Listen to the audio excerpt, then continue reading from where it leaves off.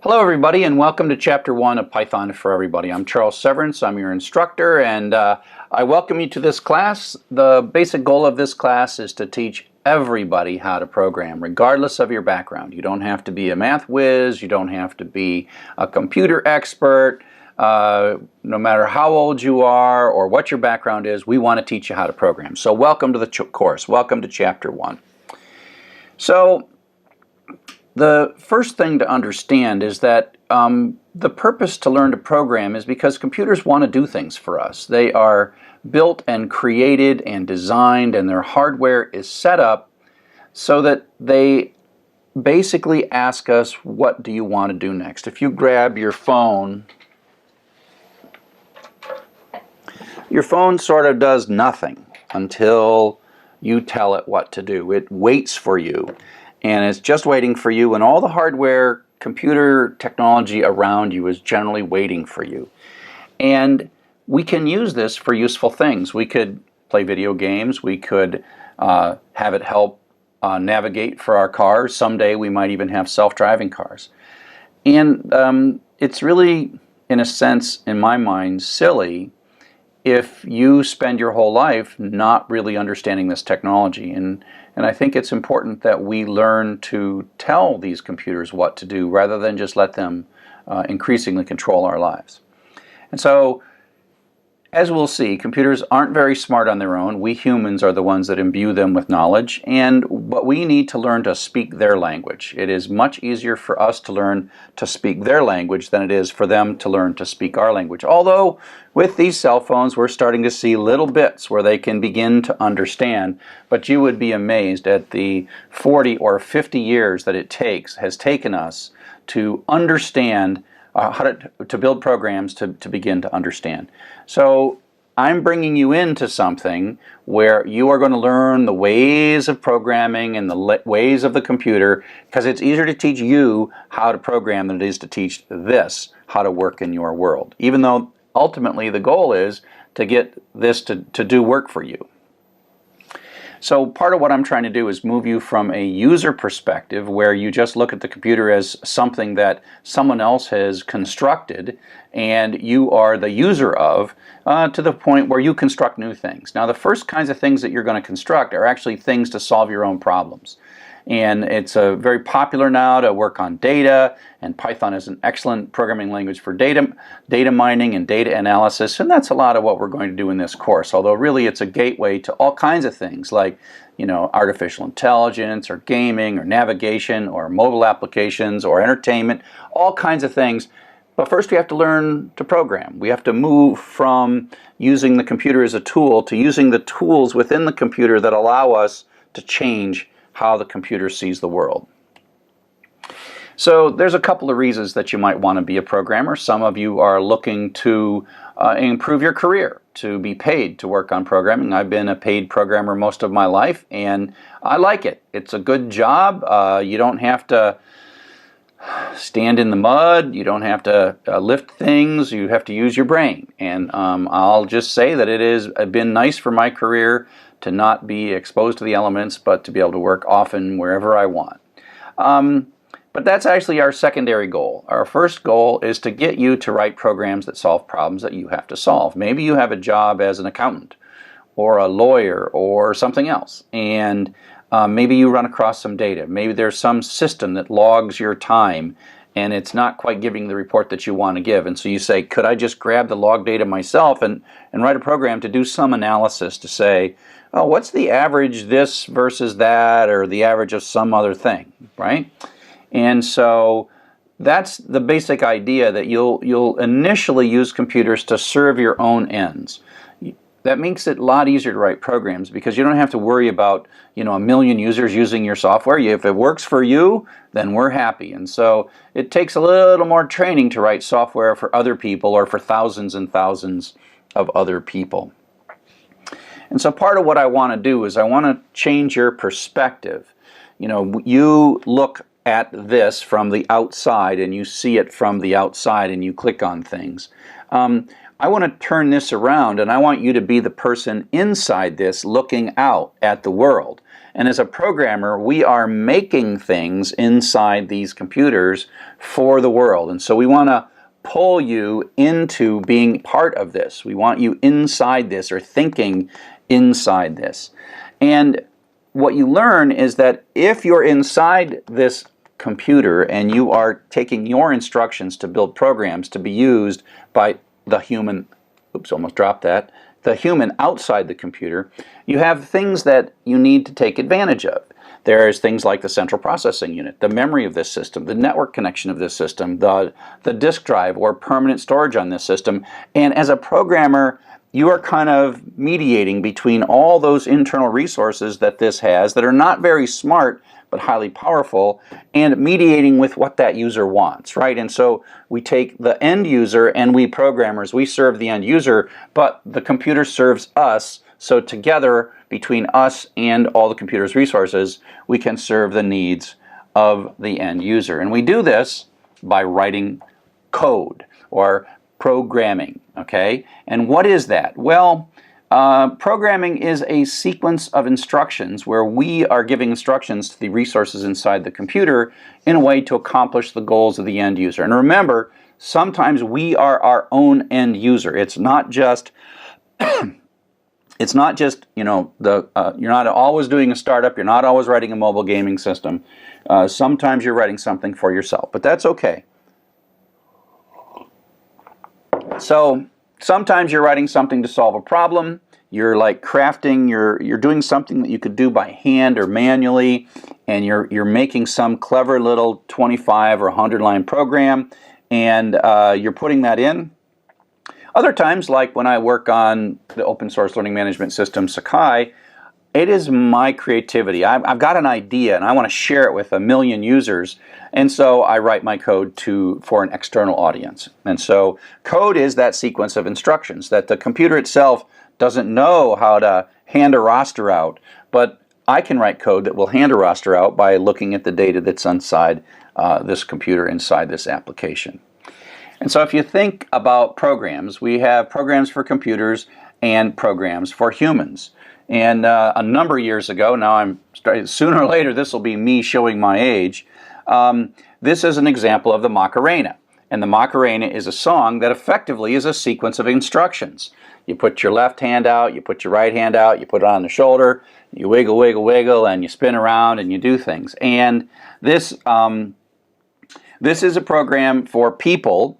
And so I want you to take a quick look at this and see if you can find anything wrong with this particular program. So look really closely.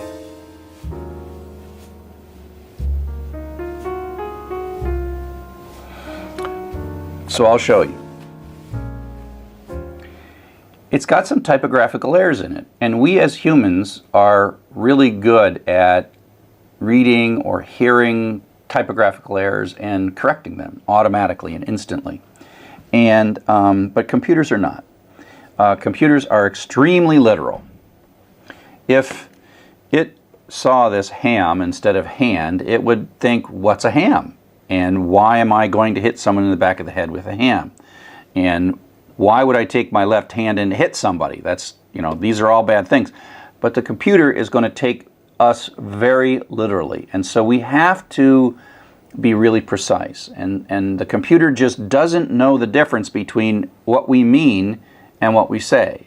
So we have to be very precise. And this is one of the great frustrations that people have when they first start using computers. And so we have to get this right. We have to get these little bits of text exactly the way they are. Computers will blow up with syntax errors, and they seem to make quite a fuss when you make the tiniest of errors, but you'll get used to that. I mean, that's not because you're bad or you're less than awesome. It just means the computers can't compensate when you make small mistakes. And so you got to get used to the fact that the computer is sort of intellectually not as strong as you, and so it gets confused really easy. Even though when it gets confused, it says seemingly mean things to you. So you'll get used to that. Okay, so the first thing I want to do is I want to throw up some text, and I want you to, while this text is up, I want you to count the number of each word in this text and tell me what the most common word is in this text. Okay, so here we go.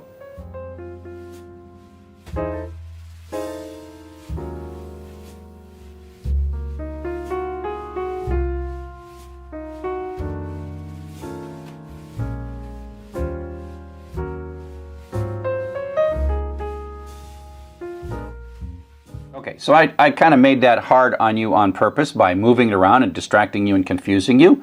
But even if it's not moving at all, it's a little bit, tricky to do. You probably stare at it a couple of times. Your brain is going back and forth and back and forth. And so text analysis is one of the great things that computers are very, very good at. And some of the things that, they can translate text, and that's because they've looked at a lot of information. So looking at text is actually something computers are really good at. And so if we take a look at the kind of programs that we're going to write to do this kind of thing, this is something that humans are not naturally good at, but computers are super good at. Now, I'm not going to have you look at this code. This code you will understand in a few weeks, but basically this is a set of instructions to open a file, read that file, read all the words in the file, create a histogram of all the words in the file, and then search through that histogram to find the most common word and tell us what the most common word is in the file. And in this clown file, the word the is the most common. It happens 7 times. And here's another large file called words.txt, and the word to is the most common thing. And our goal is to get to the point where you can write this on your own. So you can say, you know what, I got a problem to solve. That is, what's the most common word in this file? I know how to start, and then I know how to finish. I know how to do the stuff in the middle. And we have to learn this kind of weird language, but when we do, we can count millions of words as easily as you count 20 words. So that's the fun of all of this, is to teach you this language so that you can solve that problem so that you don't have to solve it. Because you could solve it, but it's not something that you're naturally good at, and it's hard work. So up next, we're going to talk a little bit about the hardware architecture that you're going to be experiencing as you write programs. Hello and welcome back to hardware architecture. Now you might ask, why do I tell you about hardware architecture? Probably you're not going to build any hardware, although it's fun stuff to do, and if you're going to become a computer scientist, which most of you won't want to be, it's a great thing to study, and those who build our hardware are amazingly talented individuals, and it's a really rewarding job.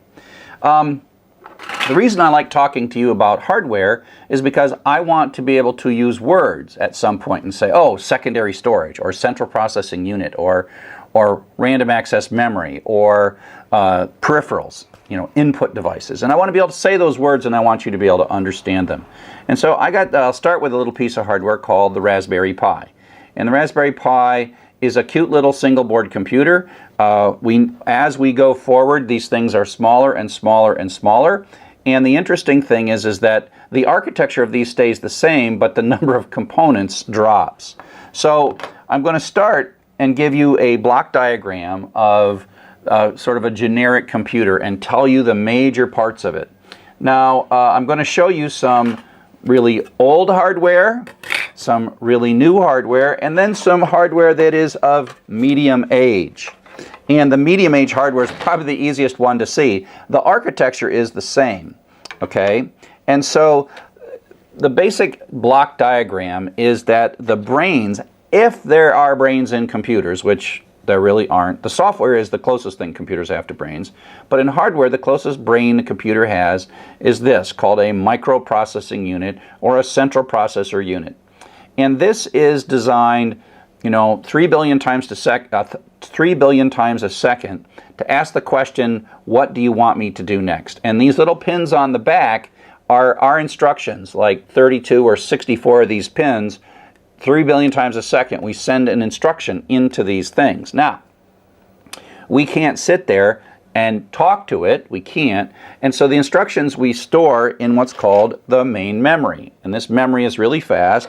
And the memory sort of feeds this. And so every time the CPU needs a new instruction, it asks the memory where that instruction is. And so the memory feeds the instruction to the CPU does it, says give me another instruction, CPU does it, gives me another instruction, and that is the basic essence of programming. This asks what's next, and this is where your program is stored, or a program you purchased or came with your hardware, where that's all stored, and those are your places. And so you end up inside, your programs end up inside this memory. So then there's so in software you tend to program the CPU. And if you had bought a desktop computer a number of years back, it would have this thing called the motherboard. And the motherboard is called this because it kind of connects all the components together. And so if you buy memory by itself, it does nothing, but it has a place to plug into the motherboard. And if you buy a microprocessor, it has a place to plug into the motherboard. And if you buy a hard drive, this is a really old hard drive, it has a place to plug in on the motherboard. And so the motherboard sort of connects everything together. The hard drive is secondary storage. Now, the way how secondary storage is different than the main memory, which, there it is. I got unpile this stuff. So this main memory is really fast, but as soon as you turn the power off of this memory, it sort of vanishes. And so to store files like word processing files or text files or whatever, you got to store it on something that lasts a little bit longer. And so that's the purpose of the secondary storage. It's permanent. When the power's off, it stores it. Now this one here is in such bad shape that isn't probably storing anything, but it's got these little heads and it spins around and goes in and out. And we'll have a video later that shows you one of these things that's not quite in as bad a shape. If you look, this has 4 different platters that are all spinning around. And so this is just using magnetic material and electronics that sort of magnetize and demagnetize this stuff. And if you look at a disk, they're often rated, physical disks are rated in revolutions per minute, and that's how many times this thing spins around. And if you got an old desktop and you hear it spin up, this is the thing that's spinning. And it's the place that your operating system lives, your files live, your applications live, while they're stored and while the computer's turned off. And then they're loaded into this while they're running, and then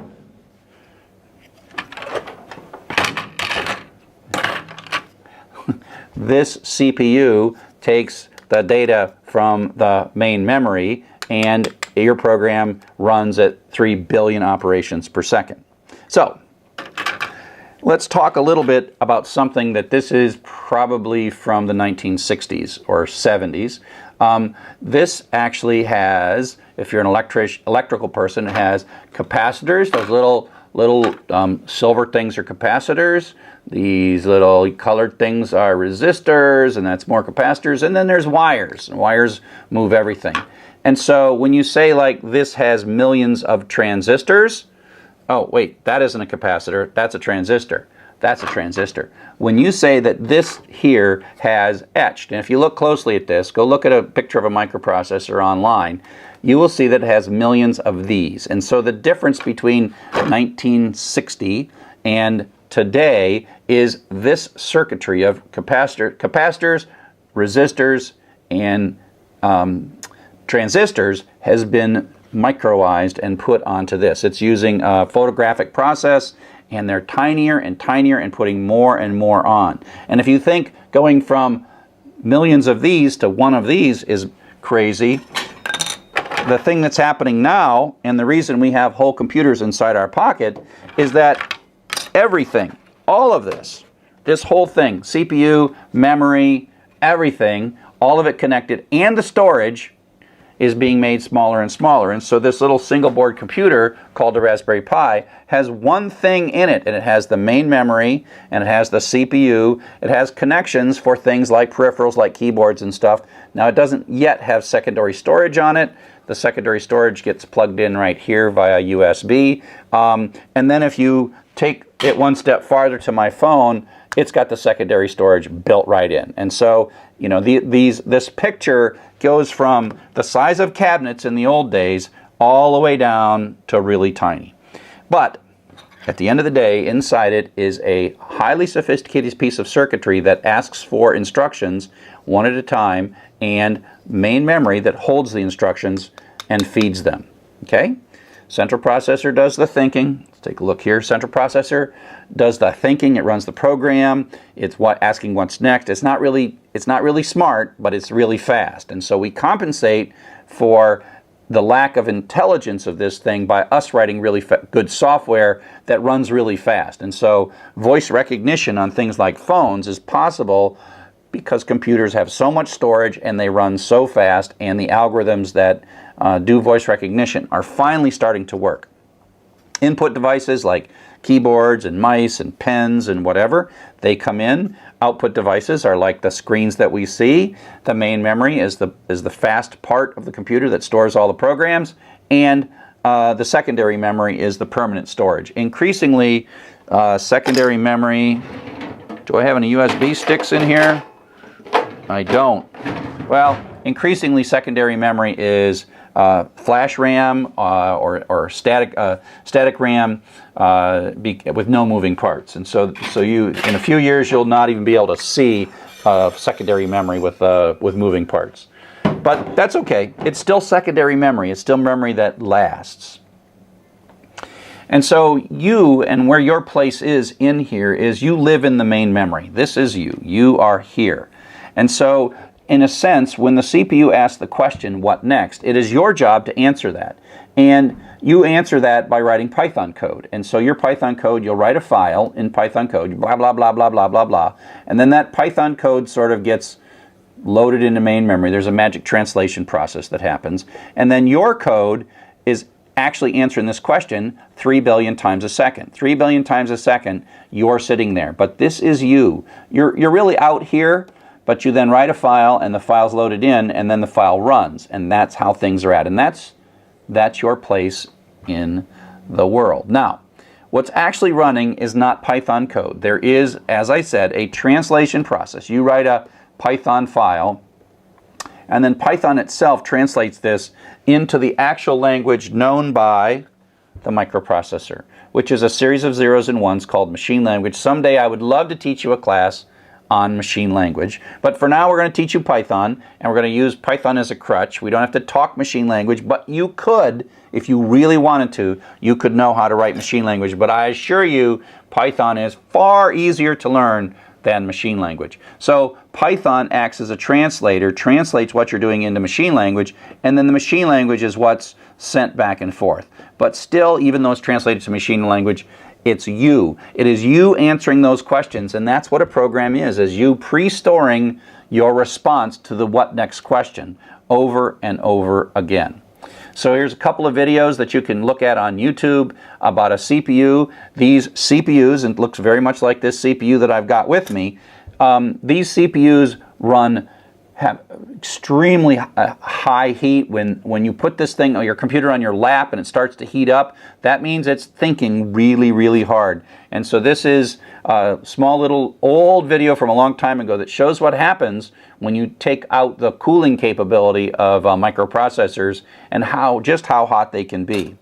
And the other video that I have is a hard disk, something like this hard disk that I have, except that it works and they turn the power on. Some of them last for a few seconds, some of them last for a few minutes. It's never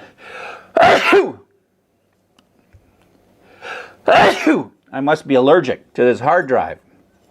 Or maybe it's because there's dust in this hard drive and I keep spinning it and I sneeze. But basically, some of them last for a few seconds, some of them last for a few minutes. It's not a good idea to open them up, but I'm glad somebody opened it up and then did what they did and then recorded it so we can all enjoy what it is that they're capable of doing. Okay? So that's a quick introduction to hardware, mostly so that I can use those words going forward. Now, what we're going to talk about next is communicating in the language Python. That is, writing code and putting it into the computer so that that can execute. Okay?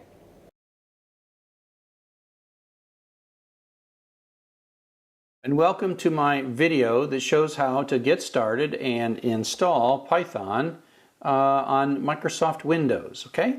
So it's not too hard. We're going to both install Python 3 and we're going to install a text editor.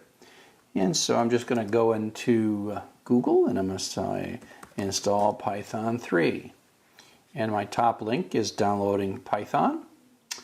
And there is my link for downloading Python 3.5.2. This version of my class uses Python 3. I have an earlier class that you may have seen that uses Python 2, but in this class we're going to do this. Now it might take you a while to download this. I've actually already downloaded it. Now the other thing we need is a programmer text editor.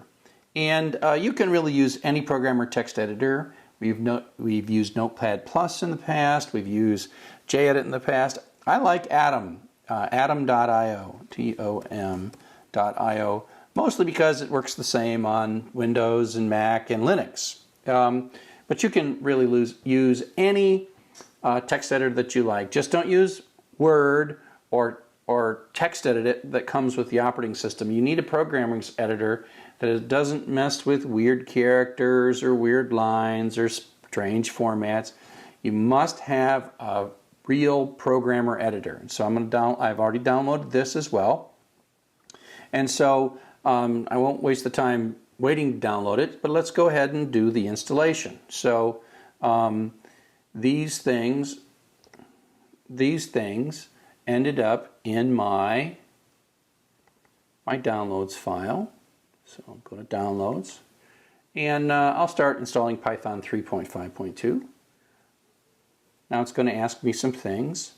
Add Python 3.5 to the path. Yeah, that's a good idea. Install the launcher for all users. I'm going to add that. Maybe you will, maybe you won't do that. It's going to tell me where it's going to install it.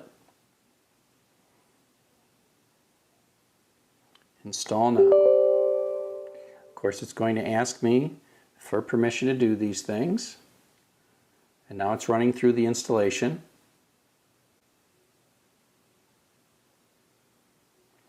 Okay, so there we go. You could maybe click on this online tutorial and documentation, but we're just going to close this.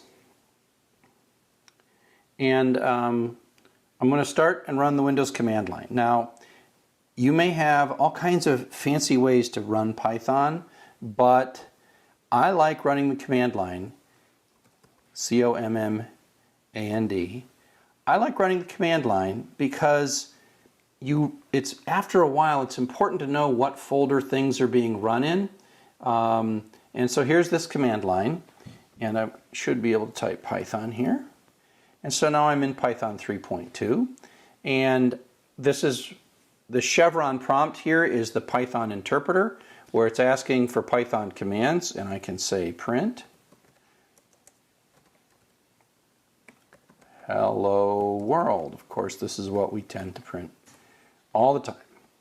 I can make a mistake. I can say blah, blah, blah.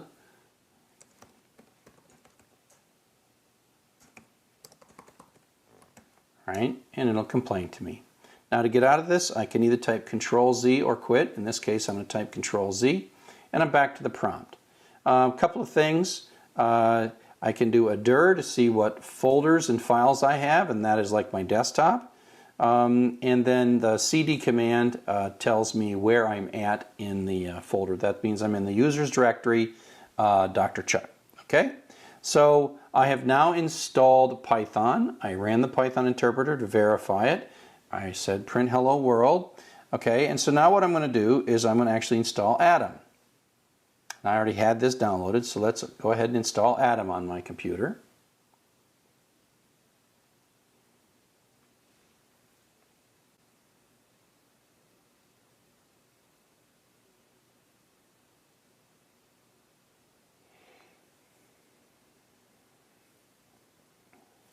Okay, so Atom is now installed and it's kind of telling us what to do. I'm going to actually just close all these windows, close this window, close everything, and I'm going to create a file. I'm going to say print, in this case, let's see if I can make this bigger. I can make it bigger. So I'm going to type print hello from a file. Okay. And I'm going to save this. I'm going to say File, Save As. And what I'm going to do is I'm going to go to my desktop and I'm going to make a folder on the desktop. I'm going to call this folder PY4E. So I now have a folder on the desktop. Move this here. I'll move this here. Oops. And I'm going to go into PY4E. And then I'm going to name this file first.py. And you'll notice that when I save this, it syntax highlighted it. That's one of the nice things about a programmer editor. Okay, and so it says, oh, it's got a suffix of .py, so therefore it knows that it's supposed to look pretty with Python and make this one color, make this another color.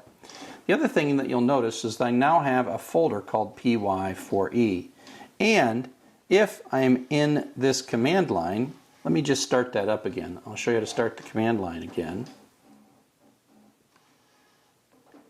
Command. Now, if I do a dir, I see the folders that I'm in, and one of the folders that you can see here is the desktop folder. So I'm going to say cd desktop, and then I'm going to type the dir command to see what folders are in the desktop. These folders are the same as these folders. These things are kind of virtual folders. py for E is py for E. Now I can type cd, which stands for change directory, py for E. And I can do a dir, and now you see first.py. And that's the same as if I'm diving into this folder. Here's this file, first.py. Windows hides the suffix, which is somewhat annoying and frustrating, but that suffix is there, that file is there.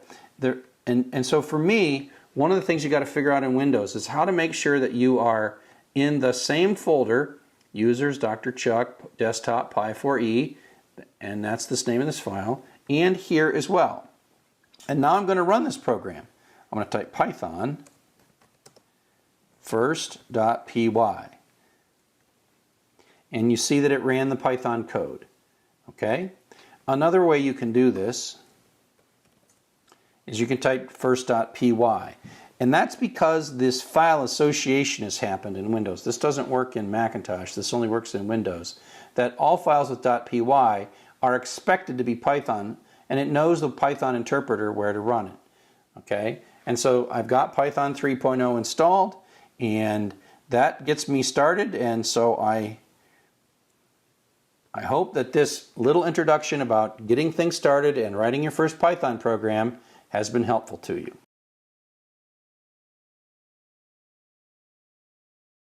We're going to actually download and install Python 3 from python.org on a Macintosh. If your Macintosh for years has wonderfully come with Python 2. So if I type Python -- version, then if I type that, I see that I've got Python 2.0. What we want to do is, in addition, install Python 3. One of these days, Macintosh might upgrade their distributed version of Python 3, but there's so many things inside Mac that depend on Python 2. I'm going to expect that it will always be named Python 3, which is what we're going to call it in a second. So here I am at the python.org downloads, and I'm going to download Python 3. You click here, and I've actually got it sitting here in downloads already because I always do that. And so, I'm going to install this. There is the installer. I'm going to say continue, continue, continue. Of course I agree. I read all that really fast, and now I'm going to install it.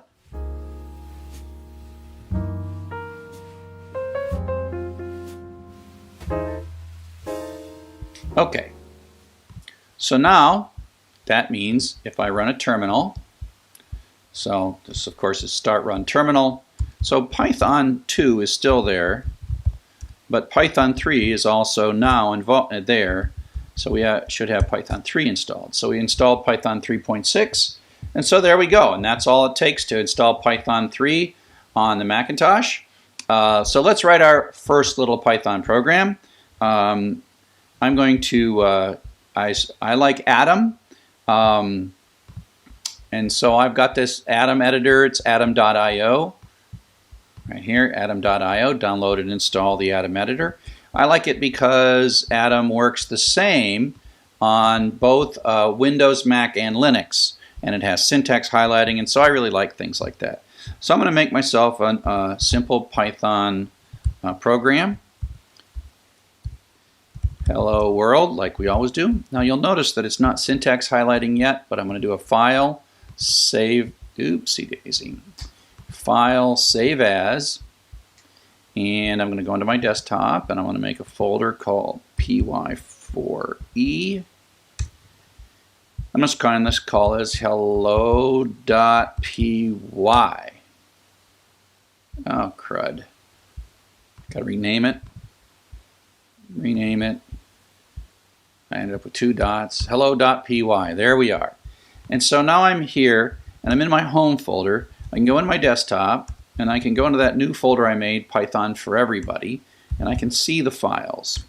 Now there are ways to run this, and I really want you to learn the terminal so that you really know what you're doing. And so here we are in the folder that has the Python, and then all we do to run it is we say Python3 hello.py, and there we go. And of course this is Python 3 because I'm using parentheses there. So instead of double quotes. But Python 2 is still there, and of course if you just run Python hello.py, it'll be a syntax error or not. Must be they added something. Yeah, because Python is still version 2, but apparently they allowed print in the latest version of Python 2. So away we go. Okay, so again, thanks for watching. I hope this was helpful to you to get Python 3 installed on your Macintosh. Hello and welcome back to Python as a Language. You'll notice that I'm wearing a hat. Part of the story of the hat is that where I work here at the University of Michigan School of Information, my office is in this building called North Quad, and we call it quadwarts sometimes because it's sort of got a square. It sort of imitates an Oxford quad, and so it seemed to me to evoke notions of Harry Potter. And when we first moved into the building, I joked in one of my classes that we should have a sorting ceremony for all the students as they come into North Quad for the first time. And so that was cool, and I thought that I would belong in Gryffindor, like everyone wants to be in Gryffindor, right? They're the good guys. And my students told me that I couldn't be in Gryffindor, that I had to be in Slytherin. So you'll see me drinking tea throughout the course out of this teacup. It's my Slytherin teacup. I picked that up from Harry Potter World. I went down to Florida and visited Harry Potter World. And the reason that I was sorted by my students into Slytherin is also because I teach Python. And Python is like a snake. And so if you think about the people from Slytherin, they are capable of talking to snakes. And the class that we were doing the sorting was a Python class, and so it sort of made perfect sense that you would have to be in Slytherin if you were the Python teacher. And of course, your name is Charles Severance, and then that sounds kind of like Severus Snape, and so I just accepted that I'm in Slytherin, okay? So you all can be in Gryffindor, but I can't. I'm in Slytherin. So I'm the bad guy, or the good guy, depends on how you look at it, right? And so what I'm going to do now is I'm going to, bring you into Slytherin as well, because I'm going to teach you the Python language. Python is the language that we Pythonistas talk. It was invented about over 20 years ago by a fellow named Guido van Rossum, and away we go. Now, even though I'm using this whole snake Slytherin thing, it turns out that Python was not at all named for Harry Potter, because Python was invented, almost 2 decades before Harry Potter was created, and it wasn't for the snake. It was actually Monty Python's Flying Circus was the inspiration for Python, the name Python, and because Guido van Rossum really wanted to create a programming language that, while it was powerful underneath it in its very nature, was a very powerful language, he wanted it to be a language that was fun. And he wanted it to be a language that was approachable. And so that's why Python recently has become so absolutely popular.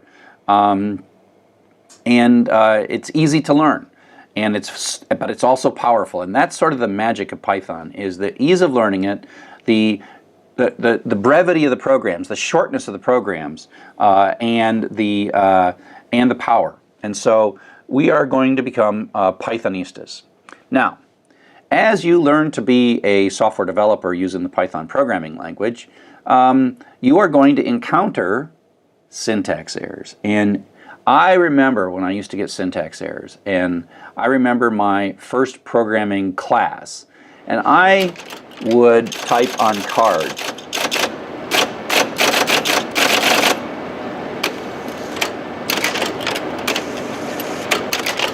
And I would upload those cards to the computer, and the computer would say, "You're not worthy."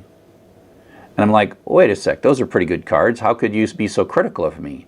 I'd say syntax error. And I really got sort of a really bad attitude that somehow this computer didn't like me, and that I would make cards, it would complain, and I would make changes to the cards, and it would still complain, and I'd make changes, and it would still complain. I'm like, how can I win in this situation? And you're going to feel the same thing. You're going to absolutely feel the same thing. You're going to be struggling. You're going to be like, how come this computer hates me? Let me assure you right now, the computer doesn't hate you. The computer actually loves you. It just is not very good at showing how it loves you, or telling you how or why it loves you. And so syntax errors are not so much Python telling you that you're bad, or that you're an inadequate programmer, or you should find something else to do. It's really Python's admission that it doesn't understand what you're trying to say. And so you got to get used to that. And it's frustrating, but you got to get used to the fact that syntax errors are your friend. Python is saying, hey, I got to line 7 and I was doing fine up to line 7, but boy, in line 7 there's some little thing. I don't know what the word else means in this context, or you didn't indent it, and so I'm kind of confused. What did you mean? Please, please, please help me. And so it's so much easier for you to learn Python than it is for Python to figure out what you mean when you're writing code. So we have a number of different ways to sort of encode our instructions when we talk to Python. One is we just run Python interactively on our computer. Hopefully by now you've got it installed, and you just type Python at a command prompt. So either a Windows command prompt, or a Linux command prompt, or a Macintosh command prompt. And I got some examples of how to sort of get this all started, get Python installed, and away you go. Now you'll notice when you run the Python interpreter, the 3 chevron prompt, Python is asking you what next, right? This is you, it's saying, I want to talk to you, I want you to tell me some Python to do. If you know the Python language, you know what to say right here. Now if you know Python, you can type these languages. You can say, oh, x equals 1, which really means go find a little piece of memory, label it x, and stick 1 in it. Print x is like, go find that thing where you labeled it x and bring me back that number and tell me what I stored in there. Now why you want to do this, that's a different question. These are very simple things. It's going to take you a while to get the big picture of why we're doing this. So just trust me that you want to learn these statements, and then later we will successfully turn those into a program. So x equals x plus 1, the third line there. X equals x plus 1 is not, as it seems in math, it basically says, hey, go grab the old value of x, add 1 to it, and stick it back in x. That's what that means. So equal sign really has kind of an arrow to it. And then we say, hey, go look up that x thing that we just did and print that out, and then we're going to say quit. So that's us talking to Python. Now, you can type just about any crazy stuff you want in here, and Python will be unhappy and talk to you. So what we're going to do next is we're going to start talking about the actual language of Python and what it is that we have to say to make Python happy when we're talking to it.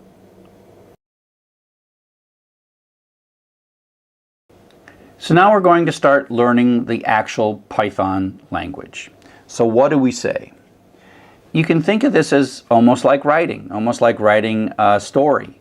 We're going to start with a basic vocabulary. We're going to talk a little bit about lines or sentences, and then we're going to start talking about how to put those sentences together to make a coherent paragraph, as it were.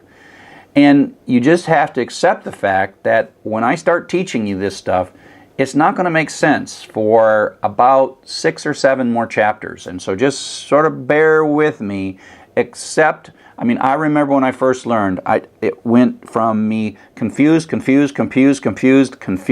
Holy mackerel, this is awesome. And so I expect many of you will go through that same thing. So just learn the first parts, accept the fact that it doesn't necessarily make sense in a big picture, and just bear with us, okay? So we'll start with vocabulary, we'll start to make sentences, and then we'll have little short stories and paragraphs, okay? And so this is a short story about how to count the words in Python. It's got a couple of paragraphs, and we are going to look at all of this stuff eventually. So we start with a set of reserved words. And what are reserved words? Well, they're words that Python expects when you use these words that they're going to mean exactly what Python expects to mean. And what it really means is you're not allowed to use them for any other purpose than the purpose that Python wants. It's sort of part of the contract. It's like when you have a dog and you go, what did you think of that television program? And the dog has no idea what you're saying. And then you say, do you want to wait until Saturday to go to the veterinarian? And the dog still doesn't know what you say. And then you go like, how would you like to take a walk? And then the dog goes, walk. I know what that means. And then hits the door, right? And so the way the dog sees you is blah, blah, blah, blah, walk, blah, blah, blah, blah, food, blah, blah, blah, blah, treat, blah, blah, blah, blah, walk. That's kind of how Python looks at these reserved words. When you say class, it goes class. Oh, I know what that means. Now, if I say zap, it's like, oh, zap something that you get to decide, or it's maybe a variable name. So reserved words are simply words that when you use these words in Python, and there's only a few of them, like and or del, or if maybe, pass maybe, in. A lot of these, you won't end up using them. It's just these are reserved for Python and part of the Python vocabulary. This is Python vocabulary. Now, when we move from words to sentences, you see that Python is a series of lines. A Python program is a series of statements. They have an order because the computer wants to know what next, what next, what next. So what next is start at the beginning. So I already talked about an assignment statement that basically says x equals 2. This is not a mathematical statement. This is a directive to say, take this variable 2, this value 2, this constant 2, and stick it in a location in your memory, and remember that I asked you to name it x. X is a variable, something you made up. You chose that. And so, but it's Python's job to remember it. So this says, go to whatever that x is, there's a 2 in there. Now pull that x back out, add 2 to it, which makes it 4, and stick it back in x. And so that makes this a 4. So x is a 4. And print x says, go look up that thing that was an x and print it out. And so these are like, each line has something to it. I'm using a reserved word. Well, actually, that's a function, but it's a reserved word too. And so there's reserved words and all these things, and you combine these. There are operators. Plus is an operator, equals is an operator. These things do things, and we'll learn all this stuff in time. So the basic building blocks of lines of Python. Now, as we take these lines of Python and build them up, we end up making paragraphs, programming in paragraphs. And so one of the things that it's important is I showed you how to do interactive Python. So you just type Python and you type a statement and a statement and a statement. Those get really tiring after about 3 or 4 lines of Python because you start making mistakes and you have to start over. So the better thing to do is to, as your program gets a little larger, to write a script. Put your Python instructions in a file and then tell Python to read from the file and then run the script as it's entered in that file. We tend to name these files with .py, and I've got a series of videos that you can watch to figure out how this all works. Like I said, you can type interactively to Python, and it's a great way to experiment with Python, check to see if a statement does what you think it does, but script is the way. After we are past 1 or 2 lines of code, we write it in files and then run it separately. So there are a couple of basic patterns, and It's really important to understand each of these patterns, and like I said, we'll teach you these patterns separately, and then we'll combine them together. And when you combine them together is when you say, oh, that's what a program is. So you have to suspend disbelief. We have a couple of different patterns. One is a sequence of steps. Do this, then do this, then do this. Conditional is like skipping something. Repeated does it over and over and over again. Computers are really good at repeating stuff, much better than people. People get tired going over and over doing the same thing. And then we have store and repeated steps as well. And so if we take a look at this, and we take a look at a Python program, this is a piece of code, this is a little script. If you type this into the code, take this code, Python code, into a file and ran it, it starts at the beginning, and then it goes to the next line, and the next line, and the next line. And Python executes the scripts as you write them. So it says stick a variable to, find a place called in your memory called x, stick 2 into that, okay, then go to the next one, print that out. So the program's producing output. Now go read x and add 2 to it and stick it back in x, so x is 4, then print that. This side over here, this is called a flowchart. I'm not going to make you draw flowcharts. I'm only going to draw them a few times in ways that I think will help you. But you can think of it as Python, when it finishes something, it goes on to the next one, unless you tell it otherwise. Finishes this, goes on to the next one. Finishes this, goes on to the next one. Finishes this, and now the program is all done. And so that's sequential steps. You just type them in, Python runs it. They're important, but sort of uninteresting, because you can only get so far. And you can't really make them intelligent because it's always going to do the next one. So the next thing we do is what are called conditional steps. And this is where it starts to get intelligent. I mean, where you are able to encode your brain into the computer. Like, oh, wait a sec, let's only do this step if something is true. And the syntax that we tend to use here is the reserved word if. Okay? And so the if is like a fork in the road. You can go one way or you can go another way, and you're asking a question. So inside the if statement, right here, there is a question saying, is x less than 10? That resolves to a true or false. If it's less than 10, that's true. If it's greater than 10, it's false. And so then what we do is, if it's less than 10, we have this indented block of code. There's also this colon that tells us we're in the beginning of an indented block of code. And so what it basically says is, if this is true, run that code. If it's false, skip that code. So it can either run it or skip it, depending on this question that's being asked. Now, if you look at this code, it's pretty obvious what's going on. It comes down, x is 5. If x is less than 10, that's true. So it runs this code and prints out smaller. And then it comes back here, it de-indents the next basic sequential. This ends up being kind of a block. If x is greater than 20, if x is greater than 20, oh, come back. If x is greater than 20, this turns out to be false because x is 5, and so it skips this. So the bigger never comes out, and then it continues on and prints fini. Oops, that's a typographical error. Make that a lowercase print, and then prints fini. So it comes in, runs this, skips this, and then finishes. Okay? So here is the last one we'll talk about, the repeated steps. We'll get back to store and retrieve later, but for now we're just going to talk about 3 of the 4. This is another program, and the key is that we're going to use this same choice where we're going to go in, but then we're going to run for a while, and then we'll have an exit condition where we get out. So this is a repeated over and over and over and over again, and this is the essence of how we make computers do things that are seemingly difficult, while that are more naturally difficult for people. Okay? And so how do we encode this notion that we want to do something not forever, but for a while? How do we encode that notion? And so we do it in this way. So we have our statement, sequentially go to this while. While is a keyword, and it's asking another question that's a true-false question. Is n greater than 0? I read this as long as n remains greater than 0, keep doing this indented block. And you have a colon at the end, and then you have 2 lines of code that's indented. So that tells us what the loop is, and then this is now de-indented. And so it comes in, and if this is true, it runs these 2 lines. Prints out n is 5, and then it says n equals n minus 1, which makes n be 4, and it goes back up, and it goes up and it asks this question again.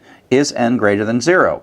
If it is, continue on, and prints 4, and then subtracts it, and it does that 4, 3, 2, and prints out 1. Then it comes up, and now after this, n is now 0, n is now 0, and n is no longer greater than 0, so it takes sort of the exit ramp and goes down here. So it takes the exit ramp and goes to here and runs the next line. Now, we're going to cover all this again. So I'm just trying to give you the big picture. Next couple of chapters, we're going to hit all these things again, and we're going to hit them in much more detail with a lot better information.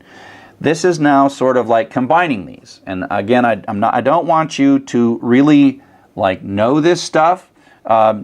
You will know this in a couple of weeks. You will see this program again.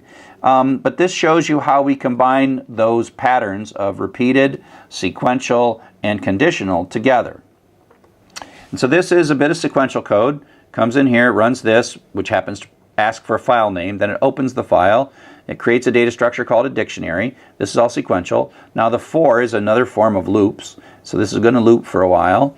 And then this is within a loop. We can even have 2 indents, and that's another loop. So these are like repeated. And then it goes down to the next sequential bit. Then it does this. Here's another loop that's going to run, and then here's a conditional it's going to run. And then when it's all done, we print out the last thing. And this is, of course, is the program that does, it figures out the most common word and prints that most common word out. And so this is a Python short story. It reads some data. It reads the name of a file. It opens that file. It talks about how to make a histogram. And then it looks through for the most common word. So don't worry too much about this. Over the next couple weeks, we'll fill in the pieces so that you absolutely understand every single line of this code. So, this is a quick overview of Chapter 1. Stick with us. You realize it will be Chapter 7 before this makes too much sense. You really have to trust that you are learning important things and that it all makes sense when we bring it together, like in Chapter 7 in a few weeks. Hello, and welcome to Chapter 2. Now we're going to continue to talk about the building blocks of Python: variables, constants, statements, expressions, etc. The first thing we have to talk about is constants. These are just things, we call them constants because they don't change. They're numbers, strings, etc. And we use them to sort of start calculations, or if something is greater than 40 hours, we're going to do something. And so 40 is the constant in that situation. So we have 123, we have 98.6, we have hello world, which is a string by enclosing it in quotes. We pass each of these things to the print function, and a side effect of the print function is that we see the output. So print 123 prints out 123, print 98.6 prints it out. So these are just really the syntax of constants, and without constants we can't write really much of anything. The other sort of foundational notion of any programming language are the reserved words. And like I said before, reserved words are these special words where Python is listening for them, and there are very special meanings. So when Python sees if, it's not just any other word, it means how Python implements conditional execution. Variables are the third building block, and that is a way that you can ask Python to allocate a piece of memory and then give it a name. And you can put stuff in that. Sometimes you just put one value. Later we'll see when we do collections in chapters 8 and 9, we will see that more than one value can be put into a variable. And the variable, how we control the variable is through the assignment statement. And as I said before, it's important to think of the assignment statement as having an arrow to it. So this is not saying x for all time is the same as 12.2. What it's saying is take 12.2, find a place, find some memory in your computer there, Mr. Python, give it a label x, we get to choose the x. That's the variable part. We chose it, right?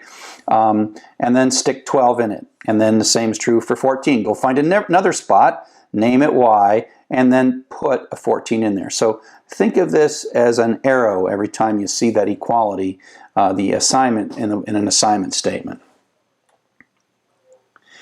Now, these variables hold one value. So now if we have these 3 statements, these two, and then the third one executes, it says put 100 into x, but that wipes out the old value of 12.2, and it rewrites it with 100. And so we can change the variables. That's another reason that we call them variable. There are some names, some rules for making variable names. You can start with a letter or an underscore. We tend not to, as normal programmers, use underscore. We tend to reserve those for variables that we use to communicate with Python itself. So when we're making up a variable, we tend not to use underscores as the first character. You can have letters and numbers and underscores after the first character, and they're case sensitive, but it's really a bad idea to use case as the only differentiator. So in this case, spam, eggs, spam23, and underscore speed are all totally legit. We would probably not use this one unless we were actually doing it because Python told us to use that variable. 23 spam starts with a number, pound sign starts, and dot is not a legitimate variable character. And spam, capital spam, and all cap spam are different, but this is not something that you want to sort of depend on too much. So that's just the rule names. We tend to start them with a letter and then use letters, numbers, and underscores. Underscores other than the first character are generally pretty common, and you'll see those used a lot. Now, when we're choosing variable names, one of the things about variables is we get to choose the name. We get to choose the name X, choose the name Y.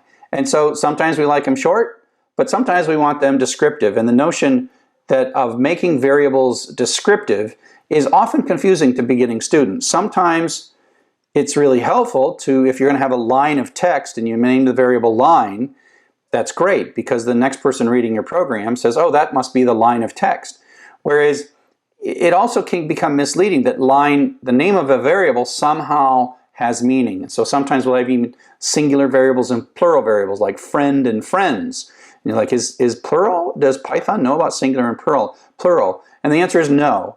So sometimes we pick variables that make no sense. Sometimes we pick variables that make a lot of sense. This is just something that you as a beginning programmer are going to have to understand, that we can pick anything we want. And so you'll see, I'll try to call attention to this in the first few lectures as we go through. So here's a bit of code with an assignment statement, two assignment statements, a multiplication, and a print statement. And you can say, what is this doing? Now, Python is perfectly happy with this code because it assigns it in there. You have said, please go give me this as a label. And then we assign two variables, and then we're carefully pulling these two variables back out, multiplying them together and sticking them into yet another variable, and then printing that variable out. That seems like, you know, we can figure out what it is. You just have to look really carefully. And a single character mistake, and Python is going to be, you know, pretty unhappy. Okay? So that's one way to write this program. It's hard though, because any of those characters are long variables and they're random stuff. It's not very friendly to anyone who might read your program.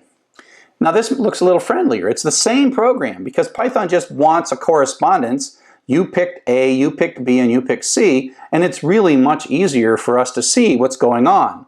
And so this is, in a way, going from here to here is much friendlier, but we can be even friendlier if we pick mnemonic variable names. So this is not mnemonic, this is short and convenient, this is long and inconvenient. Python is happy with any of these. Here, on the other hand, is another version of the exact same program. And now you think to yourself, oh yeah, now I get it. 35 is the number of hours, $12.50 is the rate, and then we're going to multiply the hours and the rate and come up with the pay, and we're printing out the pay. Now whoever wrote this program is helping us greatly understand what's going on. And that's good. Choosing variable names. Python, again, all three of these are the same to Python. Choosing variable names in a way that help your reader understand what's going on is a great thing.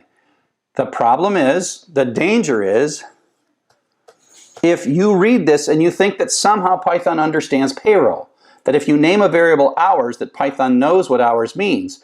The answer is, Python really doesn't care what you name the variable as long as what you name it, you use it, right?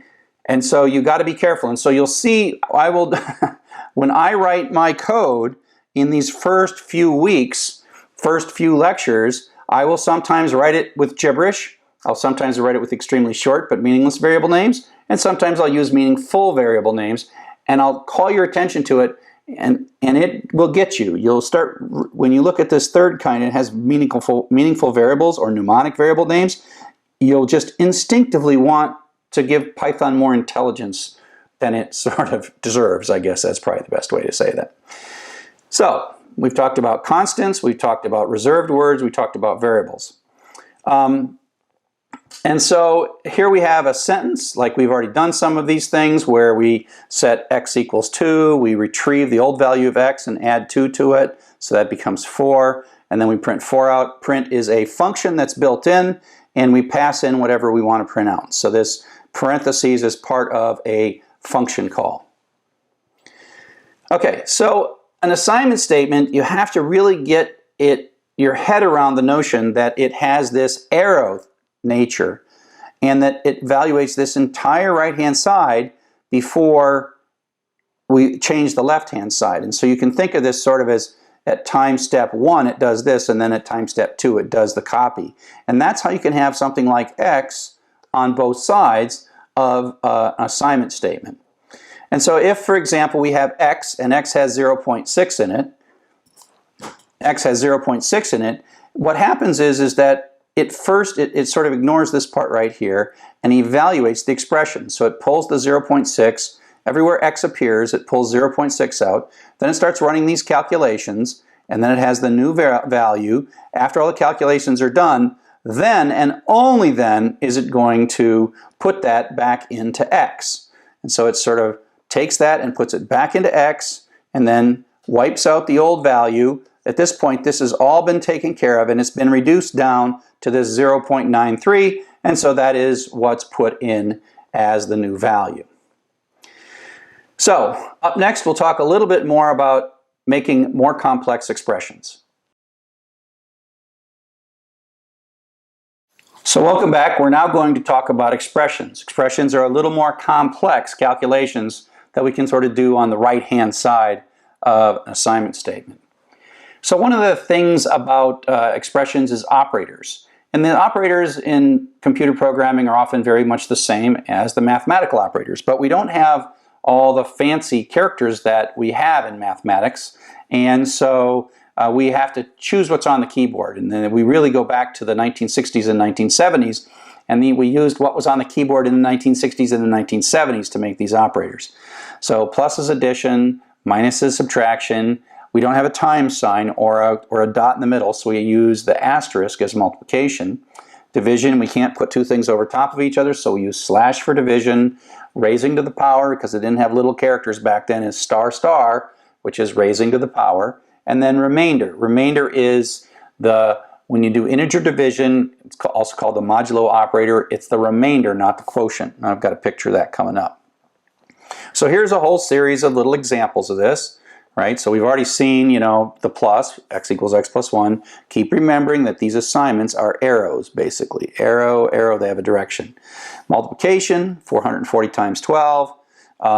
Dividing this by, that's division, over 1,000, 5.28. Here we're going to put 23 into JJ, and then we're going to do modulo. So that says, take 23, divide it by 5, and give me back the remainder and put it in KK. So this is the expression that evaluates like this. Take 23, divide 5 into 23, 4, remainder 3. The 3 is what comes back up here. Okay, and so that is the remainder. It's also called modulo operator. It turns out that for things like picking a random number and then taking the modulo of 52 as a way to pick a card randomly. So this modulo operator is actually, especially in games and other things, super useful. So that's the various operators. It's important to know which of these operators goes first. That's called operator precedence. Now normally we put parentheses in, like, so if I put the parentheses in here, I'd say this goes first, parenthesis, then this goes first. Oh, actually not that one. Oops, got that one wrong. This happens first, this happens, then this happens. Okay, and so, but it's important for us to be able to know, if there were no parentheses, the order in which these things will happen. So the way things work in terms of operator precedence is parentheses are the most important thing, followed by raising to the power, all else being equal. Multiplication and division are all both equal, and then addition, and then within it's adding left to right. So let's see an example of how this works. And so if we take 1 plus 2 to raise to the 3 power divided by 4 times 5. And we print out what comes out of this. So the way I did this when I was taking exams back many, many years ago when I was first in computer science is I'd write it all down and I'd look for the highest precedence thing. Now parentheses would make this easy, but exponentiation is the first one. So that means we're going to take this, and that's going to be 8. 2 to the third power, 2 times 2 times 2. 2 cubed is 8. Then what I would do is I rewrite the whole thing with the 8 there. And now I look across and I'm looking for multiplications because the power's been done. The multiplication is what I'm looking for next. And then there is both multiplication and division. They're equal. They're at the same level. And so what happens is they're done left to right. 8 divided by 4 happens before 4 times 5. And so the fact that it's not 4 times 5 but instead 8 times 4 is because of the left to right rule. So then this gets rewritten to be 2, 1 plus 2 times 5. And this one, multiplication, is the top one. So that does this next. 2 times 5 becomes 10. I rewrite it again. And then 1 plus 10, addition is the lowest thing. And that's how we end up with 11. And so that's how I would do these problems if I ever saw the problem on an exam. And it's a fun problem to put on exams because there is one and only one answer. And every programming class has usually at least one slide about this stuff. So like I said, the rules go top to bottom, parentheses, power, multiplication, addition, and then left to right within it. So we talked about variables and computing values to put inside variables, but the one thing you've kind of also, maybe you noticed it as we go by, is we have different kinds of data. We call it type. Is this of type integer? Is this of type floating point number? Is it of type string? What is going on here? And Python is pretty smart about various kinds of types of data. And so, you know, we're adding 1 plus 4 here, and Python knows as it looks at this that that's an integer and that's an integer, and we'll add it together and make it an integer. So that thing is an integer. We can also use this plus to concatenate two strings. This is hello blank plus there. And plus looks here, says, oh, that's a string and that's a string. So I know what to do with strings. I will concatenate those two things together so it becomes another string that gets assigned into EE, and it's hello space there. The plus doesn't add the space. I added the space by putting it right there. And so these operators are kind of smart in that they kind of know what they're dealing with, and sometimes they will do one thing or another depending on the kinds of values, variables, or constants that they're working with. And so sometimes type can get us in trouble. So here we have EEE, which is hello there because we've concatenated these two strings together. And now we're adding 1. And the problem now is that it looks on one side and says that's a string and that's a number and says I don't know how to do that. This is another one of those annoying errors that you think that somehow Python doesn't like you, but it just is confused. If you look at these things, traceback. Traceback always means I quit. It means I stopped, I ran, I'm quitting now because I don't want to go any farther because I've become confused. So your program stops running and you say, here's where I stopped running. Because we're typing interactively, it's always line 1 here. Type it, but if you read carefully and you don't get too stuck on too much stuff, line 1 that tells us something in module type error, can't convert int object to stir implicitly. So that's an integer right there, and that's a string, and that's what it's complaining about, that little bit right there. If Python is so grumpy about types, then we should be able to ask it about types. So there turns out that there is, inside Python, a built-in function called type, T-Y-P-E. So we can pass into type. So the syntax is calling a built-in function named type, parenthesis is the parameter that we're passing to it. We're saying, hey, hello, tell me something about the type of the variable EEEE. And so this is a function, the parentheses are part of the function call, and it says, oh, that would be of class string. And then we can pass in a constant and says, hey, what about hello?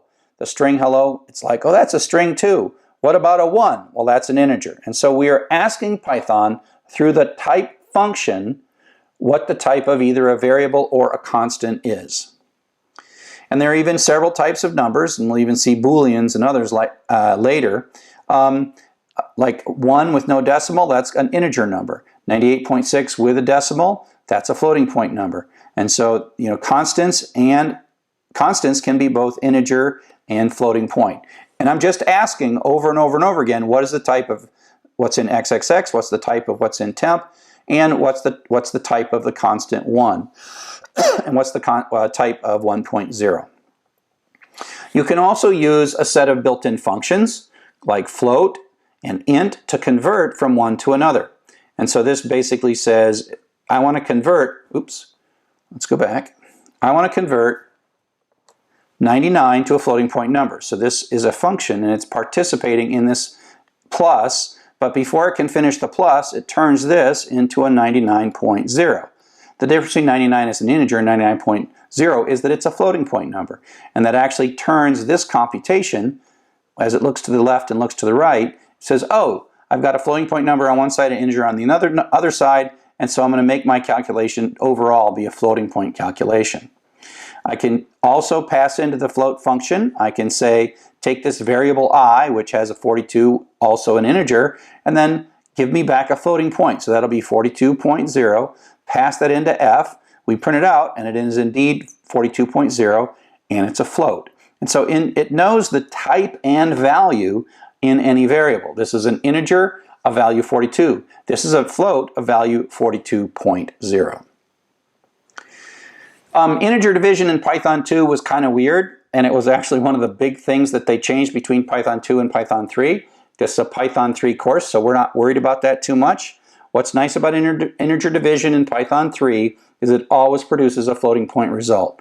And that means that Python 3's division is more predictable and it works more like a calculator. So in this case, I mean, you can go back and look at my Python 2 lectures and see how crazy it was in Python 2. 10 divided by 2 is 5.0. And the weird thing here is these are both integers, but the division forces the result of the calculation to be a floating point number. And this, 10 over 2 could be 5, but 9 over 2 is 4.5. And so that is accurate. In old Python 2, that would give us back 4, which is completely unpredictable and weird. The same with 99 over 100. As you would expect, if this were a calculator, you get 0.99. Actually, what you get in Python 2 is 0 because it would round it down. It doesn't round at all. It truncates it. So 99 over 100 is 0.99, and then it truncates it to 0. That's Python 2. We're not talking about Python 2. There's a good reason we're not talking about Python 2. Welcome to Python 3. Of course, if there are a floating point on either side, the result is still a floating point, and the result is still a floating point. So integer division produces a floating result in Python 3.0, not in Python 2.0. That is an improvement in Python 3.0. And that's why we're recording these lectures. I have a whole great set of lectures about Python 2, and now I'm going to have a great set of lectures about Python 3. Welcome to Python 3. Okay, so we've been talking about converting from integer to floating point, but you can also convert from string to integer or string to floating point. And so here we start out with a little string value. Now it only works for strings that are made of digits. So quote 1, 2, 3 quote is not an integer. It is a 3-character string that has 1, 2, 3 as the characters in that string, which is very different than 123. We say, what is the type of this? It's a string. We say, let's add 1 to it. And it says can't convert into string, so that blows up, right? Because this is a string. It looks to both sides. String plus an integer, not good, okay? But we can convert this. We can call the int function, which is like the float function, and pass a string in. So it says, hey, take this and turn it into an integer. So take the input of sval, which is the string 1, 2, 3, and give me back an integer representation of that, which is going to be 123. So we say, what kind of thing do we get back? Well, we got back an integer. We can now add 1 to it and get 124. And so you have to manage the type of things, and you can convert from one type to another. Now, int is not magic. If you send something into it, a string that doesn't consist of digits, then you're going to end up with another error. Invalid literal for integer with base 10, blah, blah, blah, blah, blah. So it's really complaining. It says, I want these to be numbers here, and you just gave me letters, so that's going to cause this to fail. Another thing that we're going to do with variables is, just like the print function takes something, a list of things, in this case, a string, comma, a variable, and then prints some output in the program, the opposite of that is input. Actually, input generally happens before output. Input is a built-in function, and we pass to it a prompt, a string of text that's going to be printed out for the user, and then it stops and waits. So it says, who are you? And then right here it just sits, waiting for us to type something. So we type blah, blah, blah, blah, and then hit the enter key. Right, we hit the enter key, and then this text ends up in this variable. So this is an assignment statement that chuck is the result of the input call gets copied into the NAM variable. So let's do that again. It's evaluating an assignment statement. Remember, it's kind of this way, or you can think of it as just do this right side first. It writes this out, writes that out, then it waits, wait, until we hit the enter, and takes this chuck, and that becomes the result of this input, which is then assigned into NAM. Now then we go sequentially to the next line. It prints out welcome, comma, contents of the variable NAM. Now this one, this comma here, actually does put the space in here automatically, so it says welcome space chuck. So it pulls there's no space in chuck, just the CHUCK. And so print can take more than one thing separated by commas. As a matter of fact, print can have, you know, a whole bunch. Oops, come back. Print can have comma, comma, comma, parentheses, as many as you like. Everything you've seen up to now is kind of one thing in the print, but that doesn't mean that print only can do one thing. So I've talked about variables, we talked about constants, we've talked about input, we've talked about output, and now it is time to write our first meaningful program. And so this program has to do with those of you who have traveled internationally. If you traveled to the United States and you traveled outside the United States, you notice that there is an elevator convention that is different inside the United States. In the United States, the walk in the ground floor in the elevator, that's 1. And if you walk in the ground floor in Europe or many other places in the world, in the elevator is 0. So we have written a small app that we're going to put on the App Store and get wealthy with called Elevator Floor Conversion App.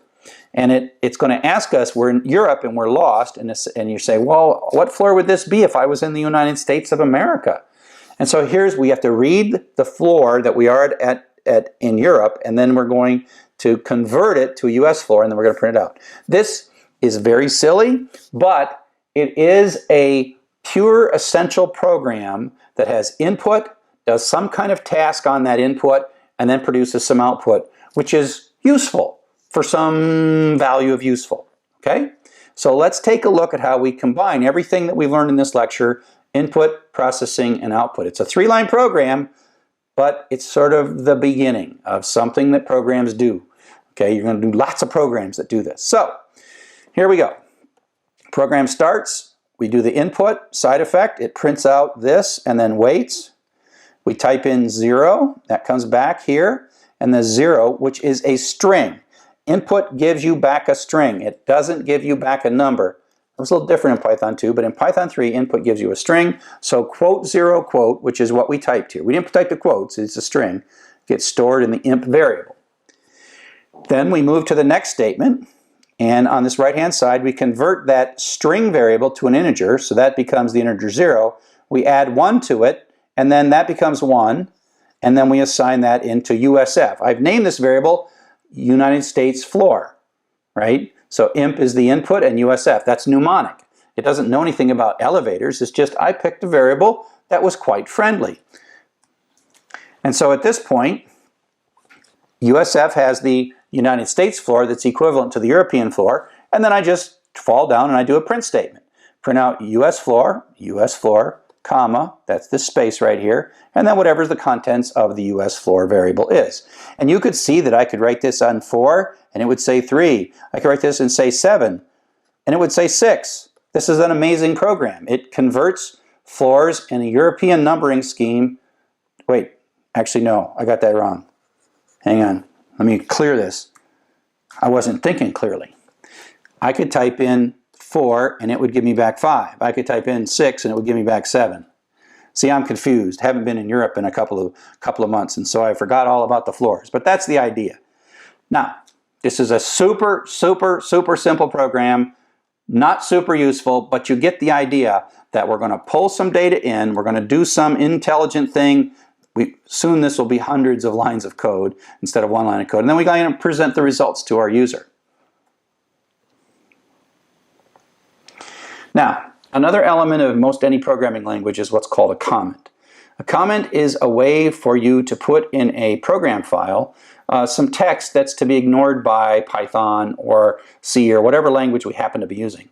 In Python, comments start with a pound sign. So what you could do is put a pound sign anywhere in a line, and then after the pound sign, Python ignores everything after that pound sign. It can be the first character. So here's our recurring concept that we talk a lot about. We're not going to cover this. Remember what this does. This is counting how many letters. There's 16 thes, and there's in that file there was 6 twos or whatever it was. This is that code. We'll get back to this code. But what we've done here is I've added some comments that are really for human consumption. So this first paragraph is get the name of the file and open it. The second paragraph is count the word frequency. Maybe I should have said histogram here. Count the word frequency and assemble a histogram. And then here I'm putting this pound sign in, find the most common word, and then I'm all done. I print the stuff out, right? And so all I'm saying is comments are for people to read. Your next programmer or the person who's going to change your program after you're done with it. And they're nice. And you don't have to use any particularly weird syntax or variable naming conventions. You put a pound sign in and you can write anything you want from that point forward. Okay, so we've talked a little bit about variables and types and mnemonics and how we would choose variable names and how expressions work and the various operators, converting between different types, printing, input, output, and comments. So that just kind of gets us sentences. And coming up next, we'll talk about conditional execution, where we're really starting to move up to paragraphs. So see you in a bit. Hello and welcome to Chapter 3, Conditional Execution. In conditional execution, we meet the if statement. The if statement is where Python can go one way or another way, and it's the beginning of sort of our way of making Python make decisions for us. Sequential code, we just do some things. Sometimes that's useful, but now we can have our code check something and then make a decision based on that thing. So the conditional steps in Python are pretty straightforward. The keyword that we're going to use is the if statement. And so if is a reserved word, and the if statement has as part of it a question that it asks, and this is asking if x is less than 10. And the colon is the end of the if statement, and then we begin an indented block of text. And the way this works in this particular thing is this line is the conditional line. If the question is true, the line executes, and if the question is false, the line is skipped. And you can think of it the way this is, right? X is 5, ask a question, is it 10 or not? These questions do not harm the value of x. If it is, then we run this code, and then we sort of rejoin here, and then we test this next if, and if that's true, we do this code, and then we do there. But in this case, it's going to be false because x is not less than 20, and so it just continues down here. So if we look at how this works, it runs this line, then it sees this question, it skips that line. So this line does not run, and so smaller prints out and fini prints out. Okay? And so that's the basic idea of an if statement. And the indentation, when we are done with an if statement, we de-indent back, and there's this little block. This is one sort of if statement, and this is another if statement. And these are the two conditional lines that either run or they don't run, depending on the question, the answer to that question. So we have a number of different comparison operators that we can use to ask these true-false questions that say, is this true? So again, we're kind of limited to the keys that were on computer keyboards in 1940s and 1950s, less than or equal to. So we didn't have fancy math characters, so we just concatenated less than and equal to be less than or equal to. This double equals is the asking, is this equal to? And so that's a little tricky. The equal sign is that assignment operator. If I was building a language today from scratch, I would probably make assignment be arrow and the equals question to have an equals. Or I might say, somewhere I would say question equals. But I'm not building this language, so it's not up to me. So this is the question. Double equals is asking the question is equal to.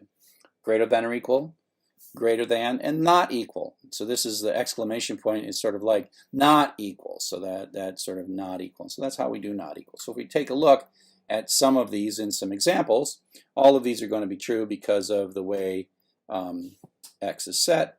If x is equal to 5, that's the question version. That's true or false. It'll execute that. If x is greater than 4, it's going to execute that. If x is greater than or equal to 5, it's going to execute that.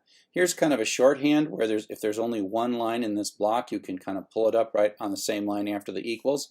If x is less than 6, which it is, true, execute that. Then if x is less than or equal to 5, do that. And if x is not equal to 6, do that. Now, like I said, all these questions have been carefully constructed so that they're true, just to kind of show you the syntax of those comparison operators. Now, you don't just have to have a single line of text in the indented block, and this will be something you're going to get used to. So if we indent more than one line, then the conditional code is actually these 3 lines. So the idea is you have an if statement, you come in, you do an indent, and as long as you stay indented, you stay in that if block. If it's false, it just skips all of those. So the way this is going to execute, x is 5, we print before 5, is x equal 5? That's the question mark, and that's true. So it's going to run all these, and then come back, and then continue on in the de-indent. So all this stuff is running, right? And then it says x equals 6. Well, that was false, so that skips all of them. So none of these lines of code run. So these actually don't run, and it says afterwards 6. So that's a mistake. Those don't run right there, okay, because x is not equal 6. Okay? So indentation is an essential part of Python. We use indentation in lots of programming languages, often to kind of demarcate blocks, to show where blocks start and stop. But in Python, it's syntactically correct. You can make an error if your indentation is wrong. After an if, you must indent. And you maintain the indent as long as you want to be in that same if block. And then when you're done with the if block, you reduce the indent.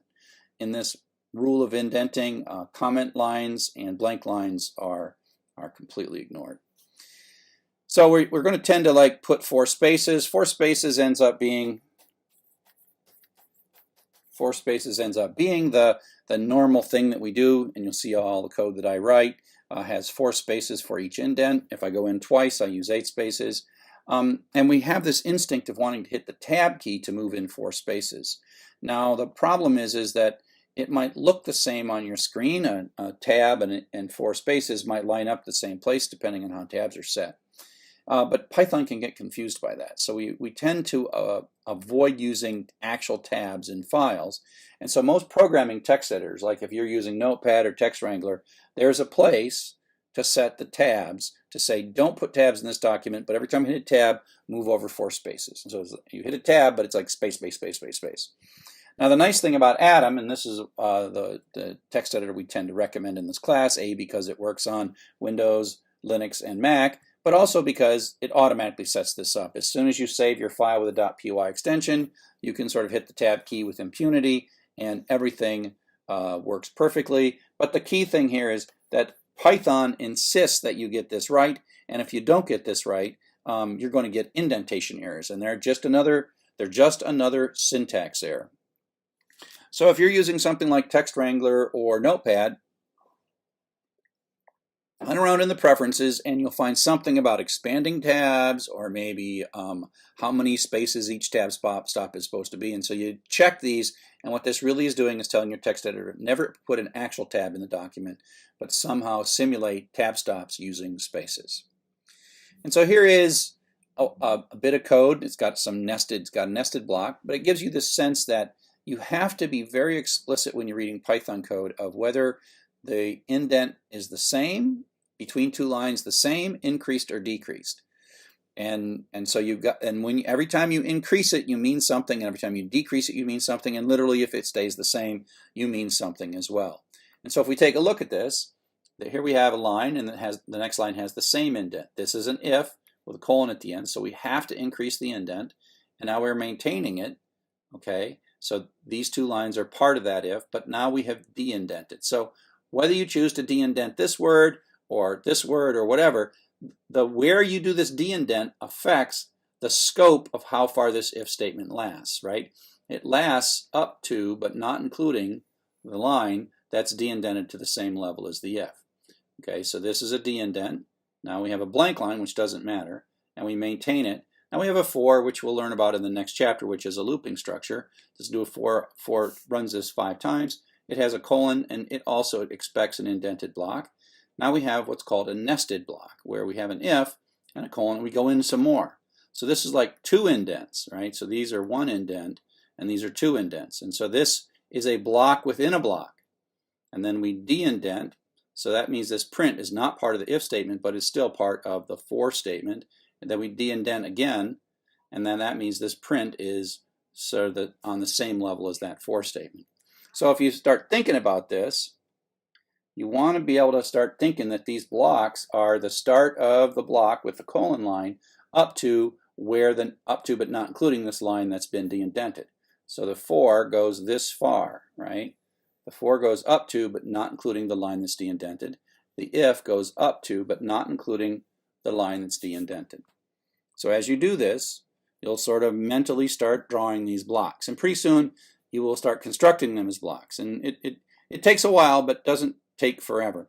But in Python, unlike other languages,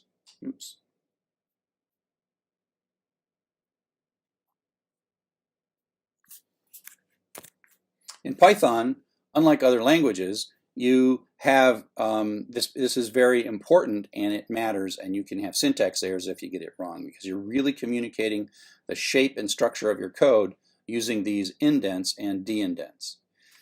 We already saw a nested indent. This is a nested if, so you can put an if within an if, and you can go as far deep as you want to go, like Russian dolls. And so here we have x equals 42. If it's 1, we indent 1, and then with this next thing we do, these are at the same level of indent, but now we see an if, and it has to indent further. So this is like 2 in, 8 spaces, and then we de-indent back. Actually, we de-indent back 2. And so if you watch this and you take a look at how this works, it runs to here. Oops, back up. Comes in here. The answer is yes, x is greater than 1. Prints this. Is x less than 100? Well, it's 42, so the answer is yes. So it runs this, and then it kind of continues back to there. And you can also think of drawing boxes around this. This is one if box, and then within that if box there is another if box. And again, it's the indent block up to but not including where the de-indent happens. And this here is like 2 backwards de-indents. So it ends 2 blocks. So 2 blocks are ended by where we place this. We could move this in, or we could move this out. We could have it all the way into here, we could have it to here, or here. And where we put that line depends on how the ends of these blocks are going to work out. So one form of that's a 1 branch if that we just saw, but then you can also have what's called a 2 branch if. And the basic idea of a 2 branch if is that you're going to come in, you're going to ask a question, and you're going to go one direction if it's yes, and another direction if it's no. We call this an if then else. It's kind of like a fork in the road.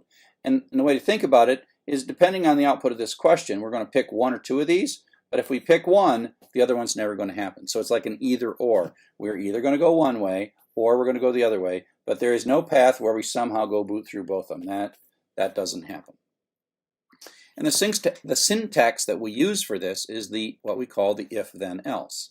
And so the first part is a normal if with an indent, and then we de-indent, and then this is another reserved word, else, with a colon, and then we re-indent. And so this is really end up being part of a whole block here, and the else is the part, this is the part that runs if it's false, and this is the part that runs if it's true. The first branch of the if, the first indented block is what runs if it's true, and the second indented block is the one that runs if it's false. And so here we go. It's just if x is greater than 2, in this case it's yes, we're going to print bigger, and then we're going to be all done. And so we do 1, and so this one did run and this one did not run. So basically with an if then else, one of the 2 branches is going to run, but there's no case in which both branches run. And again, you sort of draw these blocks around these things mentally, and in this one you sort of take from the if, not the else is really part of the block, up to but not including that print, which is back indented, de-indented back to the same level as the if statement. Okay?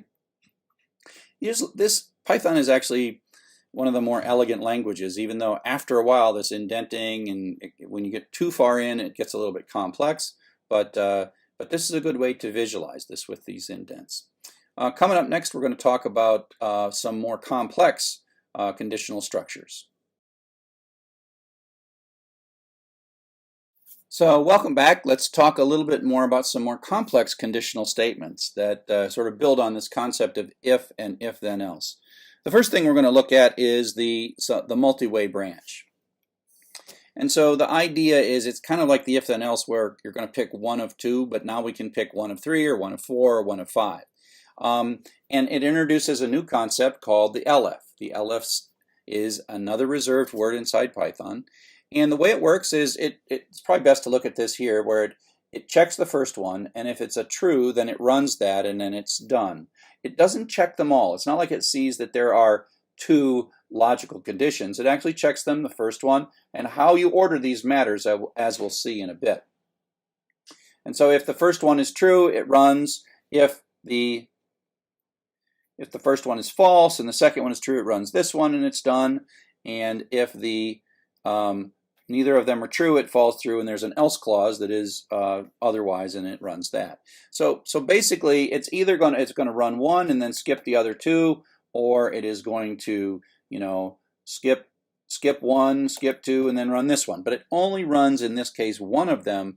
But the important thing is it checks these questions in order, and it doesn't check the second question until it finds that the first. It doesn't check the second question until it knows the first question is false. So if the first question is true, you're done. You're done, and you're done with this. You're done with the whole block at that point. So only one of these three is going to execute in that block. So here's sort of some examples of this. If we, for example, have x equals 0, it's going to come down here. X is less than true. That's true. So it runs this code, and then it skips down to that. And so it's like this. Runs that code and then skips to the end. Okay. On the other hand, if it's 5, then this is false, and it skips that, and it checks this. This is true. It runs this code, and then it's done, skips to the end. It goes like false, true, run, end. And then if x is like 20, for example, it runs, false, false, run the else clause, and you're done. So skip, else, run that code, and you're done. So in this case, we ran that, and we didn't run that, and we didn't run that. Again, one of them's going to run. They're checked in order. These questions are checked in order, not out of order. It doesn't look ahead. It just checks in the order that you wrote it. You're the one that wrote that order. And so there's a couple of variations on this multi-way. You can have no else. You can have no else, as in this case, and this just means that it might not run any of them. In this case, x is 5, so it's not less than 2, but then it runs this one. But if x was like 50, for example, if x was 50, then this would be false, then it would skip, and this would still be false, and it would skip, and neither of these two would run. So if you don't have an else, you're not guaranteed that one of them is going to run, because else is like the catch-all. If the other ones are all false, then the else is the one that runs. Similarly, you can have many LFs, but this is where it's really important for you to make sure you know what order they're being taken in. So I've got, this, if this is true, it runs, it goes all the way to the bottom. If, if it's false, false, false, true, it runs this one and it's done. If, on the other hand, it looks at it as false, oops, go back. If it runs false, false, false, false, they're all false, then it runs the else, right? This one has an else, this one didn't have an else. They don't have to have them. The key is you can have more than one of these LFs, okay? So I got a couple little things. I'll let you pause right now and look at, the question is, are there, looking at the 3 lines or 4 lines of code, x equals something. Are there lines of code that will never execute regardless of the value for x? And I'll let you pause and think about it, and then I'll explain it to you. Okay, hopefully you paused and thought about it as long as you like, but so let me now explain it to you.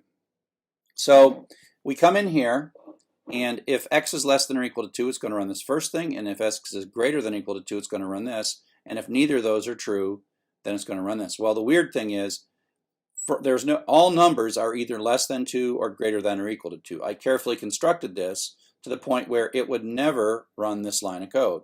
It is either going to run this one or run that one, but it's not going to ever run this one. So that was kind of like a weird dysfunctional one that I constructed. This other one is a little different. If x is less than 2, we do this. If x is less than 20, we do that.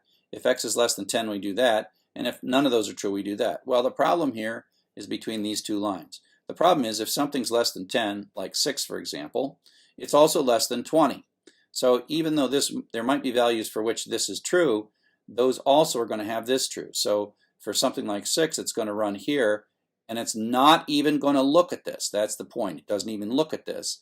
And so that's, I mean, I could have made this more sensible if I'd have moved this little block of code up to there. And so this is where the order in which you choose your questions, the way you put these LFs together matters, because it doesn't look at all of them. It only looks as long as it can. As long as it sees falses, then it keeps on going to the next one. But as soon as it doesn't see a false, it doesn't continue.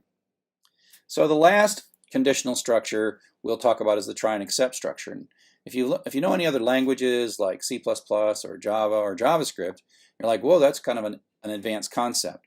But it turns out in Python, because of Python's propensity to throw tracebacks in situations where you kind of would like to recover, it turns out you kind of have to use it a little more and a little earlier in your programming skill.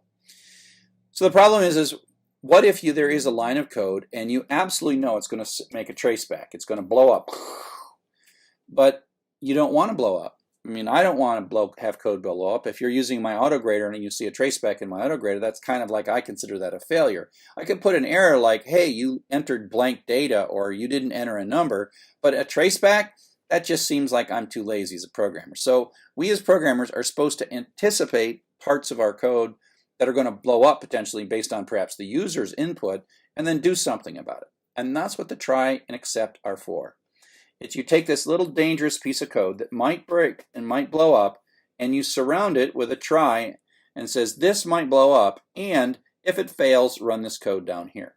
Okay, so that's the try, and if you get an exception, the except is kind of like if you get an exception. And the problem is if you are running code, here's a little bit of code, we put hello Bob in and then we convert it to an integer, and we know from past experience that this blows up. Right? You can't take hello Bob and convert it to an integer. It's just going to blow up. The problem is, and you know, here we are. It says, oh, you blew up on line 2. That's great. And I'm not very happy with hello Bob and whatever. But the important thing is your program stops. These other lines, they don't, oops, these other lines, they don't exist. Right? It doesn't go any further. Remember the traceback is Python is really confused and I don't know what to do next. So Python is just going to be conservative and stop. So Python stops and your program stops. No matter how much error checking you put down here, it doesn't matter because it's gone. It's all gone.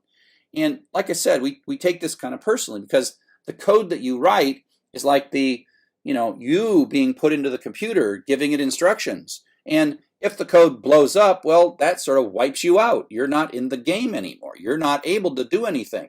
So we want to be able to, especially in these situations where we can anticipate that an error that might happen in the normal course of your program's execution might be something that you want to compensate for. And that's what the try and except does. So here's a bit of code for the try and except. And we just have 2 little bits of straight line code. And so we put a string in here that's hello Bob, and then we're going to convert it to an integer. This is the dangerous code. This code in this case with hello Bob is going to do a traceback.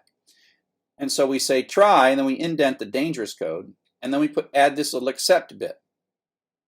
If it works, the except is ignored. If this blows up, it runs the except. So in this code, it's going to come in, it's going to try this. This is going to blow up, but instead of giving a traceback, it's going to say, "Oh, I've got an available except. I'm going to run this except code, and then I'm going to continue on." And so that prints out first -1. So because we set this variable ister to -1, like a little flag telling us that something went wrong. And then we keep on going, and now we have put in 1, 2, 3, the digits 123, the digits 1, 2, 3, and now it's going to work, but we still have it in a try block, and then this one works, it does not blow up, and then it ignores the except block. So the except block is only triggered when something goes wrong in the code. It is ignored if something doesn't go wrong. So it's like you bought an insurance policy on this line of code, and when things go wrong, your except block springs into action and does whatever it is that you want it to do in the case of an error. Okay, so that's a pretty useful thing. You got to be a little bit careful that you don't overuse it, because if you put more than one line inside the try part and one of the lines blows up, it doesn't come back to the try block. And so in this one here, we have kind of a simple, silly one where we set the string. We're worried about some stuff. Well, the print statement's never going to blow up, so it's a bad idea to put it in try except anyways. Then we do this conversion, and that's the dangerous part. And in this one, it's going to blow up. And so then it's going to go to the except block and then run the except block and then continue.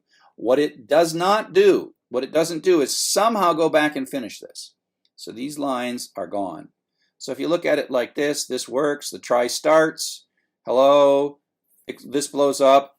It goes to the except. It runs the except, and it continues on. Never runs that code. So it's not like you took out an insurance on the whole block. Any of those lines can blow up in the block, but whichever line blows up, that is the last line that's executing in that block. Okay? So you tend to want, in this particular example, you would probably, the print statement would go out there, and this print statement would come down here, and you would only put in your try block the single line of code that you think might blow up, because you kind of know print statements aren't going to blow up. So this is an example that's a more common real-world example where the user is going to type some data. And it's users that get us in trouble. So our program starts by asking the user to enter a number, and we know that this could be dangerous. So we're going to do it. We're going to put the conversion from string to integer in a try block, and we're going to set -1 if that's a failure. And then if it's greater than 0, we'll say nice work, and if it's less than 0, well, not a number. So first time we run this program, out comes enter a number. We type in 42, which is a string. That 42 goes back into roster, runs in here. This runs, it's fine. That becomes a 42 number, so we skip the except block, and ival is greater than 0. We print out nice work, and we skip the else. Okay, so it says nice work. On the other hand, if we run it again, this time, the input says enter a number, and we're silly. We enter the word 42, but in words, 40, F-O-U-R-T-Y. So that's a string, and that goes into roster. And then the execution continues. We run in here, and now this is going to blow up. That's going to blow up. Normally, we would see a traceback right there. There'd be a traceback, but we're not going to because we put this calculation in a try and except block. It's going to immediately run the except block, set ival to -1, continue on with the program. See, you are not blown up at this point. And if ival is greater than 0, well, it's -1, so we're going to hit the else clause and print out not a number. So we've done error detection. The user set something that caused a line of our code to kind of blow up, but we put that line in a try and except block, and so we caught it. And so we dealt with that fact.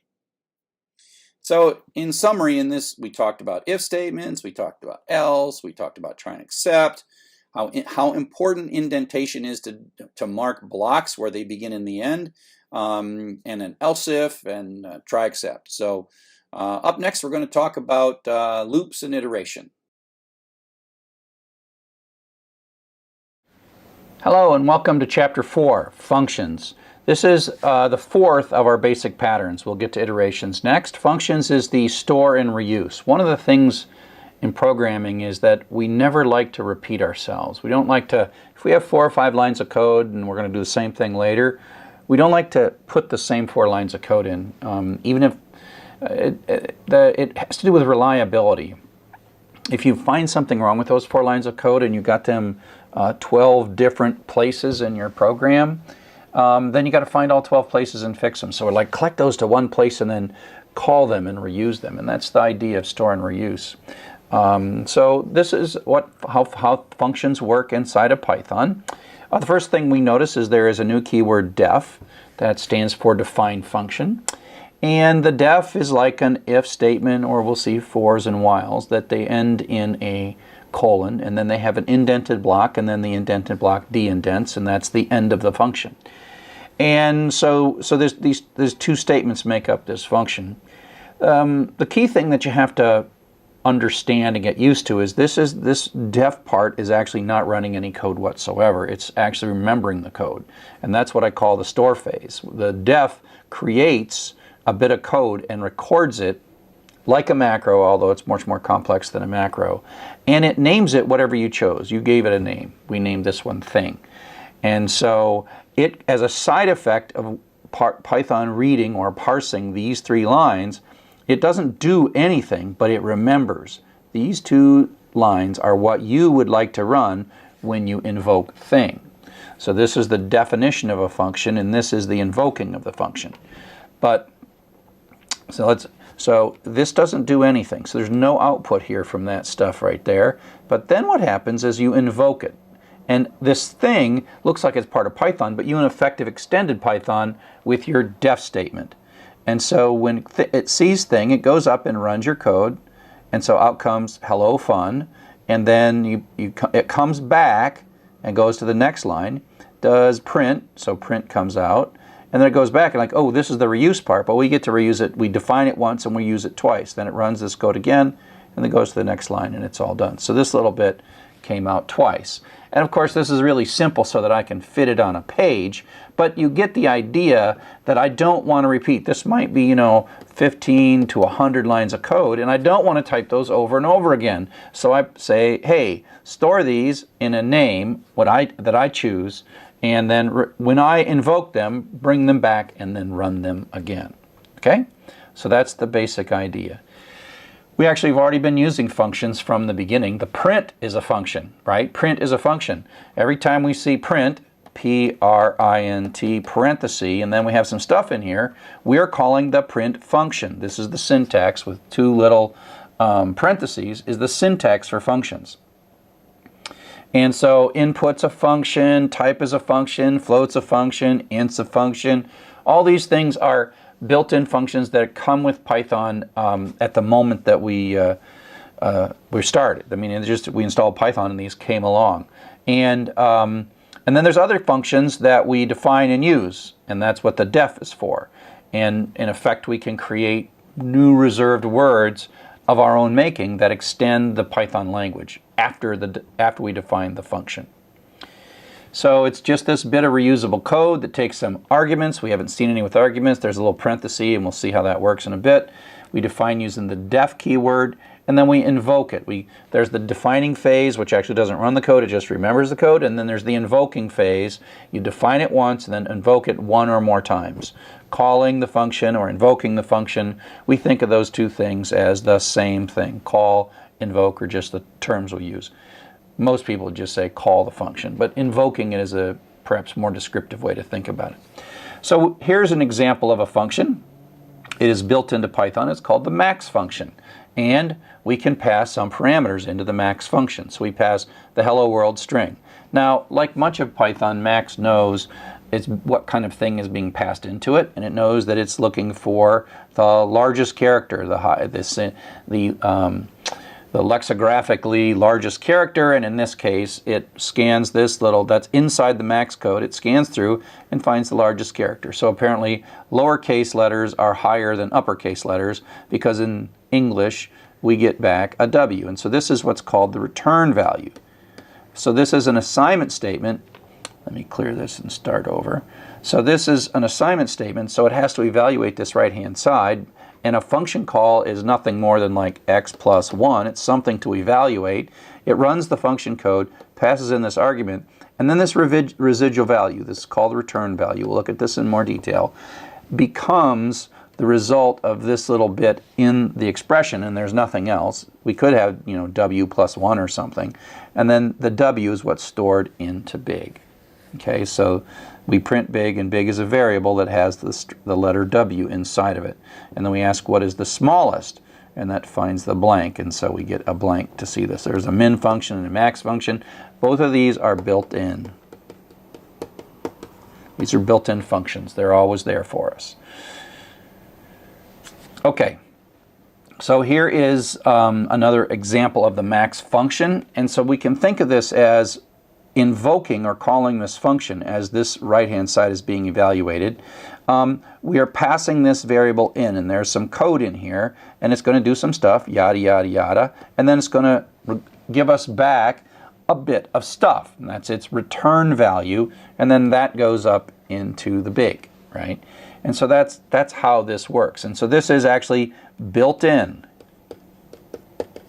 or burnt in, I guess I can't draw.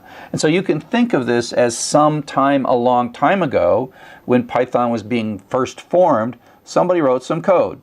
And it's got some stuff in it. It's got a little loop that reads through all the letters. It has to figure out if it's a string or a list, etc., etc., etc. But this is store, except you didn't do the storing because it's already built in. And then this is the reuse, store and reuse. So we build these things into Python. They're already pre-built, as if before the first line of your code executes, way up here, someone put all this code in for you into Python and created a thing called max for you.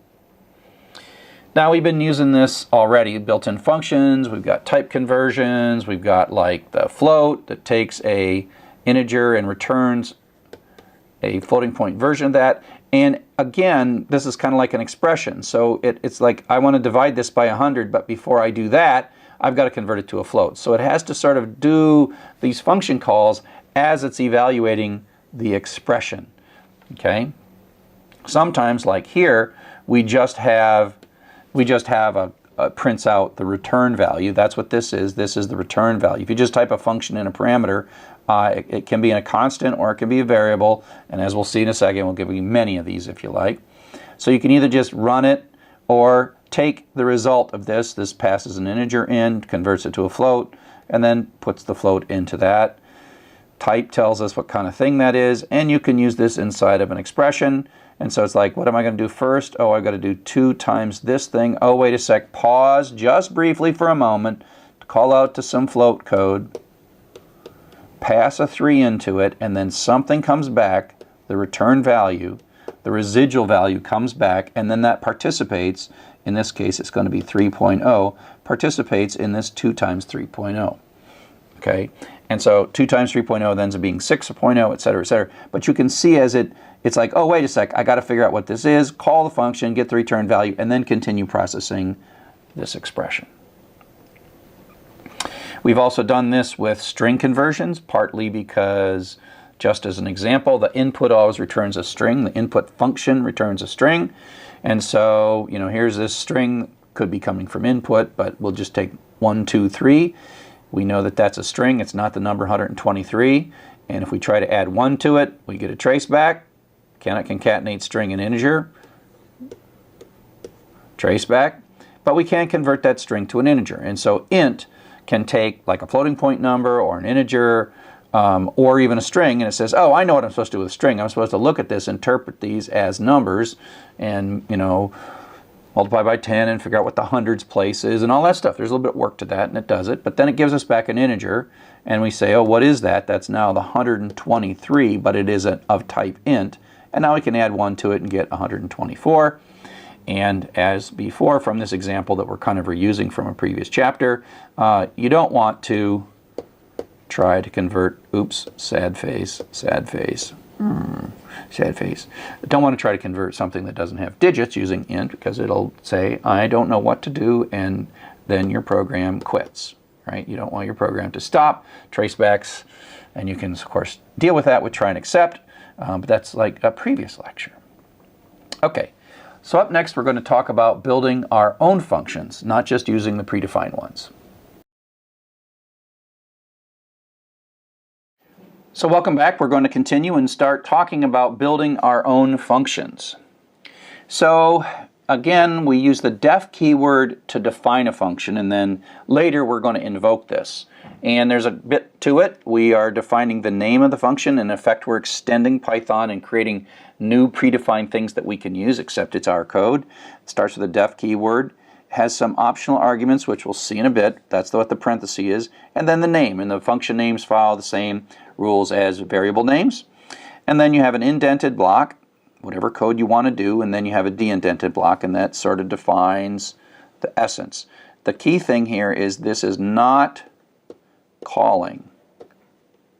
It's not invoking. It's not executing. It's remembering. It's storing. It's figuring things out. So here is the output of a program that defines a function but then doesn't use it. So this is a sort of broken function.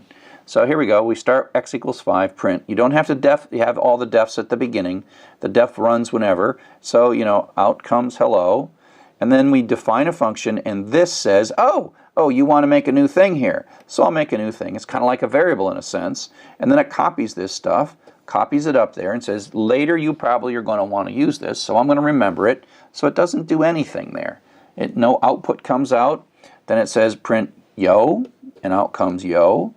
And then it adds 2 to x, so x is now 7, and then it prints x, and there's no 7. There's 7. These print statements never ran.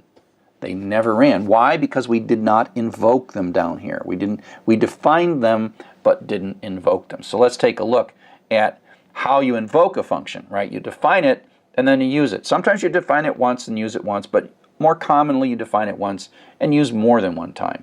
Again, the store and reuse pattern. The def is the store, and the invoking is the reuse. So here's just a slightly different version of that last program, and so now it's going to actually invoke it. So x equals 5, print hello, def, so out comes hello. This produces, the def produces no output, right? But because there's a D indent here, that is the entire blob of the code that is part of print lyrics. So it prints out yo, and now we're going to invoke. This is the call. We're going to call the function. Now the function goes up. Let's clear this. So we're down to here. Now this like suspends at this place. It's like remember to come back to here when we're done. Go up, run this code, and then come back, and then continue on. So it like leaves like a breadcrumb of where it's supposed to come back to, and then it runs. And then the print lyrics, of course, produces the 2 lines of output. And yeah, that should probably not have. That day should be up there. And then x equals x plus 2, which makes it 7, and then prints out 7. Okay, so this is the invoke or call the function. Okay, you defined it, and then later you called it. Now, in addition to just call and return and invoking, we can pass parameters in. And the example of the parameter is in the max function, we have to say, this is the thing I want you to find the maximum of, the largest thing. And part of it is in the whole store and reuse pattern, we have a few lines of code, but sometimes we want to do ever so slightly different things in the different invocations. And so we use the arguments to subtly adjust, like finding the maximum is a general thing, but what thing to find the maximum of, that makes a function that's much more useful and reusable in a lot more situations. So arguments are the thing we passed in, and we define for our functions that we're going to build, we, on the def statement, so we say def, greet, name a function, and then this is the arguments, the things that are coming in. Now, this lang variable, in a sense, only exists during the life of the function, and it represents sort of a placeholder. It's not a real variable in the same sense. It's a placeholder that refers to how you touch that first parameter that's sitting in there. Okay, and so lang is our first parameter, whatever it is. We don't need to see this part down here right now. All we know is we're going to make a function, and we're going to take a parameter, and this lang is the placeholder that tells us what that parameter is. Okay, so within the function, we're going to check to see if the language is Spanish. If we are, print hello. Else, if the language is French, print bonjour. Otherwise, print hello. We have a very highly simplified language translation system here. So the def, of course, does nothing except remembers that and defines the concept greet. So that comes down, and now we're going to call it. And that says, go look up the thing that I defined called greet. If you don't put this in, greet is going to give you a traceback. But because you extended and named it greet, so it runs in, it starts, suspends the code here, starts up here, but then lang is now an alias to en. So now we can run if that is yes, else if, I'm getting it all wrong now. Right, so en comes in as lang, we're coming in the code. If it's not es, it's not fr, else it prints hello, and then it comes back to the next line. And then we call it again, and this time ES is laying, and so it runs this code and prints hola, and then next time it calls with this, and then it prints bonjour. You get the idea. So this is a placeholder so that on the successive calls or invocation of the function, we can get at whatever the programmer put in as that first parameter. And so we are saying in this definition, we are ready to receive a first parameter. Please call us with a parameter, and then we will be able to do something slightly different for the different values. So this is a reusable bit of function that prints hello in 3 different languages, and then we tell it what language at the moment that we're actually invoking it. So that's putting stuff into the function. Now getting stuff back out is the concept of returning. In the return statement is an executable statement that does 2 basic things. The first thing that it does is it finishes. Now this is a 1-line function, so that's kind of redundant, but when Python goes into the return statement, it doesn't continue on to the next line. It just returns. That is the end of the invocation of that particular function. But even more importantly, it takes as its parameter. You can say return without a parameter, and it will stop the execution of the function, kind of like a break does for a loop. It's kind of a break for a loop. Get out, we're done. Don't run that next line. Get out. But it also allows the specification of what you want as the residual value in an expression. So we're doing a print, and then we're saying greet. And what's going to show up here is whatever this function does in its return statement. And so that prints hello. We call it again, and it prints hello again. Okay? And so basically the return statement is I call this the residual value. It's like what shows up here when the function is all done, and it's the string hello. We call the functions that return values fruitful because they produce something, but you don't have to. You can just say return, or you don't even have to have a return statement. It goes to the last line of the function, and it does a return automatically at the last line of the function. So here's a little bit of a rewrite of our little language program. We are going to create a greeting program. We're going to take the language as the first parameter. And instead of just doing a print statement, which is what we did before, this is now more like a function because it takes some input and produces some output as a return rather than just printing. It's a little tacky for a function to print. And so here we return hola, bonjour, and hello based on the right thing. So now we say print greet en, so it runs the code once, lang is en, and then it runs this code, and the residual value is hello, so it says hello Glenn. And similarly, when it runs this code, it passes es in as lang, it runs through, and it runs this statement. If there was more statements, it wouldn't run them as soon as this return runs. That says that this bit right here is now HOLA. So hola Sally. And the same with French. Goes in, runs again, out comes the return statement, and then bonjour Michael. So you see how we can control as we're writing the application. We can control as we're writing the function what the residual value that we want to see in whatever expression is calling us. Sometimes we have returns and sometimes we don't have returns. So if you think of the max code that we talked about before, we can kind of see that somewhere inside that max code there's a return, and that's how it communicates the W back to us. So we pass in as argument hello world. It comes in as a parameter, and it's going to loop through this imp somewhere. It's going to loop over and over into imp, and then at some point it's going to figure something out and tell us what it wants to send back to us is a return statement, and so the W comes back and gets assigned into big. You can have more than one parameter, and they're just in order. The first one and the second one, 3 and 5. So 3 becomes A and 5 becomes B, and away we go. So we just use this to add 2 numbers, and so 3 plus 5 is 8. So you get as many as you like, and the order matters. And if you do things like you tell it you want parameters and you don't give it to them, then that'll become a traceback, and it'll blow up. You can also talk about optional parameters later.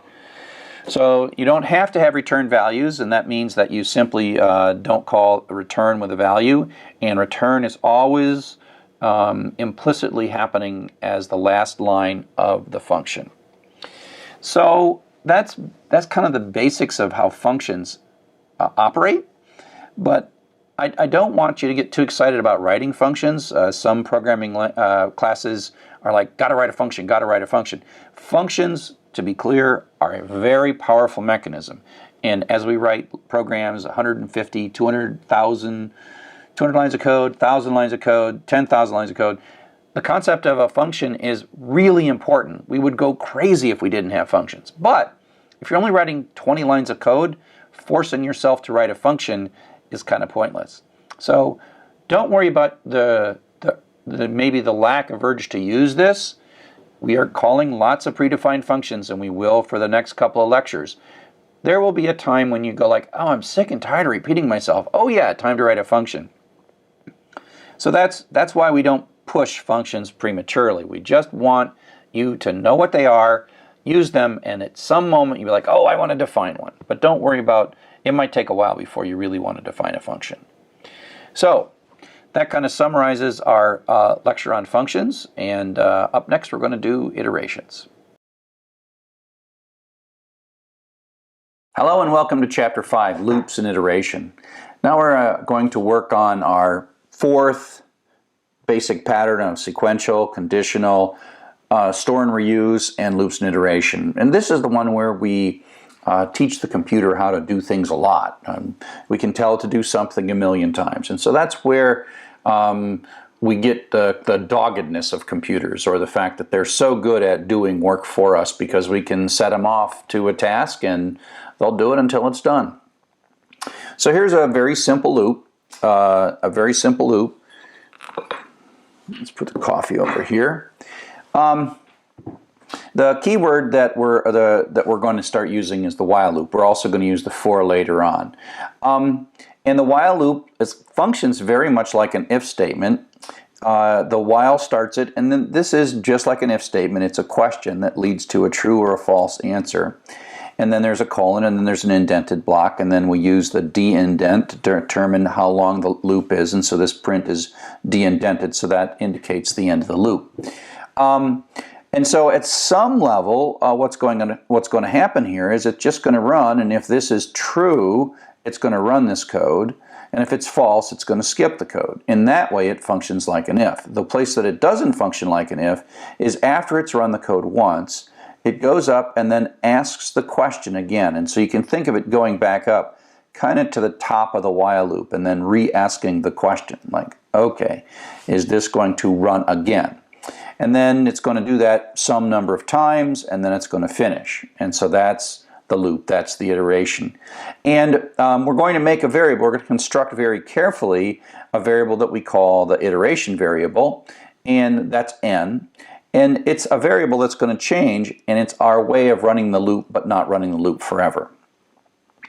So let's just run this. We come in, n is 5. Is n greater than 0? Yes, it is. So we're going to run this code.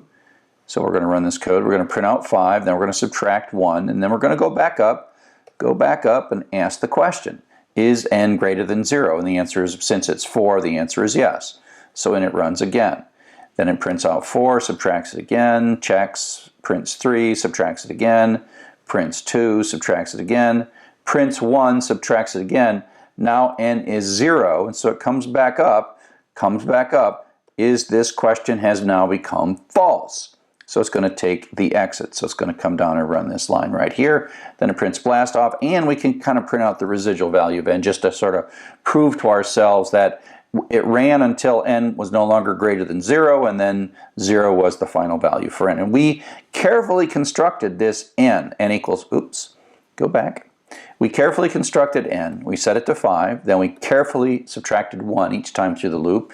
And then we're using that to control when to exit the loop. And so you could think of this loop as, for now, running 5 times, true, true, true, true, true, and then false finally. So this question was true for a while, and as long as it was true, the loop ran. And then when it turned false, the loop stopped. And so this variable that we construct to control the loop was called the iteration variable, because it tells how many times this loop is going to run over and over, or otherwise known as iterate. So this is a badly constructed loop with an iteration variable that we didn't do very well. And so if we take a look at this, we start out with n5, and then this is greater than 0, so it's true, so it runs it, and then it runs it again, and n is still greater than 0. So you can pretty much see, because we're not changing n, this is going to be true, true, true, true, dot, dot, dot, dot, forever, true forever. And so this is an infinite loop, and it's just going to run until your computer runs out of battery, or you hit the button. This is the kind of thing where you often see your computer spinning like a spinning beach ball, or some other indication that your computer's super busy. It's in some kind of a loop, really tight, and it's running something, and it's using up all of the processing resources of your computer. That's an infinite loop. And so the problem is we did nothing with the iteration variable. Now here's a different loop.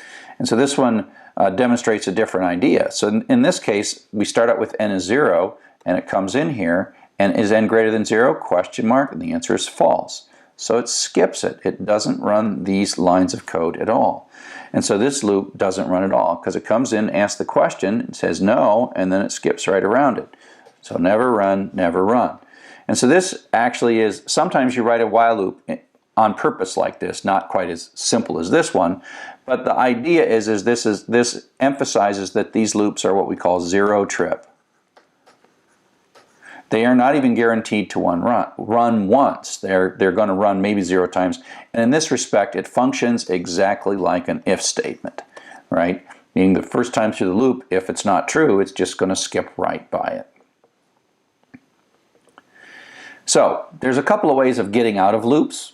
In this case, I'm constructing an infinite loop, because remember, the kind of definition of an infinite loop is if this is going to stay true.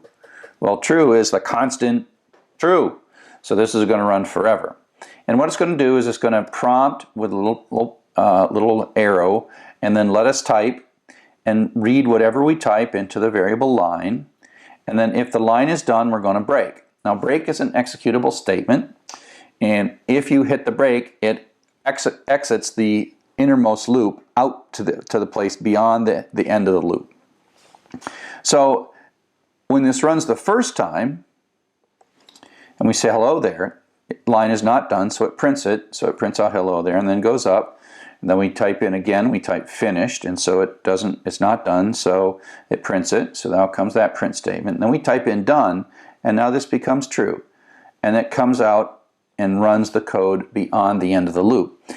The key is it doesn't go back. It's like once you've done a break, that loop is done.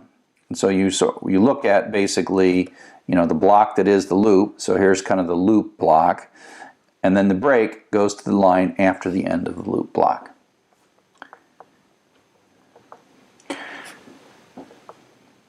And you can think of this as sort of like just a hyperspace jump. There is nothing really, this could be literally hundreds of lines with if statements, and you could be running and doing all kinds of stuff and running and doing all these things, and these things could run all kinds of ways, right? The point is as soon as you hit a break statement, however much stuff is down here, however much stuff is up here, it exits to whatever the next line is beyond the end of the loop. Continue is another loop control statement, but it works differently than break. So break says get out of this loop. Continue effectively says stop this iteration. We're done with this iteration. And so continue says go up back to the top of the loop. Oops. Yeah. Go up back to the top of the loop. And so here we read a line. If the first character is a pound sign, line sub 0, if that first character is a pound sign, we're going to skip it. And this is a way for us to make like little comments in our typing. And then we print, if the line is done, we get out, and otherwise we print it. And so that's why there is no printout here, because it comes in, runs, oops. It comes in, this is true, and that goes back up. But it comes back and prints out the next one and does another thing. And so the loop continues, whereas the break ends the loop. And so again, the same kind of notion that you're sort of doing all kinds of complexity. Wherever you're at in this loop, you hit continue, and it doesn't go any further. It goes back up and runs the question mark. It asks the question mark, and so asks the question, and it might exit the loop in that particular case. But this one here is this is an infinite loop that I've constructed. This is not an infinite loop because at some point the break gets us out of the loop, and so it's an infinite loop with break to escape it, and that's another common way to construct a loop. So these loops that we've been drawing so far, the ones that use while as their keyword, are what are called indefinite loops. And that's because they kind of go for a while, till a break hits or until some value becomes true. As long as that value remains true. So all the ones we've done so far are easy to look at and know that they look pretty good and they're probably going to finish. But there are sometimes, if they're long and complex and their exit or termination conditions are a little more complex, it's not clear that they're really going to terminate. And so we can use while loops for a lot of things, but for most of our looping, we're going to use what are called definite loops, and that's what we're going to talk about next. So definite loops use the for keyword, and the idea of a definite loop is it's going to loop through some set of things. It might be a set of lines in a file, it might be a set of characters in a string, it might be a set of strings in a list of strings, but whatever it is, it's sort of going to run a finite number of times depending on the thing that it's looping through. And we like this, and it's an easier way to construct it, and we actually don't have to deal with the iteration variable. The for loop includes a mechanism to construct the iteration variable for us. So it's definite loops iterate through the members of a set. So here's a very simple for loop. And so you see the for keyword, and in is also a keyword. And the iteration variable is something we put right here. This I is declared. This I is like an assignment statement. And I is going to take on successive values. So I is going to be 5 the first time through the loop. Then I is going to be 4 the second time through the loop. 3rd, 2, 1. So I is going to be assigned 5 different times to 5 different values. And then the loop is going to run. It's going to run once with 5, once with 4, once with 3, once with 2, and once with 1. And so this block of code we have contracted, say, execute it 5 times, with these values of I. I is that iteration variable. I is the thing changing through each iteration of the loop. Okay? And so that's why this prints out 5, 4, 3, 2, 1, and then when it's done, it finishes it. And so this is a much more direct syntax for looping 5 times and setting an iteration variable. You kind of all combine it into this one thing, right? All into one thing. So it's quite nice. So you don't have to be going through a list of numbers. There's all kinds of things that we can iterate through with for. And by the way, while I'm sitting here, I named my variable friends, because that's a list of strings, and friend, which is the iteration variable. I'm using singular and plural because it helps you read it. Python doesn't understand singular and plural. So just because you say friends doesn't mean Python knows it's a list. Python does know it's a list, but it doesn't know by the name of the variable I've chosen. That's your basic mnemonic variable warning. These are cool variable names, but I don't want you to be confused by them. So you can loop through a variable. So we're going to take this list of 3 strings and stick it in friends, and so friend is going to iterate through that. So the first time through, friend is going to be Joseph. Second time through, it's going to be Glenn. Third time through, it's going to be Sally. And so that just says run this loop, run this code, the indented code, 3 times. Each time the variable friend takes on a successive version of a successive value that's in the friends array. So it says happy birthday Joseph, Glenn, Sally, and then we come out of the loop and we print done. So if we try to draw a picture of what this is really doing, the for loop is actually doing a whole bunch of stuff that we would have to do with maybe separate statements in the while loop. First, it decides how many times to run the loop, so it's answering the done question, which way do we go, and it is also then moving I ahead. It's managing the iteration variable. If you go back to it's initializing it too. If you go back to the while loop, we had n equals 0, while n greater than 0, n equals n minus 1. So we had like 3 lines to control the loop to manage the duration variable. But with a for loop, we don't have to do that. And so that's all taken care of. And so that basically says, you know, the for loop, by you using a for loop, are we done? No, we have 5 things to work. Well, set out of the first one, run it. We're not done because we got one more. Set it to the second one, third one, fourth one, fifth one, and now we're done. And that is all handled in a single line of code that includes the iteration variable and the set of things through which we are going to iterate through.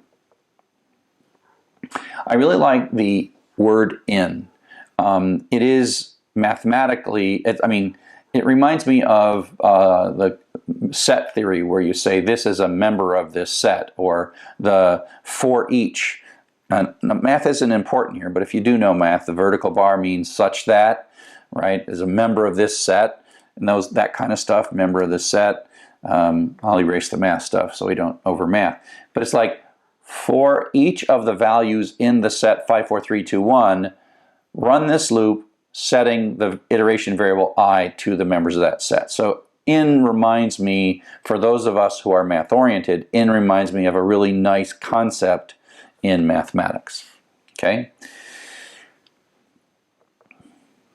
Now, you could think of this as sort of this looping structure where the for loop, and this is pretty much how it actually runs inside the computer, right? Where it initializes it, it runs this thing 5 times, and then executes. That's one way to think about it. But you could also think about it in a somewhat more abstract way, and think of it as all we're really doing is we have a contract with Python that says we're supposed to run this code 5 times, and I is supposed to be 5, 4, 3, 2, and 1. So you could imagine this might be what's going on.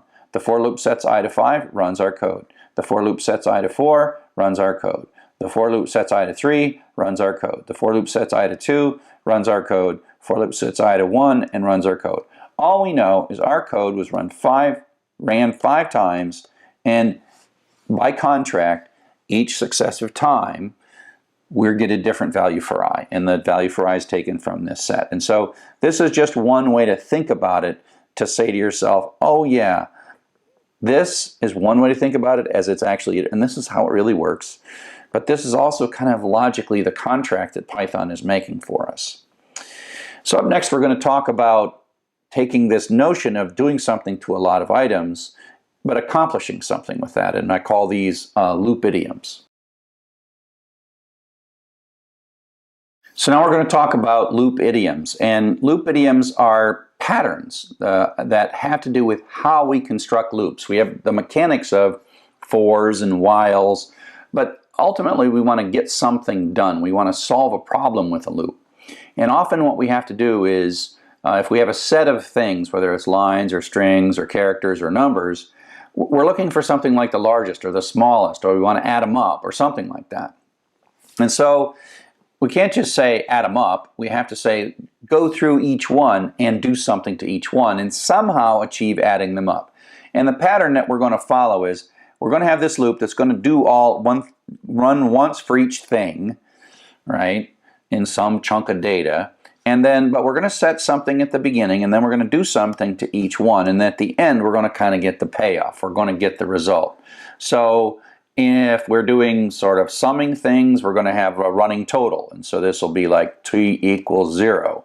And then this will be t equals t plus the thing value. And then, but this is not the real total. It's the running total during the loop. But at the end, it is the real total.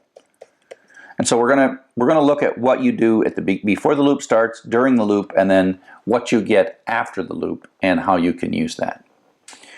So we're going to use this loop. It's just going to loop through a set of 6 numbers over and over and over again, right? So we're going to do something before the loop, we're going to do something after the loop, and then we're going to run the loop some number of times. And in this case, thing is our iteration variable because I'm using unmnemonic variables now. So it's going to run 9, 41, 12, 3, 74, and 15. So it's going to run and print these things out. So it runs this loop 6 times, and away we go. Now this loop does nothing except print stuff out. Of course, I like to do that first, is always print things out to make sure that sort of my brain is functioning. So, to kind of understand how these loops work, I'm going to ask you to function as a program. And I'm going to show you some numbers in succession, and I want you to mentally figure out what the largest number is, but more importantly, think about how your brain is solving this problem of what is the largest number, given that I'm only going to show them to you one at a time for a little while, and your brain has to do something. And imagine I was going to show you thousands of numbers. I'm not, but imagine I was. How would you organize yourself in a way so that for like an hour and a half you could sit here as I showed you numbers and you keep track of the largest number that you've seen of all the numbers? Okay, so here we go. Here's your first number. Second number.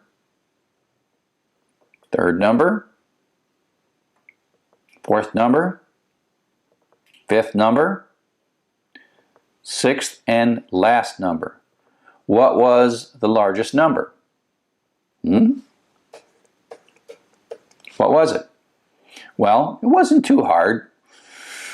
It was 74. But that's not the question. How did your brain arrive at 74? So here's all the numbers. If I'd shown you all the numbers and asked you, what's the largest number, your eyes would have sort of gone,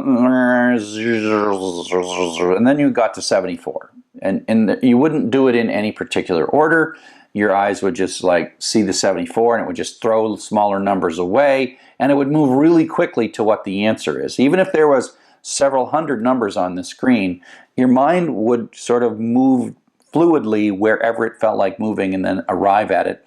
And probably what it would do is it would do something like, you know, kind of move like this, find this, and then sort of check to make sure that it's okay, and then say like, okay, I got 74, I'm done. That's not how computers do it. That is not how computers do it. They do not move fluidly. But they are highly dedicated. They're going to do something, 74. But how would you construct a loop to achieve this? So let's take a look. You could create a variable called largest so far, and this is the largest variable, the value that you've seen in the list so far. Now I haven't shown you any numbers yet, so we'll just set this to -1 to get us started. So now we see 3, and we're like, oh, that's better than -1. It's our first number, so it's probably the largest we've seen so far, right? Great. 41, oh, that's bigger than the largest we've seen so far, so we'll keep it. 12 is not bigger than 41, so we're not going to keep it. Notice this keeping thing. 9 is not bigger than 41, so there's no point to keeping it. 74 is bigger than 41, so we'll keep it. Is this the largest number? We don't know. We don't know until we're done. 15, not better than 74. So now we're all done, and hooray, hooray, hooray, we have the largest number. And we had this variable that we kept, the largest number that we'd seen up to this point.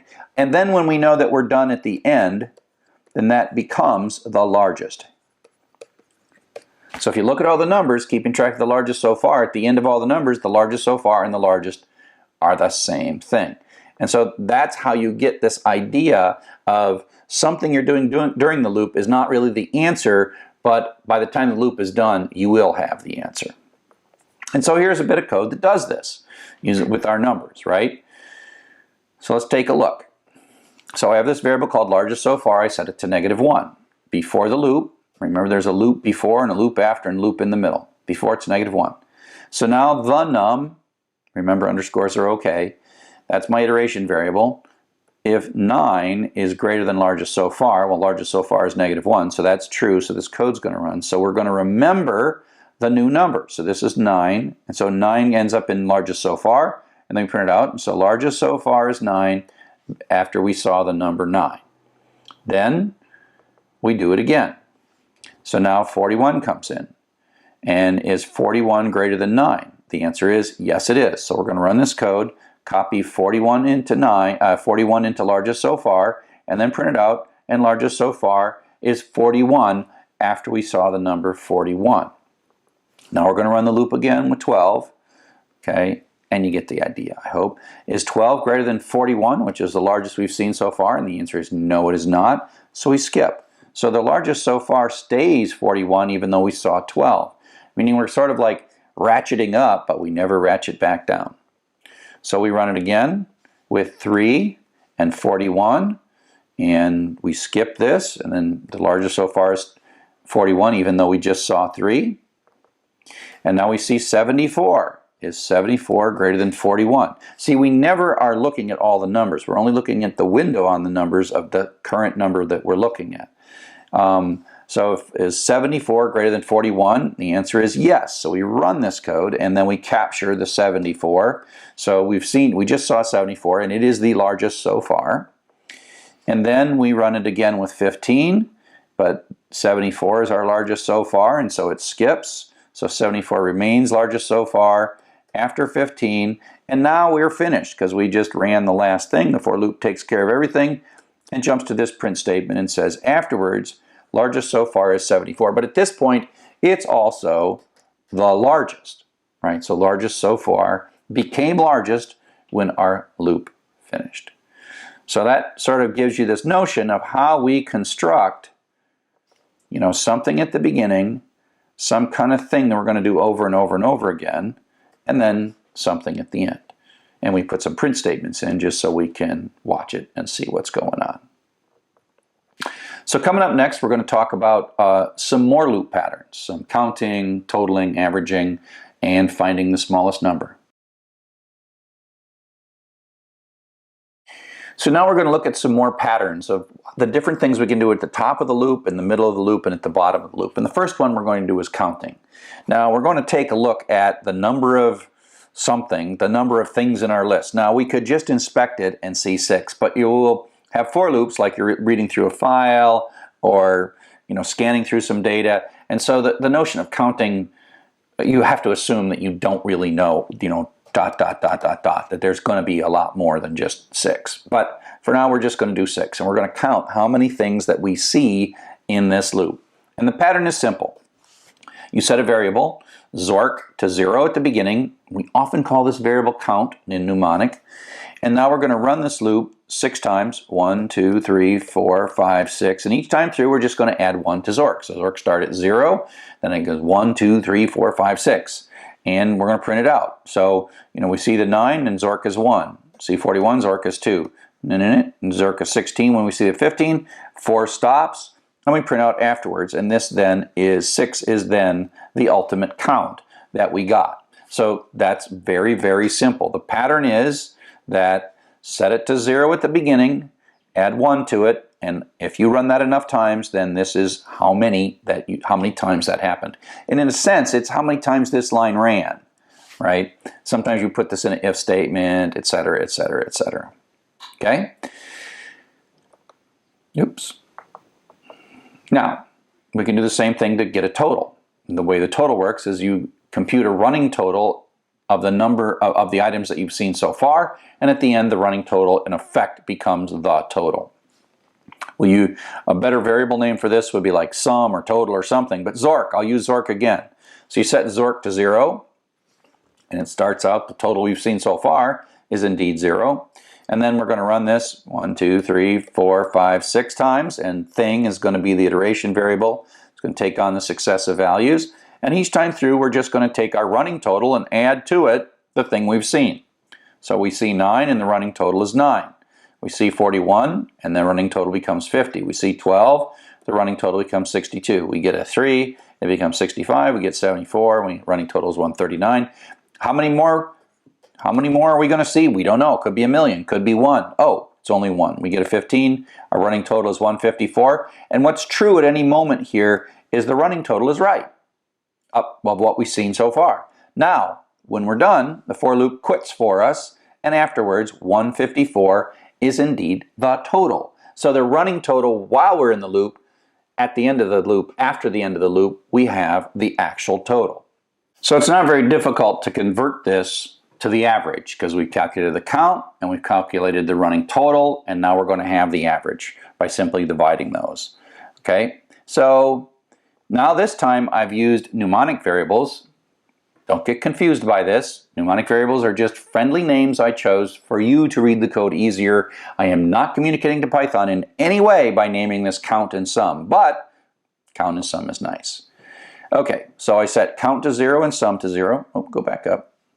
I set count to 0 and sum to 0 at the beginning, and the count is 0 and the sum is 0. And then I'm going to run this loop 6 times. 1, 2, 3, 4, 5, 6. And each time, value is the iteration variable. I count, every time I run the loop, I count equals count plus 1, sum equals sum plus value. So I have a running count and a running total. And they show up here, 1, 2, 3, 4, 5, 6, and then the running total. And then at some point, the for loop, we do the last one, and the for loop jumps out, and it divides 6, 154 is the count and running total, and then it divides the average sum over count. Okay? So that's just, again, a pattern of something in the beginning, something in the middle, something in the end. Another kind of thing we tend to do in loops is we look for things, we hunt for things. And so this is where we have an if statement inside of a loop. And of course I've created a silly simple thing.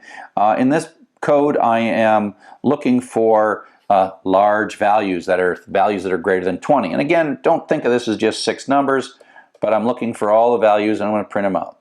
So, it says before, it's going to run this 9. Well, if 9 is greater than 20, it's false, so it goes back up. 41, true, so it prints out 41, then goes back up. 12, false, goes back up. 3, false, goes back up. 74, true, so it runs this, so out comes that little print statement. Goes back up, and then 15 is the last one, and that's false. It goes back up, and the 4 says, we're done, and then we do afterwards. And so this is just the notion of having an if statement inside of a for loop, where we're sort of picking or choosing or selecting or looking for something in a large set of things that we're looping through. We can also say, I want to know if a particular value is there.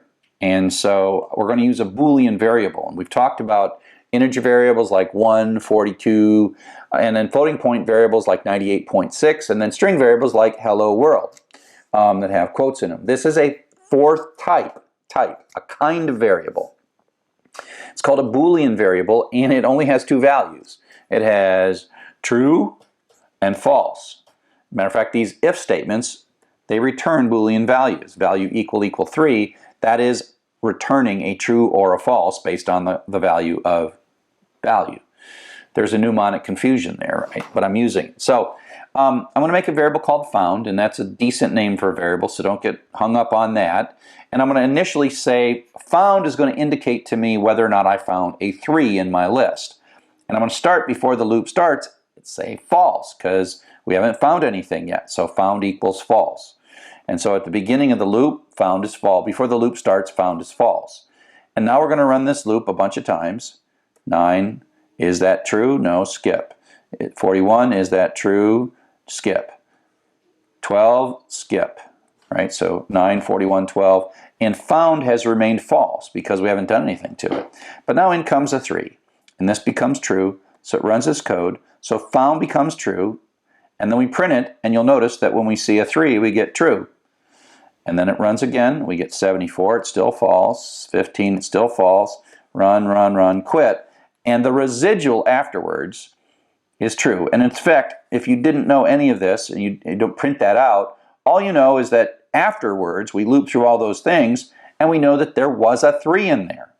That's what we're doing. So we searched all of them, we checked for 3s when we found a 3, and you can see basically that, the found remains false until it flips to true, but then there's nothing to set it back to false. There's nothing in this loop that's going to set it back to false. So once it sort of catches the 3, then it remains true for the rest of the loop, and then it just finds its way out. Now, if you want to think about it for a moment, ask yourself, how might we make this loop more efficient by putting a statement right in here? Think about a way to, once you've found it and it's true, there is sort of no reason to keep on going. So what would you put there to perhaps make this loop to look for 3s, just to tell you whether or not there was at least one 3 in there, how to make that more efficient? Just think about that. Okay, so now let's look back at the largest value that we started out with, right? And so if you think about this, let's kind of give it a sort of a rough look here. Largest so far is our kind of like a running total, but it's our hypothesis is the best large number.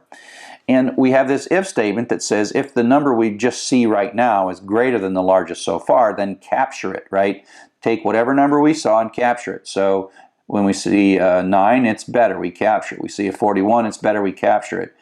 We don't capture this, we don't capture this, but we capture the 74, and we don't capture the 15, and that's how we do it. So you could think of this as better. When the number we're looking at is greater than our working hypothesis of the largest, we grab it because it's better. So this line right here is the grab line. Grab it. Okay? So then the question is, how would you modify this code to teach it to find the smallest value in this list of numbers? Think of it as you have a starting number, you have a sort of what's better in this grabbing notion. How could you do that? Take a look.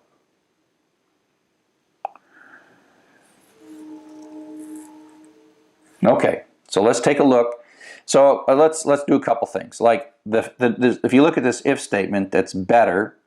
Well, it's better now if the number is less than. So but then we should probably change this to be smallest so far, smallest so far, smallest so far, smallest so far, smallest so far, smallest so far, right? Matter of fact, that's what this is. We've changed the word largest so far to smallest so far, and we've changed the greater than to a less than. Is that going to fix it? I'll give you a second to look at it. Pause if you need. Is that going to fix it? Is that going to find our smallest number? The answer is, of course, no, it's not. So if we run this code, so we set the smallest so far to -1, and it starts out -1. We run it, and it's 9. Is 9 less than -1? No, it's not. So after we see a 9, the smallest so far is -1. Now we're going to run 41. Is 41 less than -1? No, it is not. So the smallest so far is still -1. As a matter of fact, it isn't the smallest so far anymore. Just because we named it smallest so far doesn't mean it is the smallest so far. It didn't work out so well. And so you see that none of these, because they're never less than -1, do anything. And we claim that afterwards the smallest we've seen so far is -1. And that is because, of course, -1 is smaller than any of the numbers that we saw. So how could we fix this? Well, if we started the smallest so far with some like arbitrary big number, then it'd be better. So if we made this 100, whoops, come back. If we made this be like 100, that'd be good, because the first time through, the 9 would be less than 100, so we would capture the 9, and then the rest of the loop would work just fine. But then what if we didn't know how big these numbers were? As a matter of fact, the largest so far wouldn't have worked if all the numbers were negative. Think about that. We just assumed they were positive, and so we kind of wrote lazy code that assumed all numbers were positive. That might not be a good assumption depending on the numbers that you're dealing with, right? So maybe 100 is a good number to start with, or maybe like 1,000 or 10,000, or like some number with lots of zeros in it. How big should we make this? And the answer is we're kind of solving this problem the wrong way. And the thing we really want to do to solve the problem is to just accept the fact that if we're looking for the smallest number so far, that the right hypothesis is the first number. And if we just knew what that first number was, the 9, because it's the first number, we know that it's both the largest so far and the smallest so far as soon as you see the first number. But we don't know here before the loop starts what that first number is. I mean, you can look at it, but assume this is just data that's coming from somewhere else, and we don't know it until we start reading it. So we have to construct a loop that deals with the fact that we want to capture the first value as our hypothesis for smallest so far. So how do we do that? Let's take a look. So what we do is we use yet another type. So we have integer, floating point, string, Boolean, and now we have a thing called the none type. None type is a special marker in that it only has one value. Boolean has true and false. floating point has an infinite number of values, and integer has an infinite number of values, but none type has one value, none. None is a constant. Capital none is a constant. The difference is we can check to see if we have stored none. None is often used to indicate emptiness, not non-existence, because smallest doesn't exist until we assign it, but we're going to assign it to like a mark, a flag, a marker, some way to say, oh, this is not even a number, it's nothing. And so we're going to, and you can do this. So that's like makes a variable called smallest, and in it puts none. It sticks it right in. It's not a string none, it's like a special type. Okay? So that actually captures the notion that before the loop starts, the smallest number that we've seen so far is none. We haven't seen any numbers. Okay? So then we come in and we have an if statement. And we have a new operator called is. Is stronger than equal sign. And so if smallest is none, that becomes true, it runs this case. And so then what it does is it copies this first value, which is 9, into smallest. And so we see a 9, and the smallest so far is 9, which is the first value. And again, we're assuming we don't know what the first value is before the loop starts, so we use the first iteration through the loop as the moment where we capture that. Okay? So, smallest is the value, and then we print it, and we go back up, and now it runs again with 41.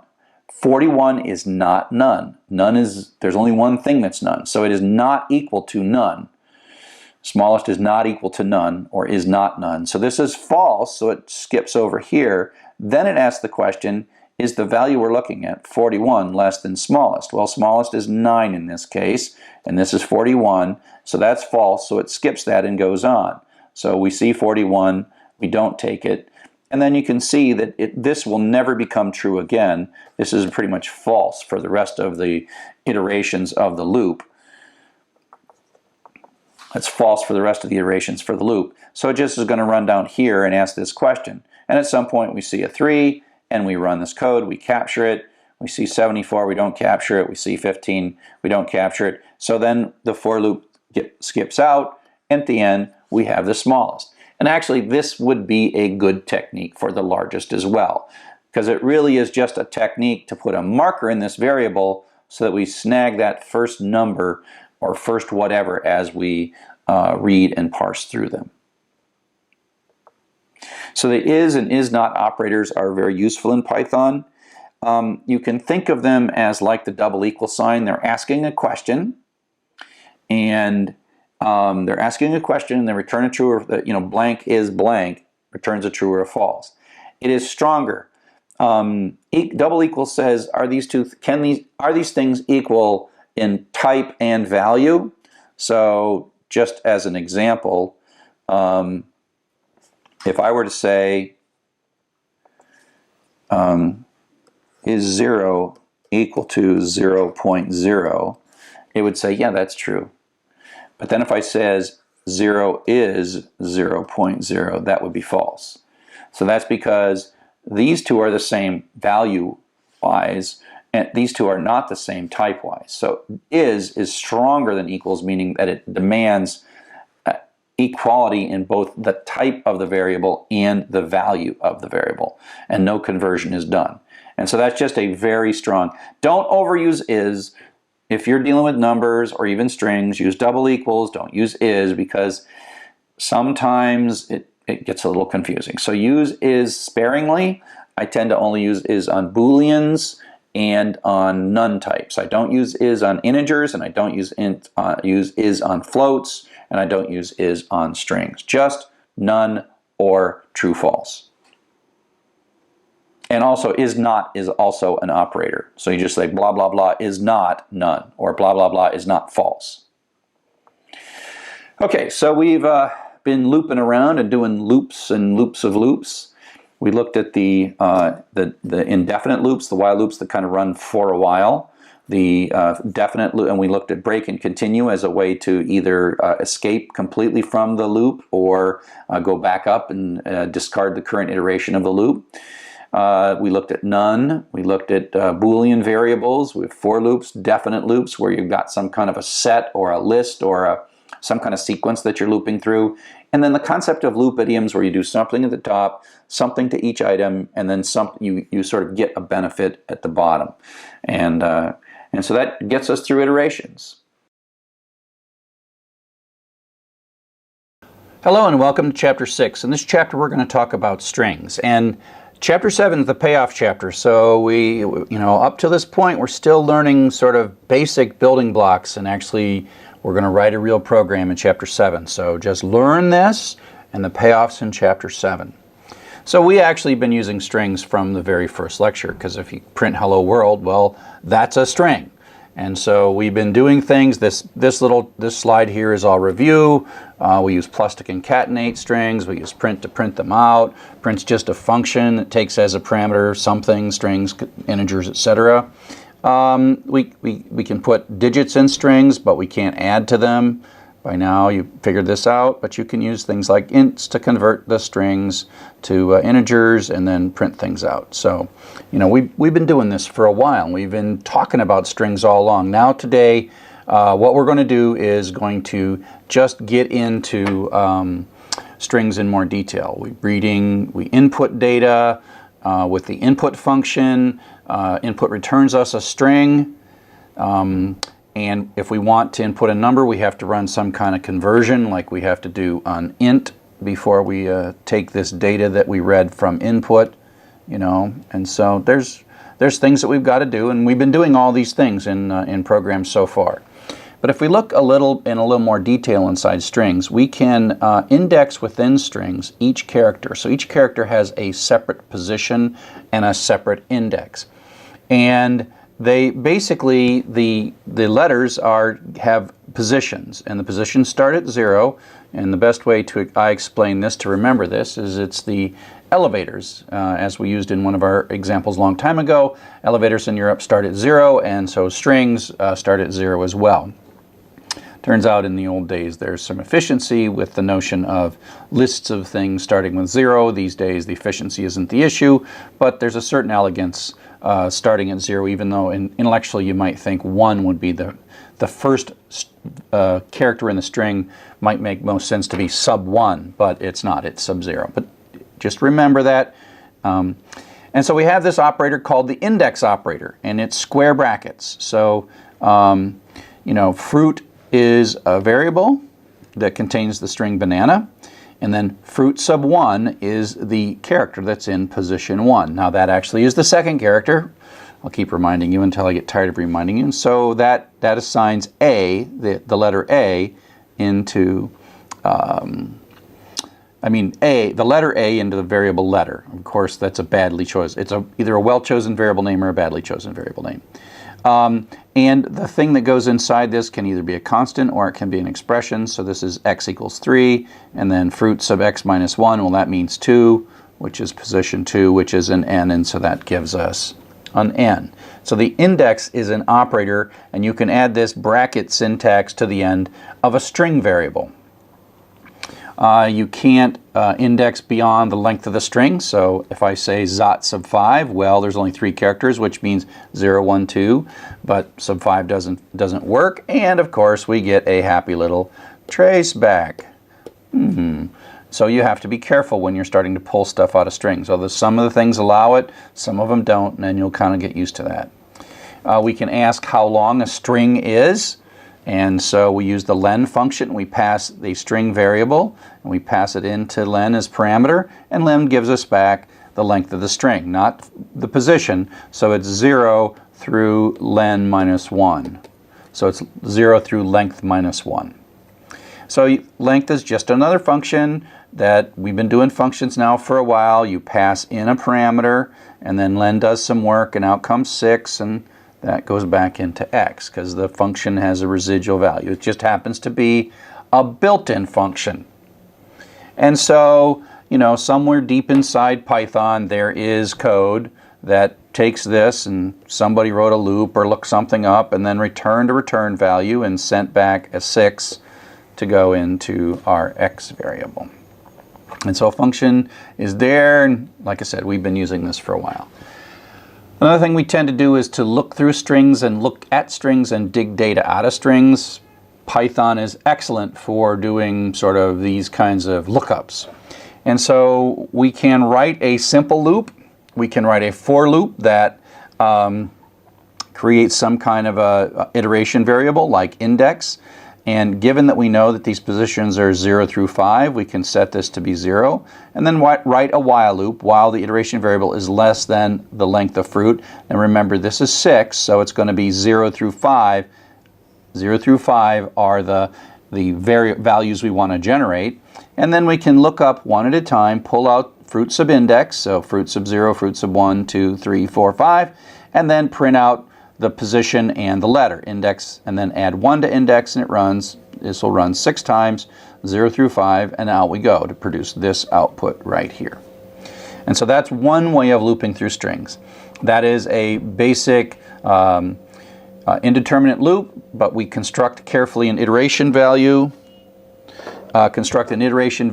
and work our way through that loop data. The other way is to use a determinate loop, a for loop. And generally when we are able to use a while loop or a for loop, all else being equal, we generally prefer a for loop. And so here we have the for keyword and fruit, and it's an in. And so for letter in fruit, well, that just says letter is our iteration variable, and it's going to take on the successive values of each of the characters. So this loop is going to run 6 times, and letter is going to be B-A-N-A-N-A, banana. I'm always terrified when I make these slides that I'm going to misspell banana, because somehow I always think that there are 2 N's somewhere. I don't know. It's not one of my favorite words to spell. I actually didn't choose banana as the constant. The author who I borrowed the textbook from, Alan Downey and Jeff Elkner, they used banana, and so I'm still using banana. So some of the jokes in the book aren't my jokes. They are the jokes of Jeff and Alan. So here are just 2 equivalent, so you can have the while loop. They sort of both do the same thing. They both just print the letters out one time through. Each of these loops runs 5 times. But you can see how the determinate loop, the for loop, is a prettier loop, unless you truly somehow need to know this number as you're going through the loop. But if all you're doing is going through and you want to touch in order each of the characters of the string, you then simply write a for loop, because it's more elegant. The less code you write, the less chance there is for you to make a mistake. And so the fact that these are equivalent, this is 2 lines of a loop, and this is 4 lines of a loop. That's twice as many places as you could make a mistake, because you might, misspell index or something. I mean, why even make an iteration variable if you don't need to make an iteration variable? And so we can do things that harken back to our iterations and loops chapter, where anything that you can do in those things, like look for the largest letter, look for the smallest letter, search to see if a letter exists, or say count the number of A's in the word banana. And so that's what this is doing. And so we we have a counter. So again, we do something at the top of the loop, we're going to do something in the middle loop, and then we're going to print it out at the bottom. So we start our counter at 0, we're going to loop through all the letters, and then if the letter is A, then count equals count plus 1. This is kind of a pattern in a loop where we're noticing something, and instead of like we did it earlier where we said found equals true, well, we're going to count them this time. So if we have 1, we'll get 1. If we have 0, we get 0. And how many ever there are, but there should be 3, because it's going to run 3 times, and there's 3 A's in banana. And so this is a conditional within a count. We've seen counts, we've seen conditionals in loop in prior chapters. And so again, I love the in keyword in Python. It again reminds me of set notation in algebra. If you're a math whiz, if you're not, don't worry about it. Or maybe you will be a math whiz and you'll say, whoa, this set notation reminds me a lot of the in keyword in Python.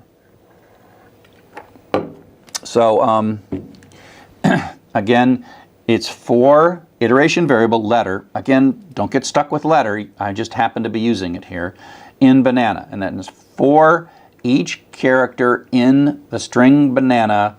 Run this loop once, changing the variable letter to be the particular character that we're pointing at. And so it's taking care, for is taking care of a lot for us, right? And so this is sort of this really smart for loop.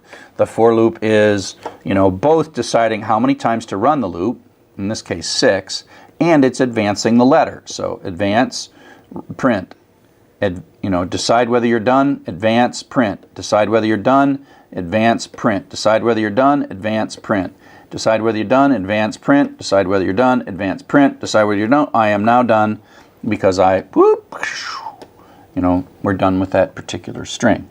And so you can think of the for as, magically doing all of this for you, of both deciding how long to run the loop, when you're done or not, and moving down through all the successive letters in the loop. So up next we'll talk a little bit about additional things that we can do with strings.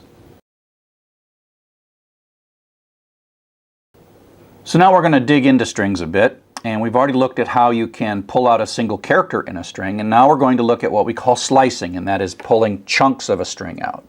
And again, we're going to use the square bracket operator, and so S, and the way I say it is S sub 0 through 4. That's how I read this.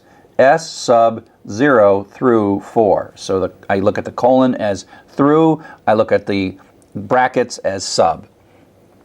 And so S sub 0 through 4 says start at position 0 and then go up through, but not including 4, right? So we don't include 4. So that's probably the hardest part of this. Up to, but not including. Up to, but not including. This seems counterintuitive, kind of like starting at 0 seems counterintuitive, but after a while, you get used to it, and there'll be situations where you're writing code like, oh, that's why that works better. But just for now, remember it. Up to, but not including. It's just kind of a little thing. We'll come back to when that is useful for us. 6 through 7, well, that ends up being starting at 6, up to, but not including 7. So that's why we only get the P out. Now, one thing that Python is pretty nice about is it's not going to give you a traceback. We might expect that 6 through 20, well, there's no 20 characters, but it's like, that's okay. We'll just let you stop at the end, and we'll start at 6 and go all the way to the end. Oh, no traceback. It's almost disappointing sometimes when Python doesn't trace back, when you think, if you're so obsessed about everything, I would have traced back in that situation. But hey, I guess if you're allowed, you're allowed. And so there we go. Now you can eliminate or omit the first or last. If you eliminate the first, it assumes the beginning of string. If you eliminate the second, it assumes the end of the string. And why you would do this, I don't know, but that's from beginning to end, so it's the whole string. So whole string, 8 through the end is thon, and up to but not including 2 is mo. All right, so you get that. So that's pretty simple. Once you've got the rest of slicing and the rest of string indexing, the notion of eliminating the first or the last of the colon expression, the first or second of the colon expression, I think is actually pretty intuitive, pretty nice. We've already been concatenating strings together. We overload the plus operator, and there is no space added. Remember, when you're doing print, x comma y, this comma does turn into a space, but that's not what's happening here. There is no automatic space being added, and so we see hello in there, and it just is hello there with no space. And so if we want, we just have to concatenate the space explicitly if we want to put spaces into strings. The problem is you might think it's more convenient to add a space with a concatenation, but then you have to think, well, what about if I want to concatenate things and not put the space in? Then I'd need a different operator. So that's kind of why it works that way. We can use in differently as a logical operator, so we're using it as an iteration structure in for loops, but we can also use it as a logical operator in if statements. So it's kind of like the double equals or not equals or less than or equals or something like that. It's like those guys, and it returns a true or a false. Is n in fruit? So that's a question, and the answer is true. Is m in fruit? No, that's the answer to a question. Is nan in fruit? Doesn't have to be single character, can be more than one character, and the answer is true. And then you say something like, you know, if A in fruit. And so this is the logical value that returns a true or a false. And yes, we found it. So that becomes true in this particular case, so it runs the little indented bit. So in is an operator in this particular situation. In a for loop, in means something different. And we'll use in for other things as operators, as logical operators, coming up in a bit. You can compare strings, and this has to do with the character set of your computer, the character set that Python is, but in general, you know, it is lexicographically less than and lexicographically greater than. Uppercase and lowercase are a little weird. I think when we used the max function earlier, the way my computer was set up, uppercase was less than lowercase. But in general, uppercase is less than lowercase. But in general, it's bad to assume case, but there is a deterministic way to sort strings. You can, you know, have something equal to or less than or greater than, and all those operations work naturally. The less than and greater than, you have to kind of be aware of uppercase, lowercase, things like where you know, punctuation sorts less than or greater than letters. That's kind of unpredictable and depends on the character set of your computer, and something you just play with and figure out. If you're doing sorting stuff by first name and last name, as long as the case is kind of the same, you know, if you were sorting Chuck with an uppercase and Glenn, the fact that these uppercases, they'd sort right and these lowercases would sort right, but if you were to subdue instead lowercase Chuck and uppercase Glenn, then that would sort weird. As a matter of fact, the G would come before that. And so case can mess this up. But in general, other than case and special characters and other things, it technically works. It's just hard to kind of predict it. A lot of what we do is use the string library. And so the strings are objects, and we'll talk later about what that really means. And objects have these things we call methods. So a string object has some built-in capabilities, and one of the built-in capabilities that the string object has is, here is a string object, and because greet is a string object, if we said type, we'd see that it was an str.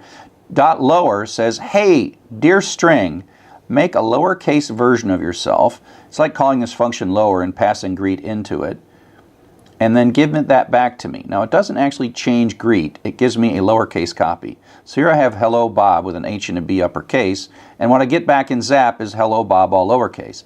And note that greet is unchanged. So hello Bob is still there. And you can even call these methods on constants. So this is a string object, quote, hi there, quote, dot lower. That says, call lower on this bit of string and give me back a lowercase version of it. And so it prints out as the residual return value. This is like a function call. A method call is a kind of special form of a function call. It's a function call where you say the thing dot the function name rather than function name passed in as a parameter. Like len, for example, is non-object oriented. You know, len of x, that's non-object oriented. Object oriented would be x dot something, parenthesis.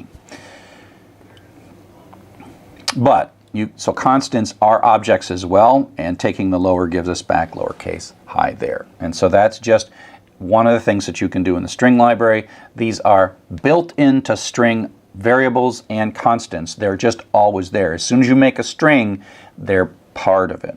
And when you do type and it says it's class str, we'll get to object oriented. Don't worry, we'll get to object oriented. Okay, and so you can do things like use the type. If you're just, look, this used to say typester, but it's classter. Kind of, this is more of an OO. The word class is an object-oriented concept, but it is a string. And you can use the dir, and of course there's extra stuff up here. And this is showing all the different methods or capabilities, things we can do to strings. So, you know, x dot something, parenthesis. Well, what can we do there? This is all of those things that we can do to x's that are built in and come with x's, come with strings when we build them. And Python, of course, has great documentation online for all of these string methods and what they do and how they work and why they work the way they do. And so here's some of that Python documentation. We'll look at a few of these, but don't hesitate to say Python string uppercase, and then I'm like, oh yeah, that is upper, right? And so here's a few things that we can do and use. Some of the ones I use a lot, and we'll look at each one of these things. So the find operation says find me a substring within a string, right? Find me a substring within a string. So find me the first NA and give me back the position. So that gives me back 2. And then I can say go find a Z in there. Well, there's no Z, and so it returns me -1.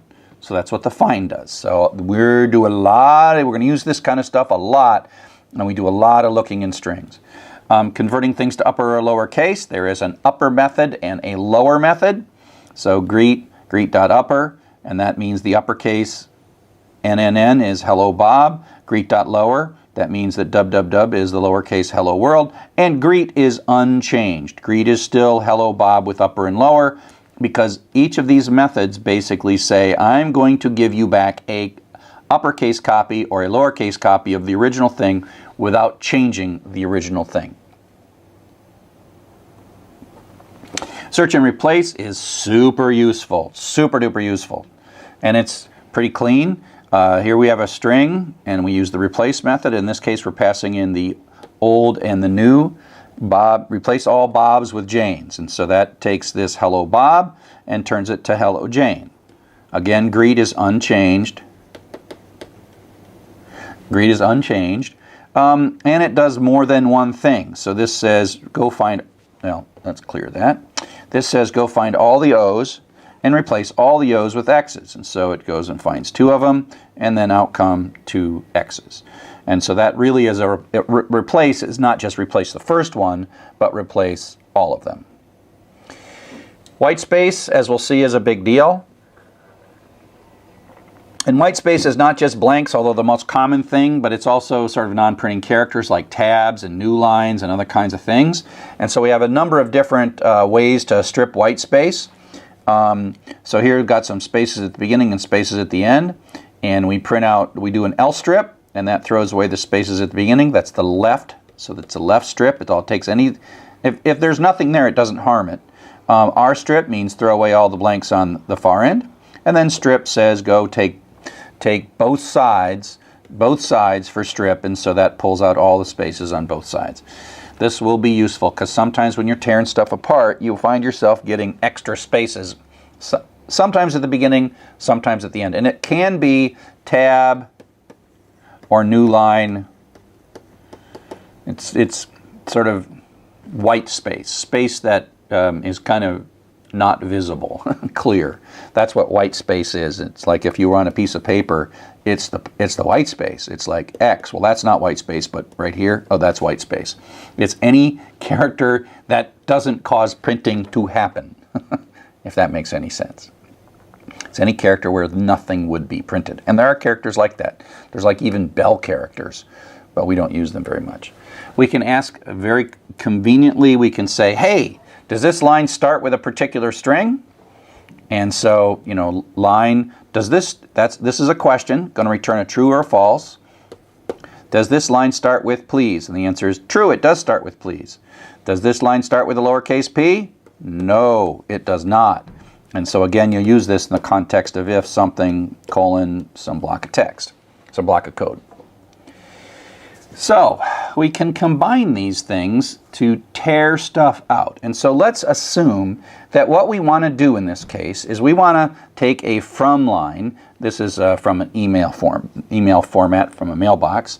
And this has got the from with a space and the person's email, and then @ in the school they're from, and a space, and then the rest of the stuff like when this mail was sent. And this is a real mail message from this guy, Stephen, from the University of Cape Town in South Africa. And it's really Stephen, and this really is the first line of a file that you'll get to know pretty well by the rest of this course. Hi, Stephen. We like you. You are the example in my class and have been for a long time. people actually who know Stephen have taken this class, and they're like, Stephen, I saw your picture in the class. So if you're ever in Cape Town at the University of Cape Town, say hi to Stephen and tell him that you saw him in the class. But okay, that's neither here nor there. What I really want to do is I want to extract his school from this email line. Okay, so now eventually we will do things like the data will come from files, but this is still chapter 6. So this is the data we're going to search through. And so we can say, hey, let's go find the @ sign. Search up to this position and find the @ sign. So data.find @ sign. And give me back where that's at. That's in position 21. It's position 0. Then what we're going to do is we're going to look for the next space after the @ sign. So we're going to start at the @ sign and tell find to start here and look forward until it finds a space. So data.find, look for a space starting at the position of the @ sign, and then that'll be in position 31. So 31 is what we get in the space position. So now what we have is we have in two variables, we have position, the position of the @ sign and the position of the space after the @ sign. Now what we really want is this bit right here. So we have to go one beyond the @ sign, and we don't want the space. So we say, we're going to use slicing here, data sub at position +1 up to but not including the space. Oh, smiley face, because we didn't have to say space -1 because that is up to but not including.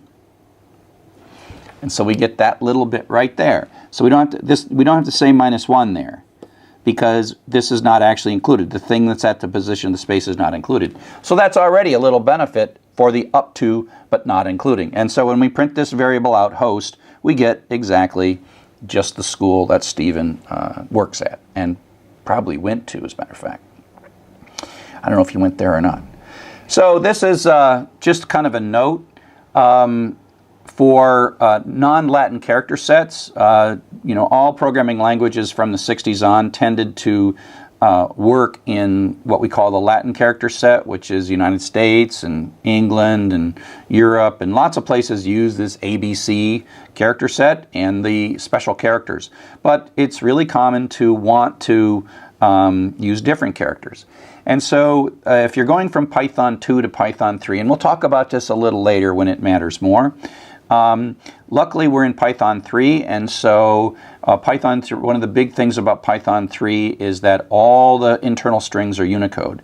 In Python 2, there was sort of some confusion as you went between strings. And this is just a little bit of code, and so I'm putting in here, some Asian characters. This is Korean, actually.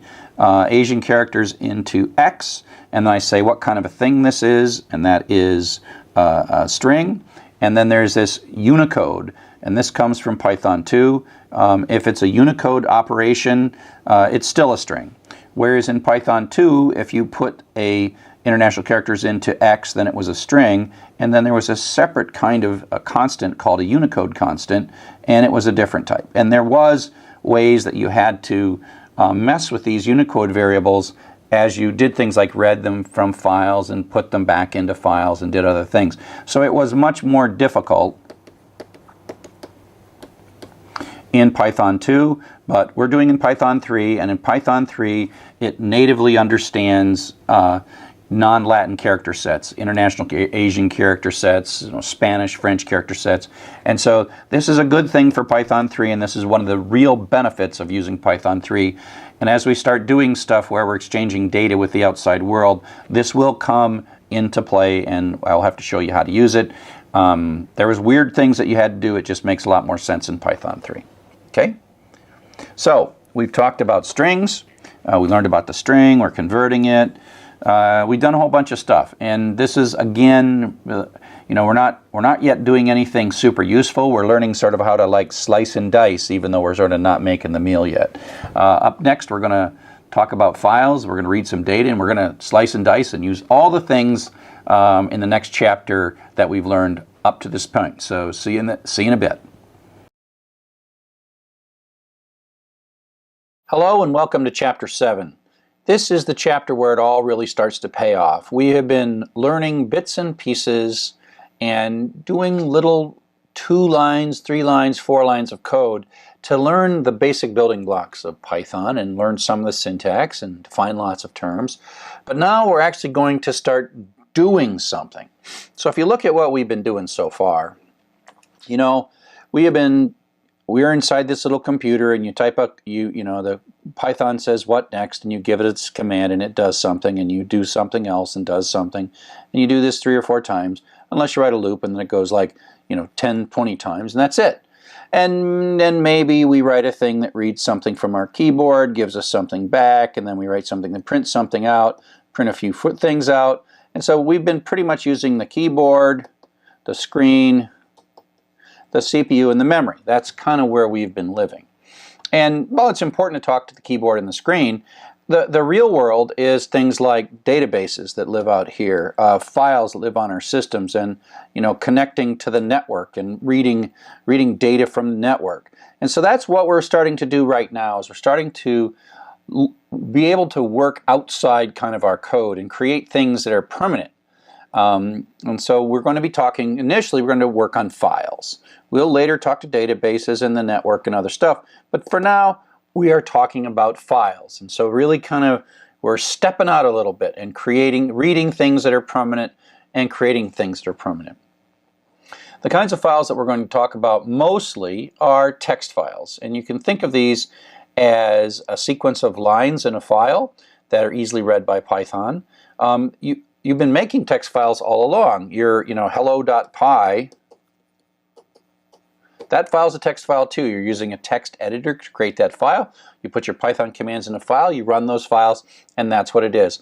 And so a file can be thought of as a bunch of lines, 1, 2, 3, 4, 5, 6, 7, a blank line here. That's possible. And but the reality is that these are actually just lines, and we have a special character called the new line that we'll talk about in a second. So to read a file, you have to call the open function. And open returns what we call a file handle. Open doesn't actually read the file. Open makes it possible so that you can read the file.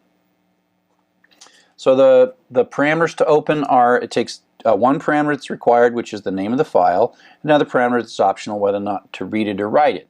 If we're reading the file, it doesn't harm it. You can read it over and over. If you write it, it actually, if there's already data in that file, it truncates it and writes something. And we're not going to really write files, we're mostly going to read them. And so open sort of, you pass it in a file, it gives you back this file handle, and then you have a variable in which you store it. I often call it fhand to be mnemonic. You'll see my code, I use fhand all the time to indicate that that is a file handle.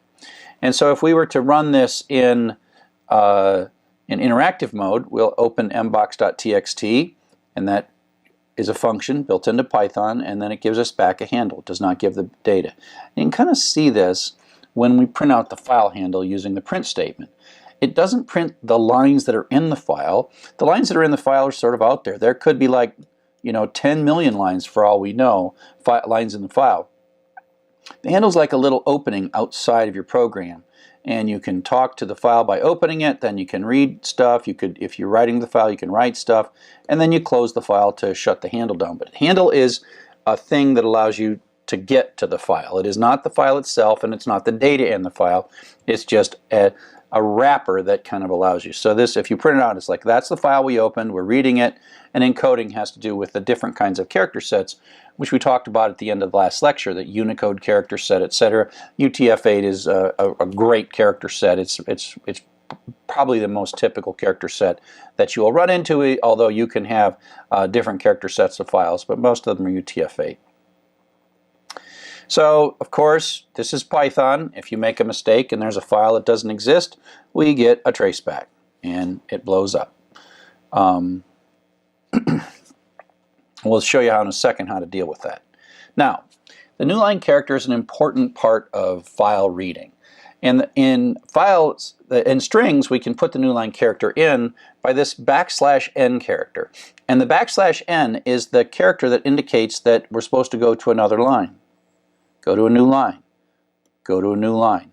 And so we have, what is this? Well, that's a \n. That's a \n.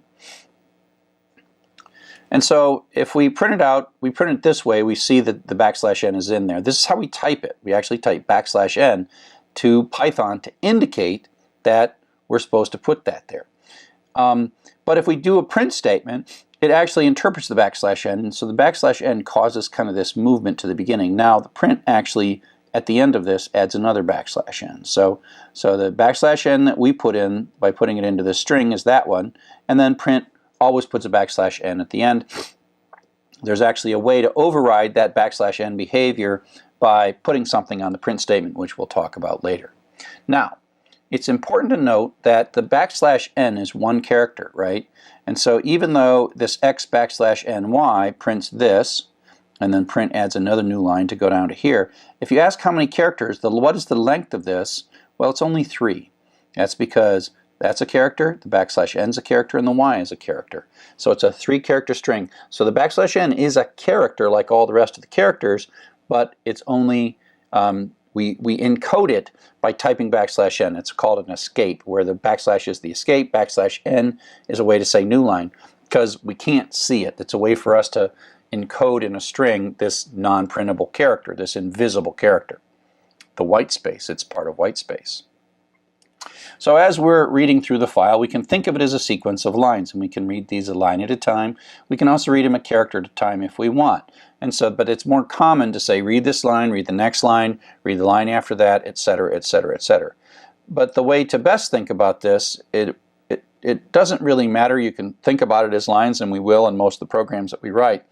But realize that the way when we see this, when we see it like this, it comes back to the beginning, it comes back to the beginning. There's a character in the file at each of these points to say go back to the beginning. It's like hitting the enter key on your computer, and that is a new line. So you have to think that in the file, in order for your text editor and Python and everybody to know where the lines end, you put new lines in the file, and that's another character.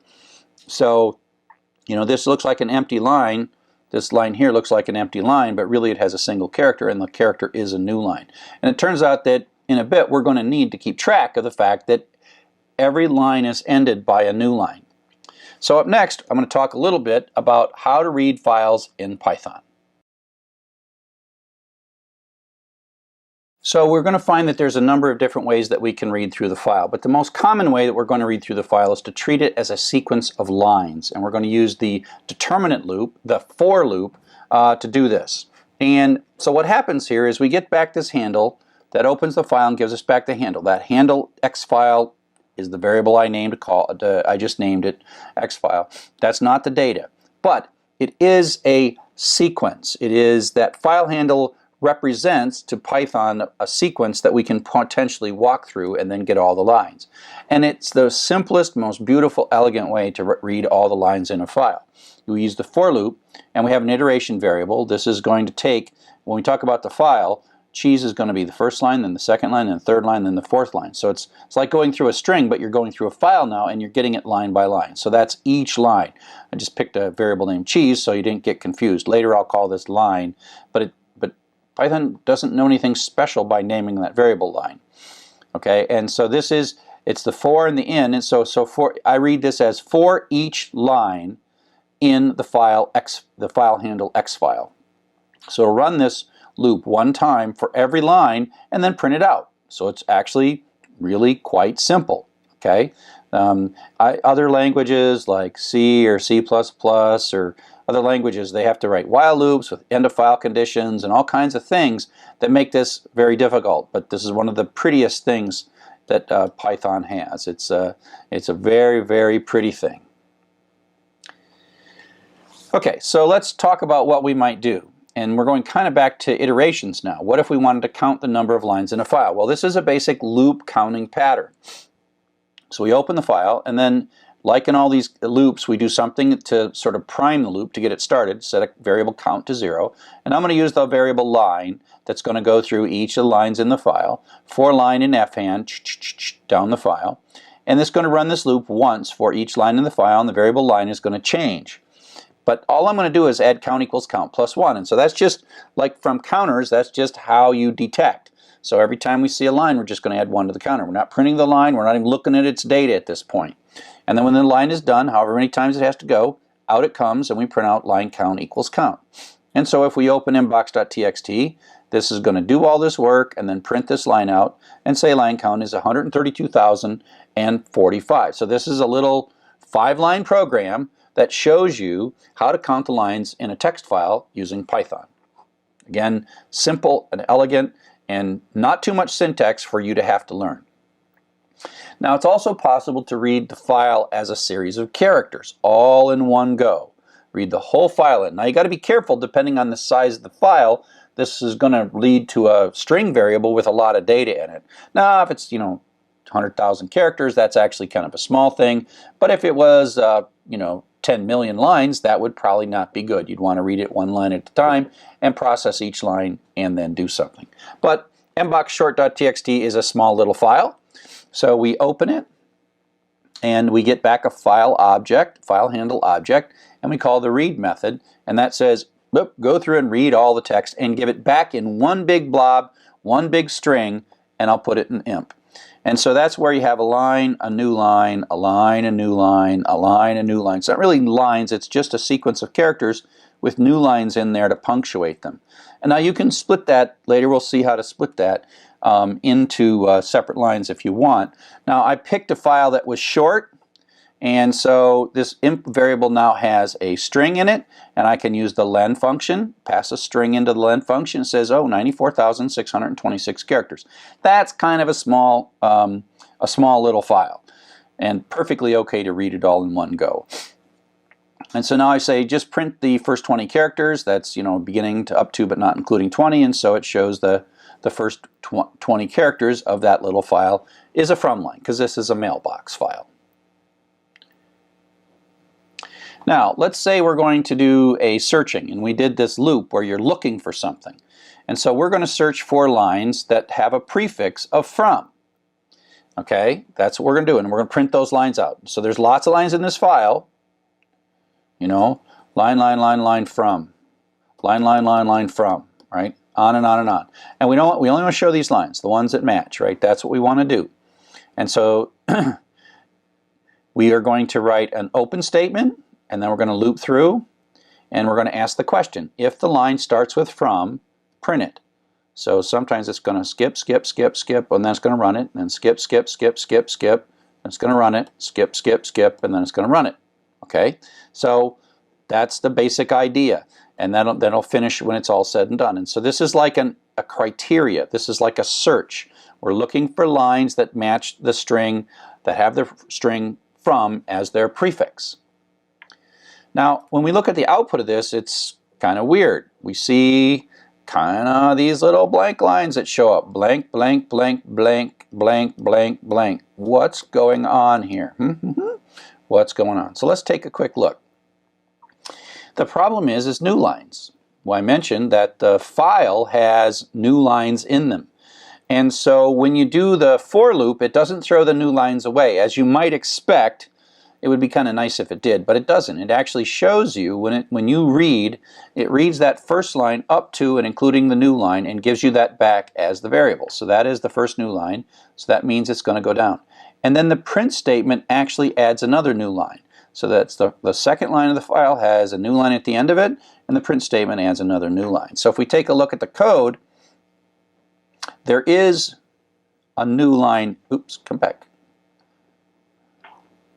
If we take a look at the code, this variable line has a new line in it. Oops, where am I at? I'm in the wrong slide. There we go. Yeah, this is the one I want to do. If we look at the code, there's a new line in here, and then the print adds another new line. So the print adds a separate new line. And that's how we get two new lines. The print statement's new line and the new line from the file. Here's how we fix it, and you're going to write this code a lot because when you're reading text files, you end up with a new line, and often you don't want the new line. But thankfully, as we saw in the previous chapter, there is a nice little function in Python for strings called strip that allows you to throw away white space. And to review, remember white space is anything that doesn't print. And this new line is not a non-printing character. So our strip gets rid of it. So it's a way to get rid of white space. And our strip does it from the right end. So it's the right end of the string. And so if we just are going to loop through all the lines in the file, we say line equals line rstrip, and then this variable no longer has the new line at the end of it. We have our little if statement, and if we print it, then this line, the data has no thing, and then the data has no new line in it, so the print only goes down one. And so now we have single spaced output. And so you're going to be doing that a lot. It's really common to read through a file and then just strip the new line or any trailing space off the end of that. Now, there's a couple of ways to do a loop like this, and let's just think of this as we're looking for a file with lots of different lines in it, and we want to ignore all the lines except some, say, good lines, and we want to do something with those good lines, or the lines we're looking for. Needle in a haystack. This is like searching for a needle in the haystack. So if you look at this code at a high level, we're going to loop through everything, and then we're sort of picking which lines are, and these are the good lines down here. Now often we have a bunch more code that we want to do, and we're not just printing them, but we're going to do a lot of code. So sometimes you actually structure the loop a little bit differently. And so the way to do it, and this is going to do the exact same thing, it's just a little different way of thinking about this loop. So the top part is the same, we're stripping it, and what we're doing here is everything's the same here except we add this not. If the line does not start with from, that's the translation of that. If the line does not start with from, continue. So basically we have a skipping pattern. So the lines we're not interested in, we skip. So we come down, we skip a lot of lines. And then we find a line that's good, and then we fall through. So this is the good code, and then we have all the other good code that we want to do to that line. We have that showing up down here. And so there's just two patterns, two ways to do the exact same thing. So another way to select the lines that we're interested in is to use the in operator. So we talked before about the in operator and how that works. So we're basically going to use the continue skipping method. So we're going to read all the lines, these first few lines. If uct.ac.za is not in the line, skip it. And so this is going to print out all the lines that have the string uct.ac.za in them. And so you see this is the output of the program, ... Sometimes you'll have programs that want to read different files. Often I give assignments where I say, show me how this program runs on the short file, and then show me again how it runs on the long file, just like this. And so the way we do that, to input the file name, instead of making the file name be a constant to the open call, we make the file name be a input.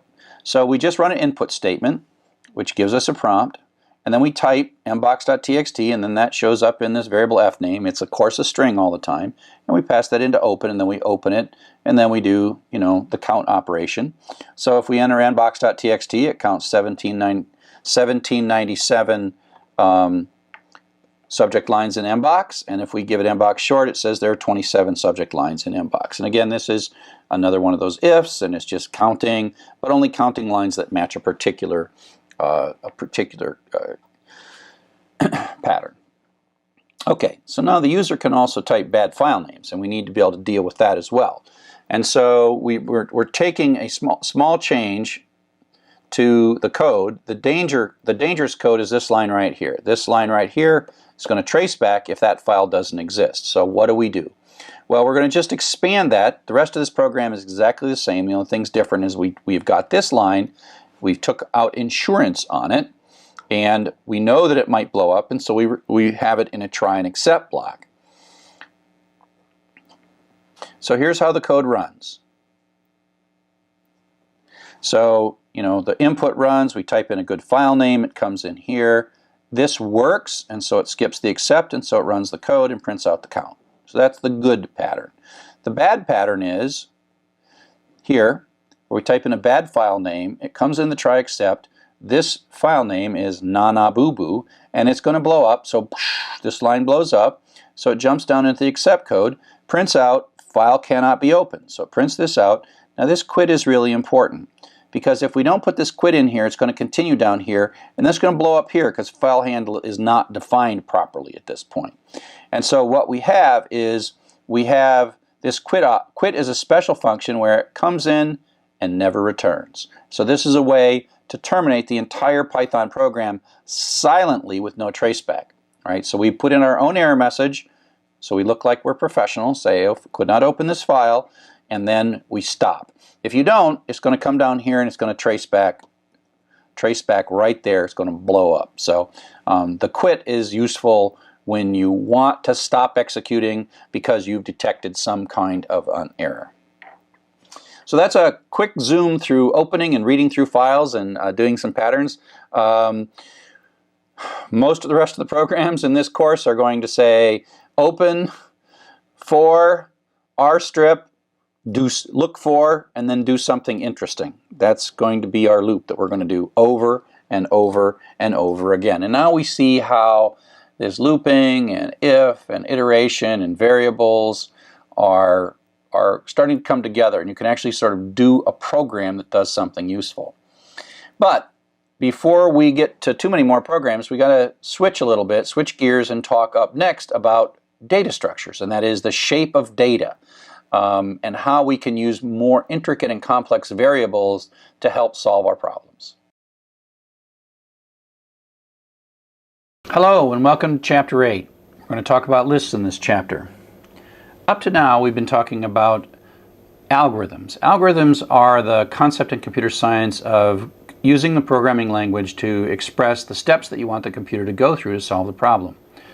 Read some data, convert it to a floating point number, check to see if it's greater than 40, do one thing if it's greater than 40, do another thing if it's not, then print out the result. Or open a file, read everything. If the first line starts with something, do something. If not, skip it, and then add all the things up. Those are steps. Those are a series of steps, and hopefully by now you're getting to the point where you have a good understanding of steps. But there's a whole other side of computer programming, and we call it data structures. And data structures is not the steps, but instead clever ways that you lay out the data and clever ways that you make sure that the data does what you want it to do. And so that's what we're going to start talking about now. Lists are the first and the simplest data structure. Strings are kind of like data structures, but lists are probably our first real data structure that we're going to think about and design and make use of effectively. But before we talk about what is a collection, we should talk about what is not a collection. So we're familiar with what a variable is. We know that a variable is a little piece of memory that's got a label on it. And then an assignment statement, sticks a 2 into X, and then 2 is in this little cupboard. And then it goes to the next line, and then 4 goes into X, and so the 2 goes away and the 4 is there.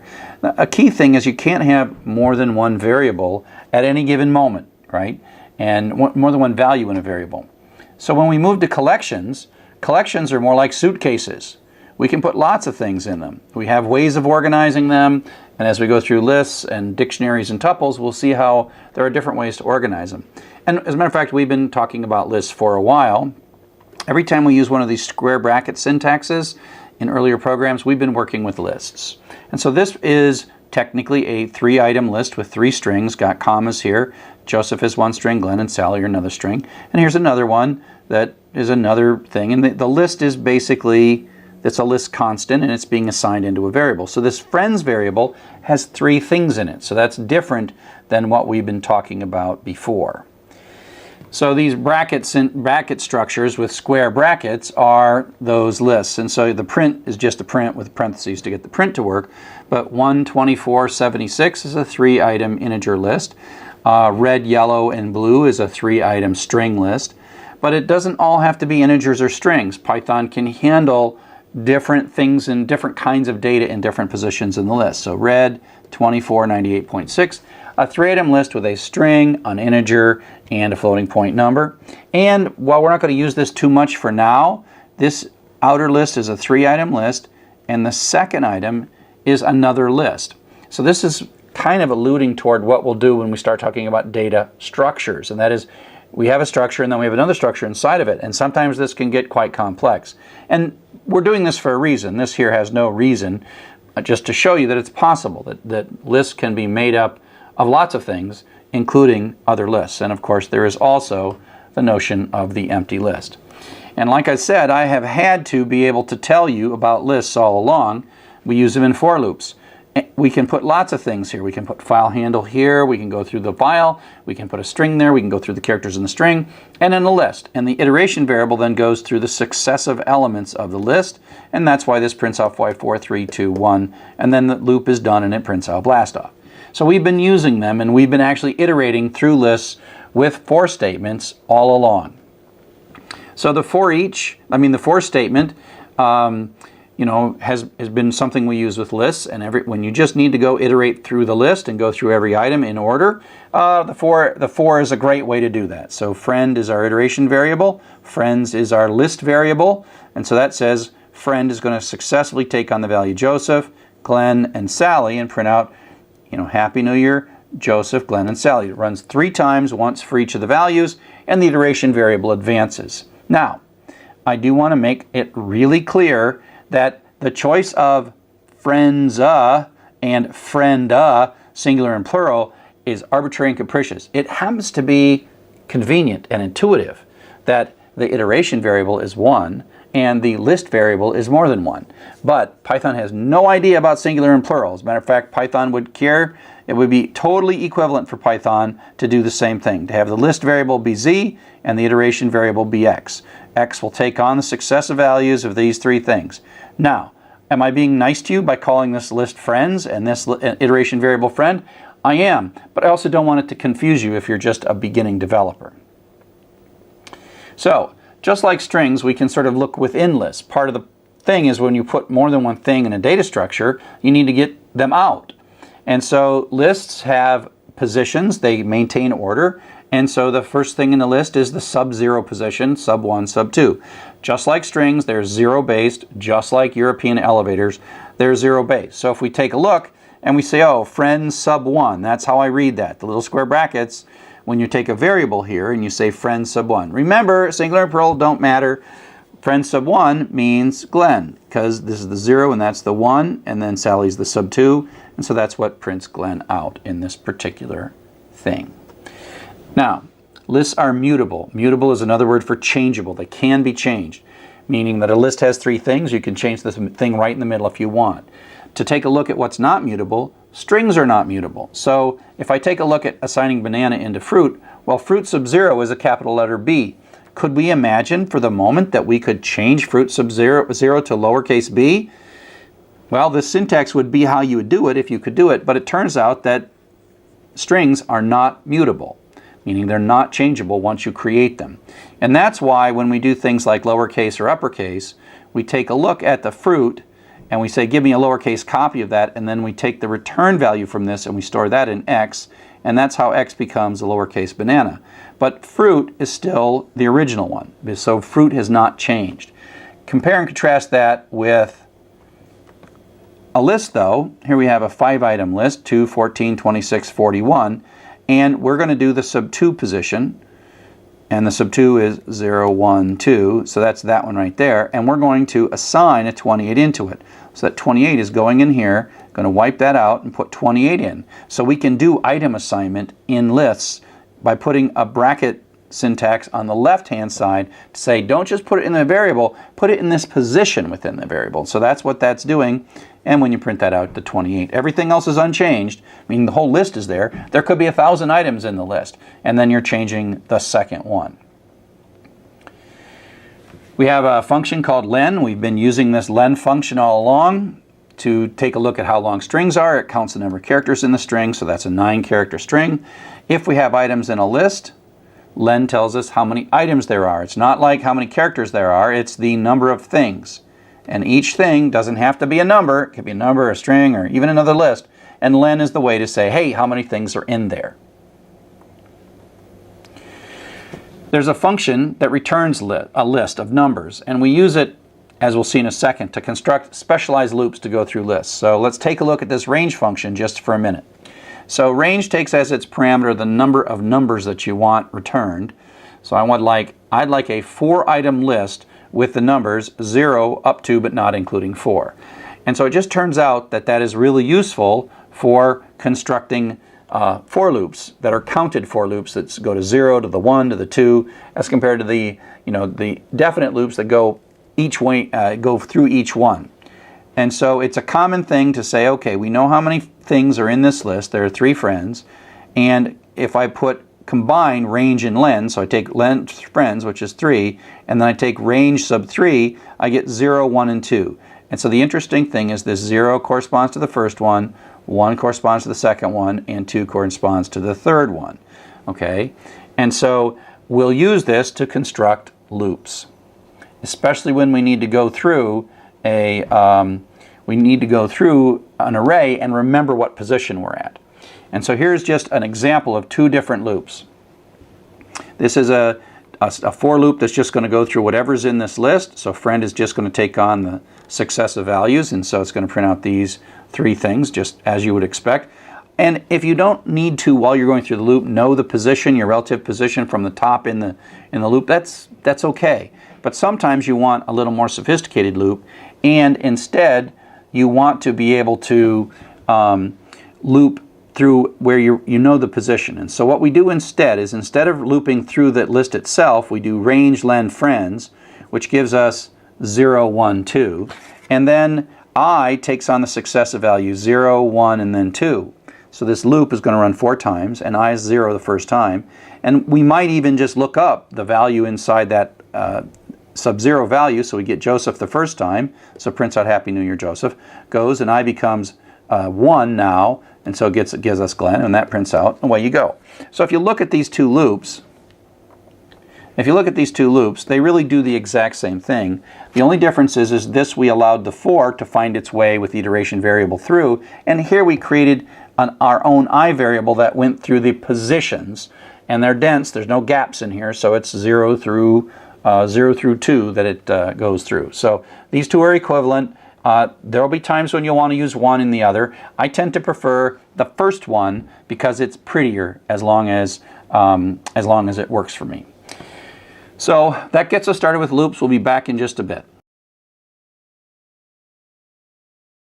Okay, so we've taken a look at loops, and now we're going to just take a bit of a look at some of the operations that you can do with loops. Python has this, as we'll soon learn, object-oriented approach to its operators, and the plus can add strings and it can add numbers. It can add floating point numbers, integer numbers, strings, etc. And so the plus similarly works this way with lists. The plus looks to its left and looks to its right and says, what am I adding? And in the case that I'm adding the list 1, 2, 3 and the list 4, 5, 6, it concatenates them together. In this way, it sort of functions like a string, and so we get 1, 2, 3, 4, 5, 6. It's just concatenate this list to another list. And it doesn't change A or B, just like in any kind of assignment statement. Calculations on the right side don't change the variables, and they produce a new variable and then assign that into C. You can also use list slicing, and it's easy to remember. If you remember how strings work, list works exactly the same way. So it's, of course it's a little tricky. The first number is the starting position. They start at 0. So 1 is right there. So it's the 0 position, the 1 position. Start at 1, right? But go up to, but not including 3. There's 1, 2, 3. So this goes up to, but not including 3. And that's why we get 4112 out of that. So up to, but not including. I'll just say that over and over and over again. If we do, you can leave the first part out. You can leave the first part out here, and you can say, oh, up to, but not including 4. So that starts at the beginning, goes up to, but not including 4. And so that's how we get that piece right there. We can say, start at the position 3, 0, 1, 2, 3. Start at position 3 and go to the end. Now the fact that the number 3 is in here is sort of irrelevant. 3 to the end is those 3 numbers. And then you can do the whole list with slicing as well. Again, these pretty much are the exact same examples I used when I was doing strings. They're pretty much the same.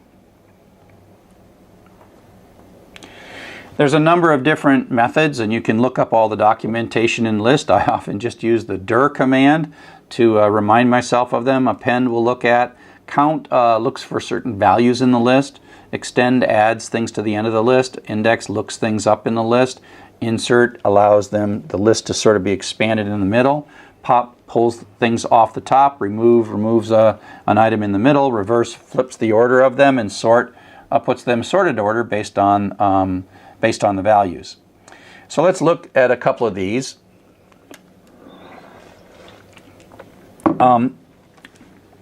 So if we build a list from scratch, we have a way to ask for an empty list. There are a couple of different ways to ask for an empty list. We could use just 2 square brackets next to each other. But this is a form we call the constructor form, where we say, hey Python, make a list. In this case, the word list is like a reserved word to Python.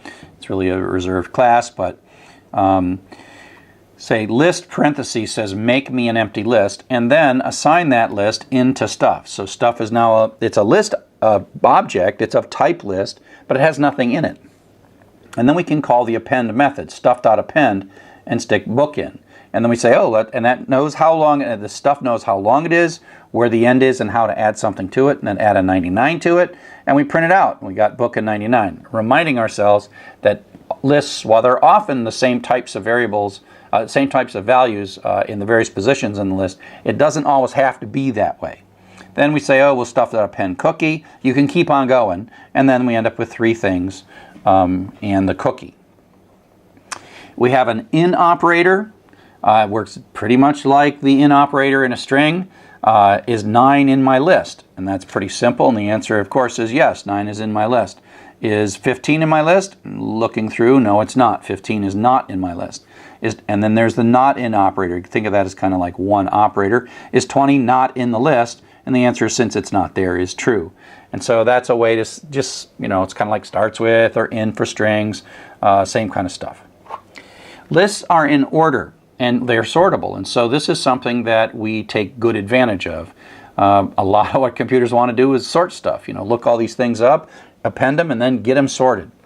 And so there is this method inside of list that's just the sort method. So here we put three values in 0, 1, 2 position, 0, 1, and 2, Joseph, Glenn, and Sally. And then we tell the list to sort itself, and then we print it out.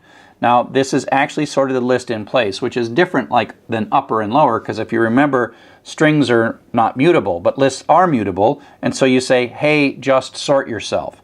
Okay, and so just sort yourself, and then it sorts it, and then it's in alphabetical order, Glenn, Joseph, and Sally. I happen to be clever. I only put strings in there, and I put my uppercase and lowercase in a very consistent pattern, but the list is changed. And if I look at list sub 1, that is the second item, which is Joseph, that prints out right down there. There's a whole bunch of built-in functions to help manipulate lists. The other things I was showing was sort is a method that's part of lists, but there are other functions that take lists as their arguments. We already talked about the len function, tells you how many items there are. There is pretty obvious max, it says go through and find the largest. Min, go through and find the smallest. Sum goes through, adds them all up. And we can say let's do average by taking the sum of all of them and dividing it by the length. And you might think to yourself, oh wow, I wish we'd have known this a few chapters back when we were having to write all those loops to do max, min, sum, largest, smallest, etc. You can kind of think in your mind that inside each one of these functions is a loop that does pretty much what you did in those chapters. And part of the reason we did that back then, even though these things were here, was they're kind of easy loops to understand. And so those are there. And basically there allows two different ways of building loops to do the maximum minimum. Now it's not necessarily all that much easier to to do something using these, because you either can do them the old way or you can make a list and then use these functions. So let's take a look, and I'll just say that these two bits of code are doing the exact same thing. And what they are is they're implementing a program that's going to repeatedly ask for numbers until we type the word done, and then it's going to compute the average and tell us what they are. And so using sort of the stuff from the loop chapter, we start with a total variable and a count variable, set them to 0, and then we read a number, we check for done to break out, but then we convert it to a floating point value. And then we say total equals total plus value and count equals count plus 1. And so this is going to run over and over and over again, however many times we're going to do this. And then it's going to pop out, and when it's done, it's going to have this value of total. The running total will become the overall total divided by count, and it'll print the average out. Okay? And so that's kind of how we would have done this before we knew how to do this with lists. Now, let's take a look at the other one. In the other one, we say, let's make an empty list. Remember, this is that constructor syntax that says to Python, make me an empty list and assign the empty list. It has nothing in it, right? But it is a list, has nothing in it, into the variable num list. Now we're going to write another loop. This part here is the same, these 3 lines. read the number, if it's done, quit, and convert it to value. But instead of doing the actual calculation right now, what we're going to do is just append it to the list. So the list will start out empty, then the 3 will be in the list, then the 9 will be in the list, then the 5 will be in the list. So we're appending, each time through the loop, we're appending into the list. So we're just growing the list every time I read a value, instead of actually computing something with the value that we've got. So in either case we get value, and in one case we append it to the list. And then finally it finishes, the break happens, and then we just say, oh, hey, Python, sum up everything in the list, add these 3 numbers together, and then divide it by the length of all those things, and you'll have the average. And so these 2 things give us exactly the same output. Now there is one difference. If there was like 1 million or 1 billion numbers, they actually have to all be stored in the memory simultaneously, whereas here it's actually doing the calculation of the billion numbers and not using up so much memory. For most of the things that you're going to be doing, the difference in memory, there is a difference in memory. This one here uses more memory, but I can't draw very well. More memory. It uses more memory, but it doesn't really matter by the time it's all said and done. And so for you, the difference between these things is not all that significant, but it's important to understand that they're just 2 techniques to accomplish the same thing with lists. So now we're going to wrap up and talk a little bit about how strings and lists are related. They're sort of related in that they both have zero-based things, and we use the square bracket operator to do various things. But there's a lot of situations where we're looking at our data and we're combining the use of lists and strings. So let me show you the first thing, probably the coolest thing. We're going to use it a lot the rest of the class, and that is the split function. So let's take a string. We've got ABC here. It's with 3 words. What we're interested in, the fact, is that there's spaces in this word. And what split does is says, you know, I'm going to look through this thing, I'm going to find this, and I'm going to break this into pieces, and I'm going to return you a list of the separate individual pieces. So look for blanks and break it in pieces and give me back the pieces. So I'll print these out, and now you see that it's a list with 3 items, with 3 words. The spaces are gone, but it's given it to us. So it's like, split this into words, please, and give me the individual words, and give me a list of individual words rather than a big long string with spaces in the middle of it. And that is a quick way to go from a line, and it's really common.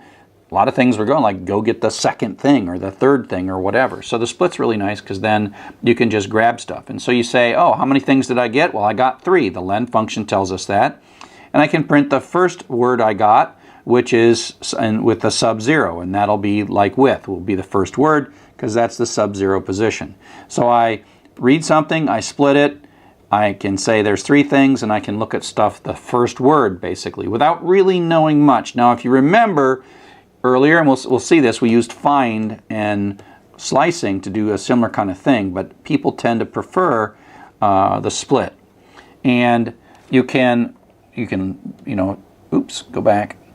You can also then loop through them, so you can split these things into stuff as a word, and then go through with W, and then it's going to go through.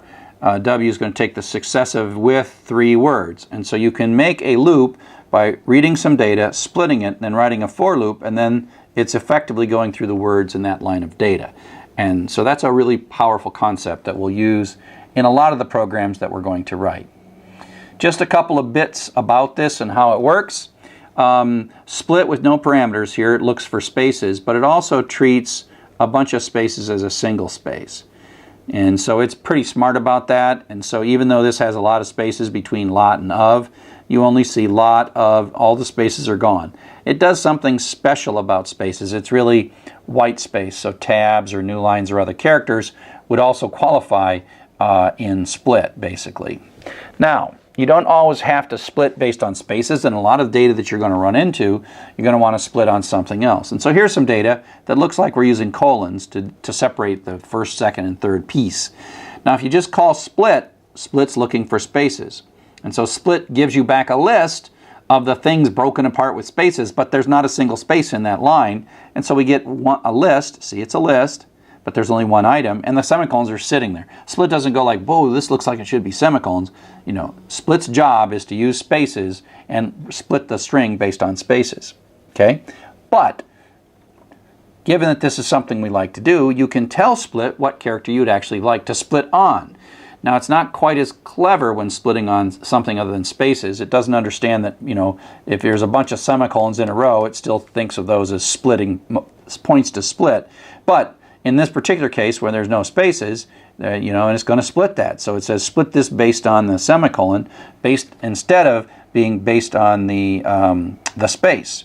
And so if you take a look at what comes out of this, we split on semicolon, now we have a 3-item list, and we get first, second, and third. And a lot of your data comes out of some logging system or some router status updates. Who knows what you're looking at, but the delimiter is often something other than space, and you can do that with split.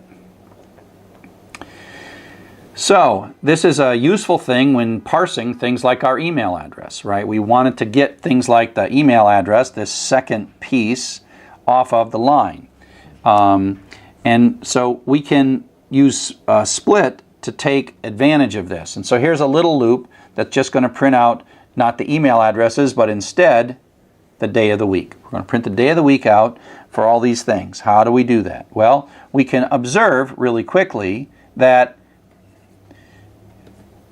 if we split based on spaces, it's the 0, 1, 2. It's the 2 position. So we can quickly write a bit of code that opens the file, then loops through the lines. We do this all the time now. Strip takes off the end of the new lines. We can check to see if it starts with from space, right? From space is our key, so we're ignoring all of the lines that don't start with from space. But then we find a line that starts with from space, and we split it, and then we just print out the second word. And so we get the second word of the lines that start with from, and that's how this thing works.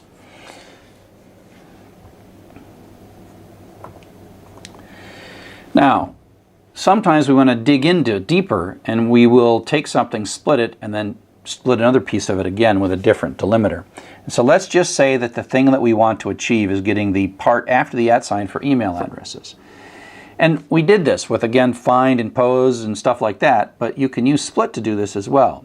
So the first thing we're going to do is we're going to take this line, we're going to split it based on spaces, right? Chop, chop, chop, chop, chop. And the fact that there's an extra space there doesn't matter. Split happily just like zooms through that. And then words sub 1, 0, 1, 2. Word sub 1 is this email address. So we'll put that in a variable called email. And so email will be a string that's just this. So in 2 lines, we've pulled out this second address into a variable. Then what we're going to do is we're going to re-split that. We're going to take this string we've got and split it based on @ sign because we know it's an email address. So we get a new set of pieces. The first part is the person's name, and the second part is the host name that their email is hosted on. And then what we can do then is we just happen to know that this is the 0 item and this is the 1 item, so we can get at that.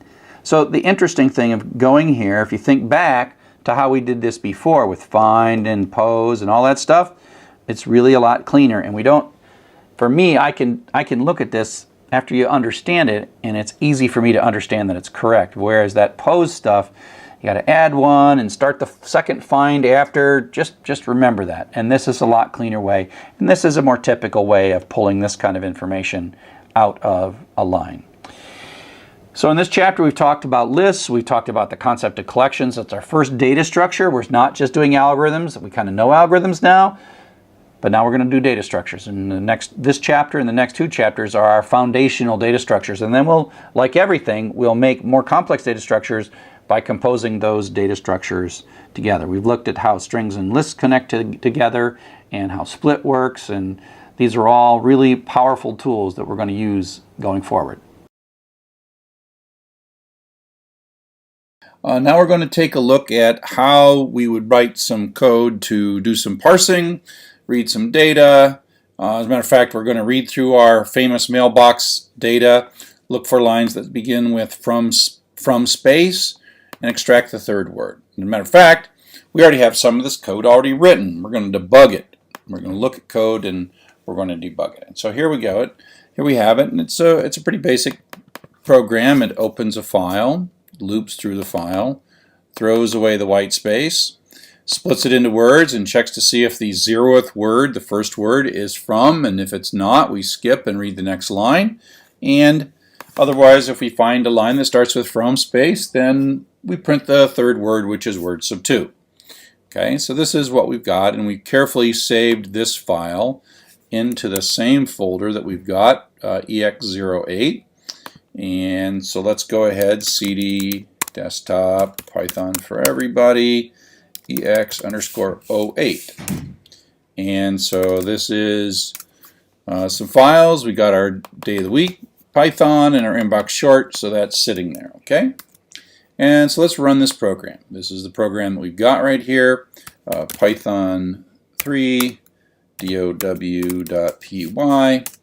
and it doesn't work. Now, by now you've seen a few tracebacks, and there you go. So, you know, when you look at a traceback, you think to yourself, well, I made a mistake, and you've gotten pretty good at looking at that line. So there you are. You're like, this is the line. There must be something wrong on this line, and you want to change it. But that line's not actually the problem in this particular thing, and so you got to be careful sometimes. And one of the things that you didn't notice in this one right away is that it actually worked. It printed the first line out. So if we take a look at our data set, it found the line started with from space, it split it, and printed out the third word. And it blew up later. And so part of the problem is that we don't know what it was doing when it blew up. And so the first thing I'd like to do in this kind of a situation is find the line and make sure there's a print statement right before it. And so I'm going to print words colon and then comma WDS. I want to print right before the line that blows up so that I know really when this finally does blow up what was going on in that line. So I'm going to run it again. And oop, did I forget to save it? No, I forgot to save it. Look at that. See the little blue dot? Forgot to save it.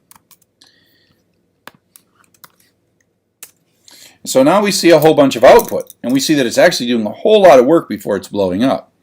And so you see that it prints the words out from that first line and prints out Saturday, which is exactly what we expect. It's the third word in the line. And then reads a whole bunch of stuff, and it's actually, what's doing now is ignoring. Let me just put something here.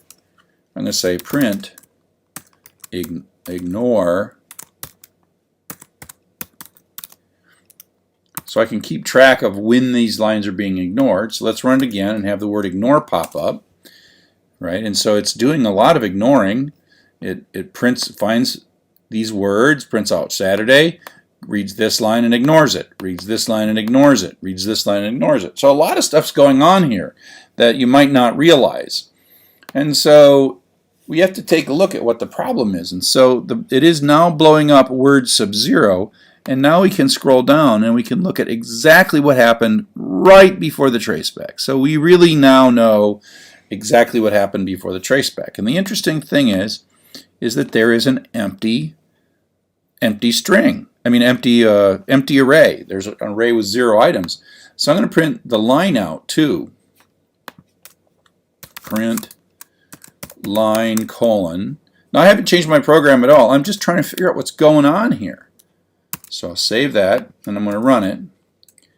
And we've got a lot of stuff and it's still working. It reads a line. It reads a line, splits it into words, and then prints out Saturday, which is the third word on the line. Now here it reads a line, and this line is a blank line. And it has, because it's a blank line, the split returns no words, and that's what blows up. And the problem now is, oh wait a sec, list index out of range. So word sub 0 is not valid, which is the first word, when there are no words. So this is a statement that works most of the time. Now you might think, oh, I want to just put a try and except in there. Well, the right thing to do is to say to yourself, oh, wait a second. If I don't have enough words, if the length of the words is less than 1, continue. So basically it's going to come through here, it's going to split it, and if we don't have any words, meaning it's a blank line, then we're going to skip it. So let's run that. So now this ran all the way to the end. It did a lot of stuff, and it did not blow up specifically. It didn't have a traceback. Another way to protect this would be to, we'll take this part out. This is called a guardian pattern. Right, guardian pattern, because this is dangerous. This could blow up, but it won't blow up if it makes it past here, and it won't come through there under the conditions that are causing it to blow up. Another way to do this might be to protect it as follows. To say, oh, wait a sec. If the line is a blank line, no, continue. So now what we're going to do is we're going to skip blank lines. I even say this. Print, skip, blank. So if it's a blank, we're going to skip blank and keep going. This will skip blank lines. It'll come through here, and this will skip lines that don't have from. But because we're not processing blank lines, word sub 0 always works. So I can run this code, and it works again. So here we have a blank line, we skipped it. Here we have a blank line, we skipped it. Now here we had a non-blank line, so we parsed it, but then we ignored it. And then up here we'll find a from somewhere. Doo-doo-doo-doo-doo. Let's find a from. Here it comes.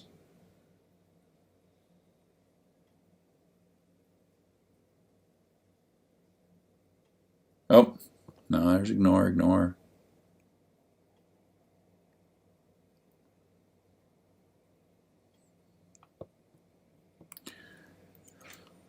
I got too much debug print. I can't find it. Here, I'll just hunt for from with find.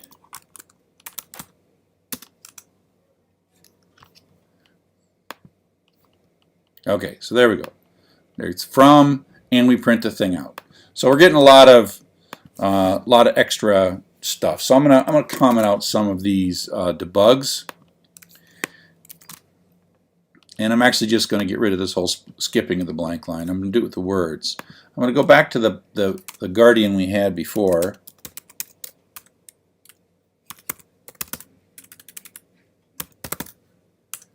If the number of words that we got, len of words, is less than 1, continue. Okay, so now this is going to be a working program. Oops. I gotta take another print statement out. Gotta take another print statement out. We sort of know what we're doing here. Okay, so this looks like a pretty safe thing. This guardian is protecting this dangerous. I'll get rid of that one too. This is the words that are traced back, and nothing else in this thing changed from when we started except we've added this little guardian. Now the interesting thing is if it comes through here and prints word sub 2, what happens if somehow we find a line that has from as its first word and there's only one word on? This is going to blow up. So we can make our guardian a little stronger. And we can say, you know what? We're going to skip this line if it doesn't have 3 words in it. So it has to have at least 3 words. And if we see less than 3 words, we're going to skip it. And that just makes the guardian a bit stronger.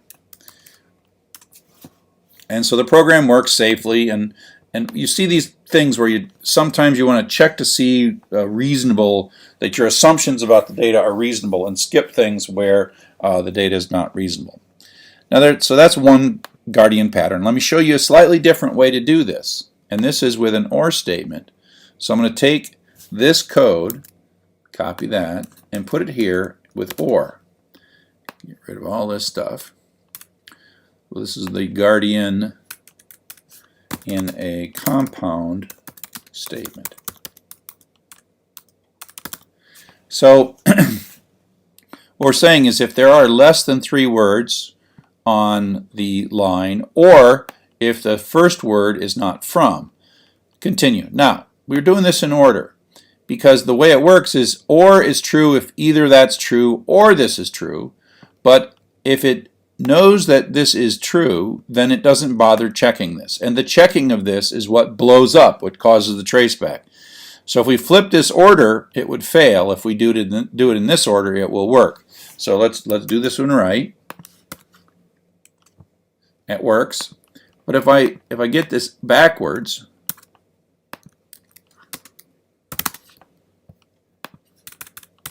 it's going to check this before it checks this. And we're going to go back to failing again.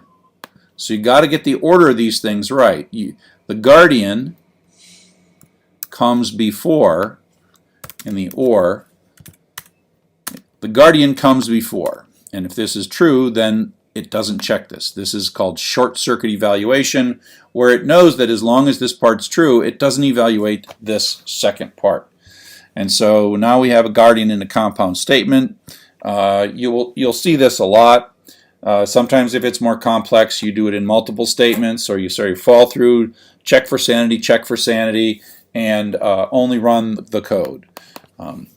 So I hope that was useful to you, looking a little bit about how to debug, where you don't just start chopping on the line that had the problem. It's not always that line, because we never did change that line. Although we did change it a little bit at the end. We added this guardian here, but we also fixed it without it. Sometimes you add some print statements to figure out what's going on before you just start chopping on that line. So again, I hope this helps. Thanks. Hello and welcome to Chapter 9. Now we're going to talk about Python dictionaries. Python dictionaries are probably the thing that most programmers love the most about Python, because they're very powerful. They're like a little in-memory database. It's the second of our kinds of collections, and probably the best collection. To review what a collection is, it is a situation where we are going to have a variable, like a list or a dictionary, that we can put multiple pieces of information in rather than a single piece of information. And of course, prior to collections, we would put something into X, and then we would put something else into X, and it would be overwritten. And now with lists, we can append things on to the end. And so if we compare lists and dictionaries, the list is sort of the organized version of the collections. Everything stays in order. You add something, it always adds to the end. You take something, it sort of compacts itself. It's 0 through the n-1, where n is the number of items. And so it's very organized, kind of like Pringles, where the potato chips are nicely stacked. Dictionaries are messier. You can put things into dictionaries. There's no real sense of order in dictionaries. Everything has a key, so you sort of throw things in and they kind of mix around in there somehow, and you pull things out based on the key. It's like you sort of stick a label on it, where you say, okay, I'm going to take this thing and I'm going to put Chuck on it, and I'm going to take these sunglasses with the Chuck label, and I'm going to throw it into the dictionary, and I'm like, hey, give me back Chuck. I'm like, oh, here's your sunglasses, because you mark everything. This is like the key. This is the value. I took a pair of sunglasses and I threw it in. So it's kind of like a purse, or it's a sort of like a mess. And so the idea is you have these labels that you put on everything that you're going to throw in. Like, I'm going to put, hope it won't stick to my keys. What else do I got here? I'm going to stick a label on my pen, a Chuck label, and I'm going to store a pen in my dictionary with the Chuck label. And so it's like having a purse or a bag or a backpack where you have things labeled, and you can throw things in and label them, and you can shout into your bag and say, give me the calculator, or give me the candy, or whatever it is that you have labeled them. You have to come up with the labels, and then you can use the labels to get things back out. And like I said, they're probably the most powerful thing, and they're basically this concept that's generally referred to as associative arrays, which means they're like lists, but they have these keys. And so the associative means the association between a key and a value. Whereas in a list, there's a position in a value, and the position is less powerful and less flexible. Most modern programming languages have this notion of associative arrays. If they don't, they're sort of unpopular, because once you get using them, you're like, whoa, they're so powerful. If you ever find yourself in a language that doesn't have them, you'll freak out. They have different names, like property maps or hash maps or property bags, depending on the language you're using, but they all are the same thing. They're key value pairs. So the idea of a dictionary is that or the idea of any collection is putting more than one thing in, and then the difference is that you have ways of indexing it. So this basically line says let's make ourselves a dictionary just like we constructed an empty list, and I want to store 12 into this dictionary and I want to label it money. And so on the left hand side, when we use this money, that's the label that we're going to give it. And so 12 is being placed in the dictionary. That's like taking the 12, throwing it in the dictionary with a label of money. 3 is going in with a label of candy, and 75 is going in with tissues. And we say, what's in there? And there's no order to it. And sometimes the order can even change inside of a dictionary, although there are more advanced versions of dictionaries that maintain some kind of order. But for now, let's just not worry about the ordering of them. If we say what's in there, you say, oh, there's 3 things in there. There is 12, 75, and 3, and stored under the keys money, tissues, and candy, respectively. We can ask, using the index operator, what is per sub candy? And that's like saying, hey, give me back candy, and out comes the number 3, which is that. We can update stuff. So we can say, go grab the candy version, add 2 to it, make 5, and then store that back into candy. And so now we see that candy has been set up to be 5. And and so if you look at the difference between lists and dictionaries, they both can have new items added to them. We haven't talked a lot about deleting, but items can be deleted from them.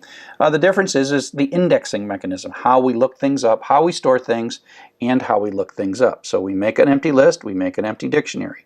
We add 21 to the end, and we add 183 to the end, and we ask it and says, oh, position 0 is 21 and position 1 is 183. We don't see the positions when we print it out because it's sort of implicit.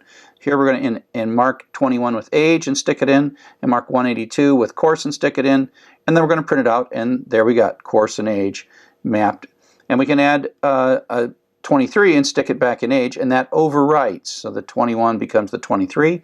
We can do the same thing in a list, except we say lists of 0, because in lists the indexing is position, and so this 21 becomes 23. And again, you just look at them and you can think of each of these as pretty much doing roughly the same thing except the indexing mechanism. The values are the same, but the keys are different. So in lists the keys are always the position, and you don't get to assign those other than the fact that the order in which you put them in implicitly assigns a position. And in dictionaries the key is a string.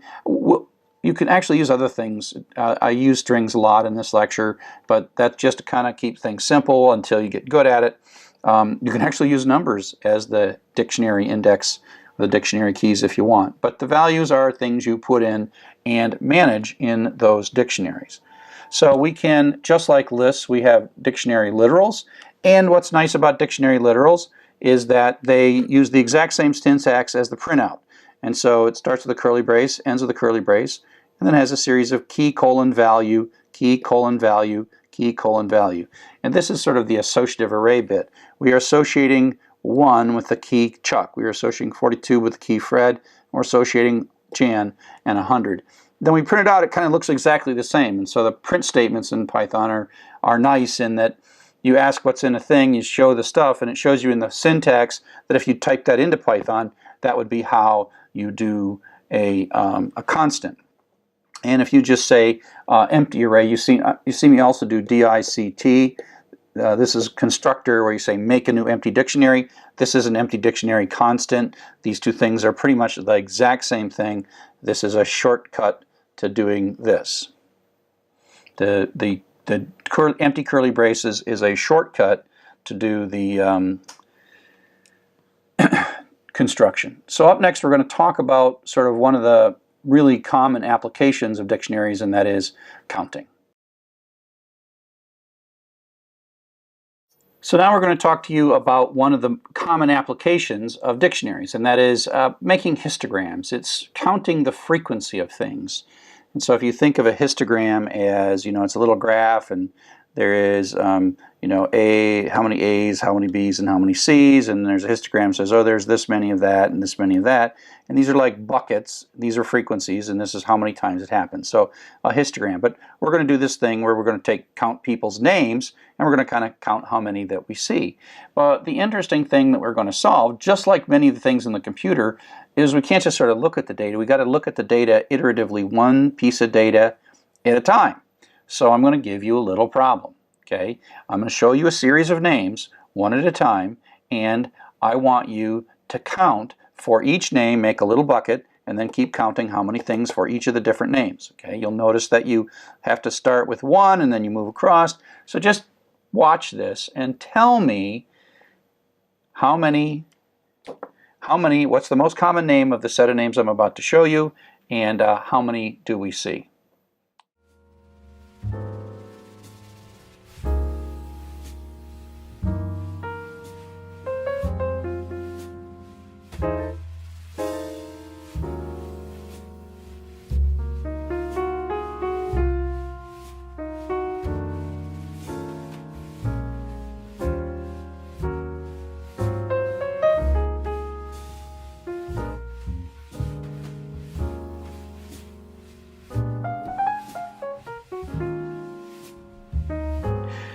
So what was the most common name and how many times did you see it? That's the question. Now, here comes the reveal. So for humans, it's so much easier for you to just look at this and you think, how did my brain look at that? And you're like, okay, what is pretty common? Oh, maybe Chen is common. Oh, Chen, no. Maybe Zhen is common. 1, 2, 3, 4. Yeah, anybody else have? Marquard's got 3, C7. And so you'll notice how our minds, without computers, we just sort of like bounce, branch and bound. We have hypotheses, and then we decide, yep, it's Zhen. That's it, and there's 4 of them.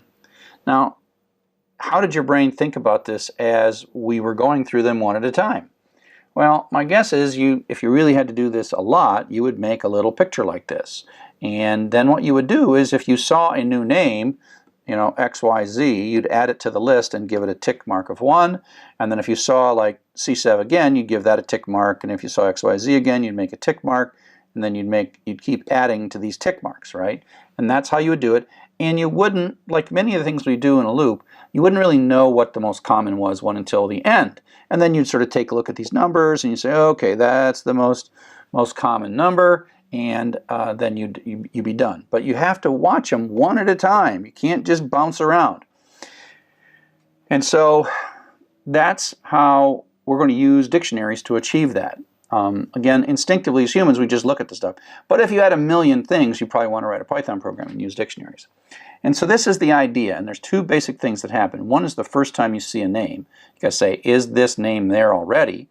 If it's there already, you really just want to add 1 to it, right? That's the adding of a tick. Or you want to see for the first time, blah, blah, blah, blah, blah, and give it a 1. And so you can use the name as the key. And then 1 is the value. And then first time you see Chen, you stick 1 in there. And so at this point, inside the dictionary, sort of dynamically adding, as soon as it sees a new name, it adds another slot in here. But then if you see the same name again, like Chen again, then you end up with a 1, add 1 to it, and so it's 2. And so at that point, Chen is 2. And so you can see how you can both extend the dictionary by encountering a new name, or adding when you see a name that you've already seen before. The problem with dictionaries is, like everything in Python, there are rules about what you can and can't do. And one of the, I think, kind of frustrating things about dictionaries is that you can't just look for a key that doesn't exist. So this is a fresh, brand new dictionary. We do a constructor there, and we print out sub C7, and boom, it blows up. And that's bad. But we can solve this by the in operator. The in operator we've used in the for loops. We've used it in lists. We've used it in strings. So that is a question. It's saying, is C7 in CCC? Well, this is this empty one, and so it is, no, it is not. C7 is not in CCC. And so using this in operator, we can avoid the traceback. We can say, if it's not there, put it in. If it is there, add 1 to it. And that leads us to this bit of code. Okay, and that is the kind of code that we're going to build a histogram. This is going to histogram code, okay? And so this is going to have name as our iterator, names. Sorry, I made them singular and plural. That's nice, but so name is going to be C7, Chen, C7, Zhen. Now normally we'll be reading this from a file, but for now we'll keep it easy. We're going to go through this. And we're going to have counts as our dictionary. So that starts out empty, and we're going to do a simple if then else every time through the loop. If the name we're looking at is not in the dictionary already as the key, then set it to be 1. If it's not, go get the old value, count subname, and then add 1 to it and stick it back in. So this line right here is new, adding a new thing, and this line right here is adding some things to existing things. And you do this long enough, you start with an empty one, and you do this long enough, at the very end, it will print out the histogram that you're looking for, the histogram you're looking for. And so you say, oh, we've seen CSEV twice, gen once, and chen twice. And so that's the idea. And so this can run 1,000,000 times if you want. Now, this notion of checking to see if a key exists and doing one thing if it doesn't exist and doing another thing if it does exist is such a common practice that the dictionary object has this method called get that collapses these 4 lines into 1 line. And so the idea is you're going to do one thing if it's in there and you're going to retrieve the current thing. Otherwise, you're going to pick a default value. In this case, we'll pick 1. Pick 0.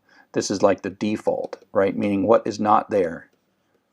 And if you say counts, now counts is a dictionary, .get, that's like string.upper, that's a method. You give it a key and then a default. And if the key exists, you get back what's in the key. If the key doesn't exist, you get the default. Okay? So, and with no traceback, this works. So the best way to think about this is those 4 lines are equal to that 1 line, because X is either going to be whatever was in there before if it exists, or it's going to be 0. Now, the nice thing about 0 is the next thing we're going to do is we're going to add 1 to it, so that's going to get us to 1. So collapsing that loop that we saw before, we can make it just a 1-line loop. And this will become an idiom. This will become something that you will get used to and you will use over and over and over again. And after a while, right now you're looking at it, boy, that's a lot of syntax and semicolons and whatever. After a while, you just type this and not even think about it. It's an idiom. It's basically encoded in this idiom is how to both create new entries in dictionaries and update existing entries by adding 1 to them. So everything else in this is the same. Name is going to go through these 5 values, and we're going to say count subname equals counts.get name, comma 0 plus 1.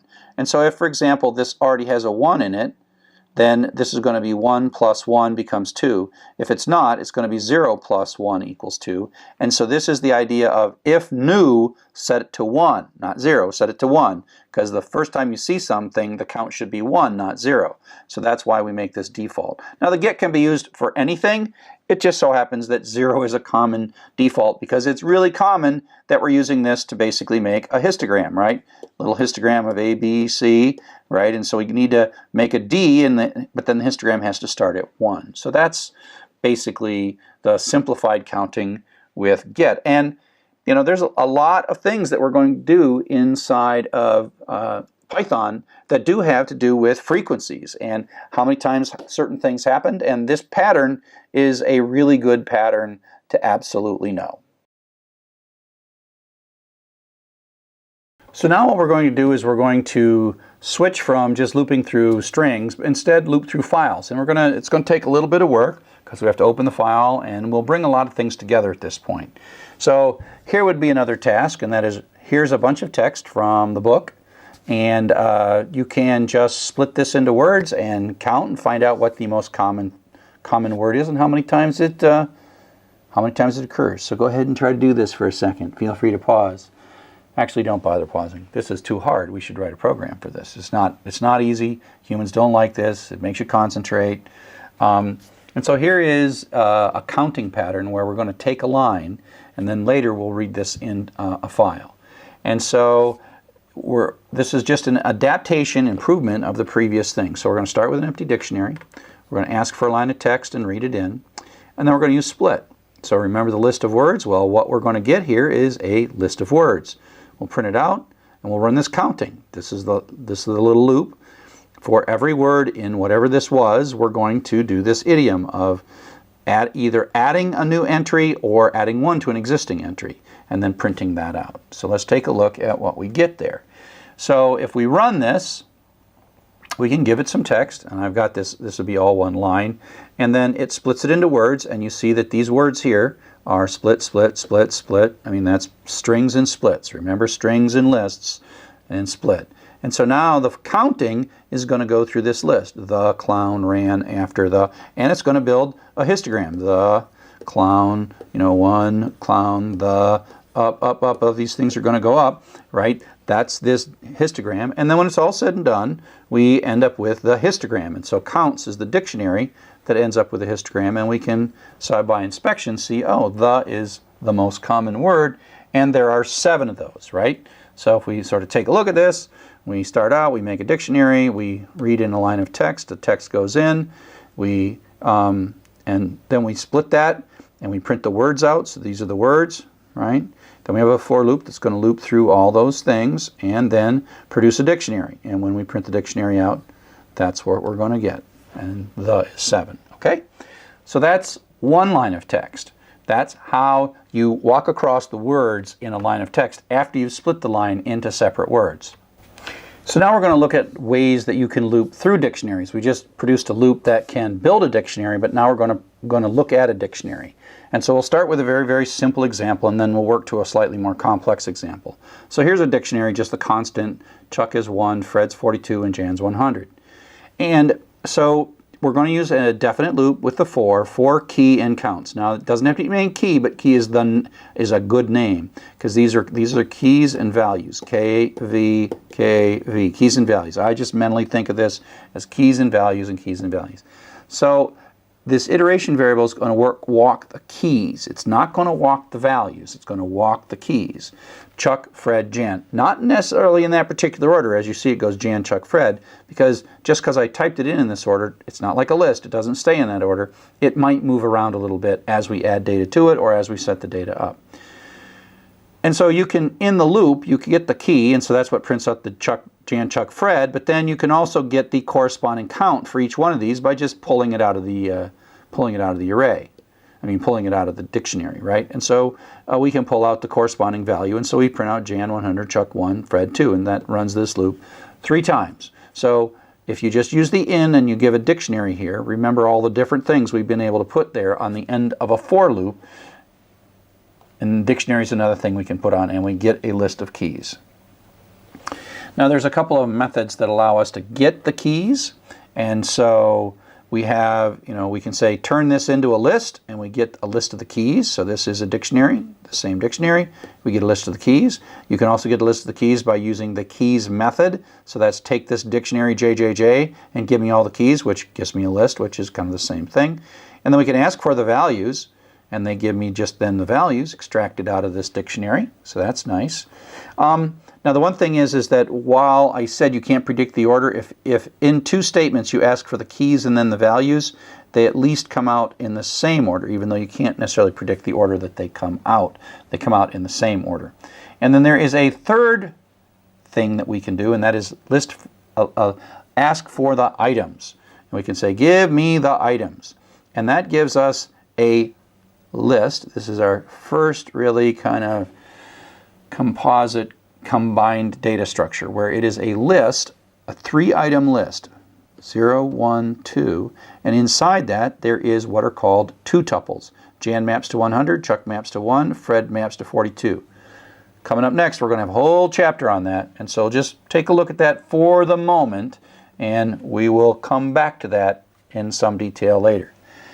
This whole items idea that gives us back a list of key value pairs, because it's not just a list of keys or a list of values, it's actually a list of key value pairs, allows us to write in Python a very clever and elegant loop. What we can do is actually, this items gives us back each item in the list has a key and a value, and we can actually take 2 iteration variables. For AA, comma BBB, this is 2 iteration variables.